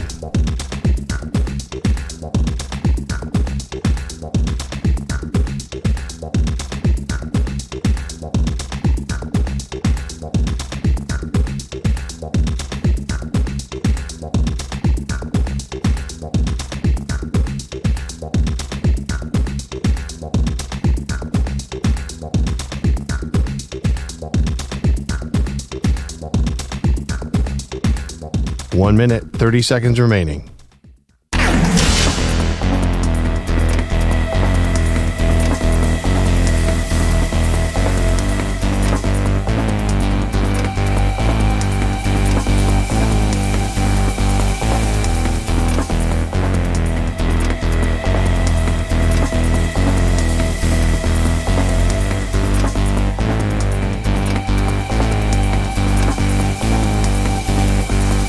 One minute remaining.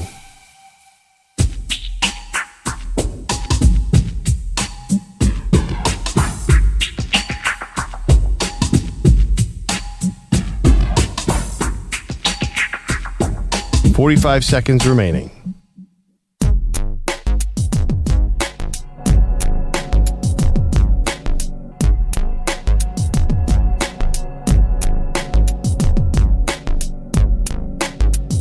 $30 seconds remaining.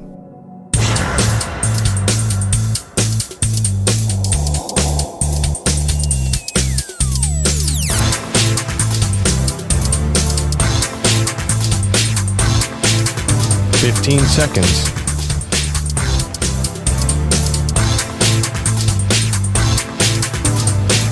Break ends in 5 seconds.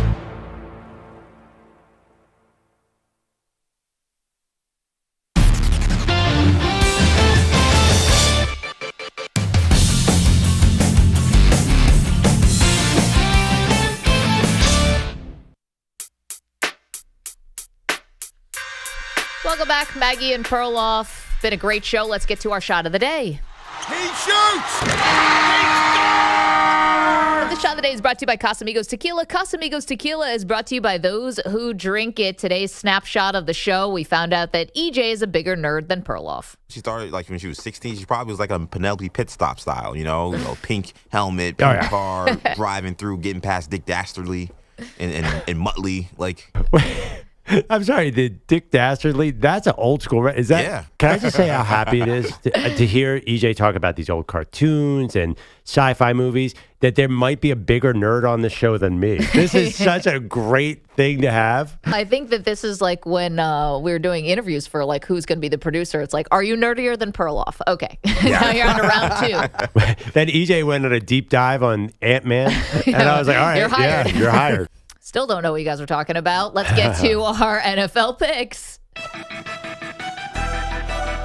Maggie and Perloff's NFL picks. All right, the record's simple. I am 12-18. Woof. Perloff 18-12, my friend. Yeah, baby. We do one against the spread, one over under, one player prop. Kick us off, Pearl. Should I do all three at once? Sure. Okay. I'm going to go in reverse order. George Pickens, over 2.5 catches, Pittsburgh Steelers wide receiver. I have eyes. They should throw to this guy. He's a stud. I go Seahawks Rams over 46. It's a 1-point spread. Geno, Stafford's supposed to be pretty healthy for this one. And then, call me weak, I'm betting against the Eagles. I'm taking the Chiefs on Monday night minus 2.5. Is that allowed? Am I? No, that's phony baloney. Oh my goodness! I'm sorry. Dare you. It's how could that be under a field goal? It's in KC. It's read off a bye. Oh, I'm sorry. I'm not going to back off. I'm doing it. That's awful. We're revoking your fan card. Okay, so that's Perloff 3 picks. For me in this one, I'm going to take the Los Angeles Chargers laying 3 in Lambeau. I know that that's crazy because the Chargers, betting on the Chargers is a real adventure. I just think they are a better team. Definitely. And even if the Packers are playing better and Love is playing better, this would be a signature win for the Packers. I just do think that the Chargers do have talent, and the talent will ultimately win out. I would like to take Tyreek Hill over 6.5 receptions. This is the Miami Dolphins welcoming in Antonio Pierce's Las Vegas Raiders.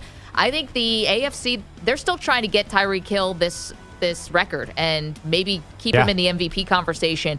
I think they will still feed him, even though this game has a big spread and is likely going to be a blowout. And then finally for me, give me your game, Kansas City and Philly, but I want the over 45.5 on this game. Remember the Super Bowl, the final score 38-35. I do remember that. Yes, you were there. I think this is going to be another high-scoring affair. So, well, I'll tell you one thing. Another reason I'm picking against the Eagles. The Eagles know they're facing Kansas City again in the Super Bowl, so I think they keep their plays really vanilla. They don't show their whole playbook here because they're going to meet in Vegas in February. Oh, that's it. I see you're playing three-dimensional chess there. So go over your three again, Perloff. Okay, I got the Chiefs -2.5. Don't hate me, Mom and Dad. I have the Seahawks-Rams over 46.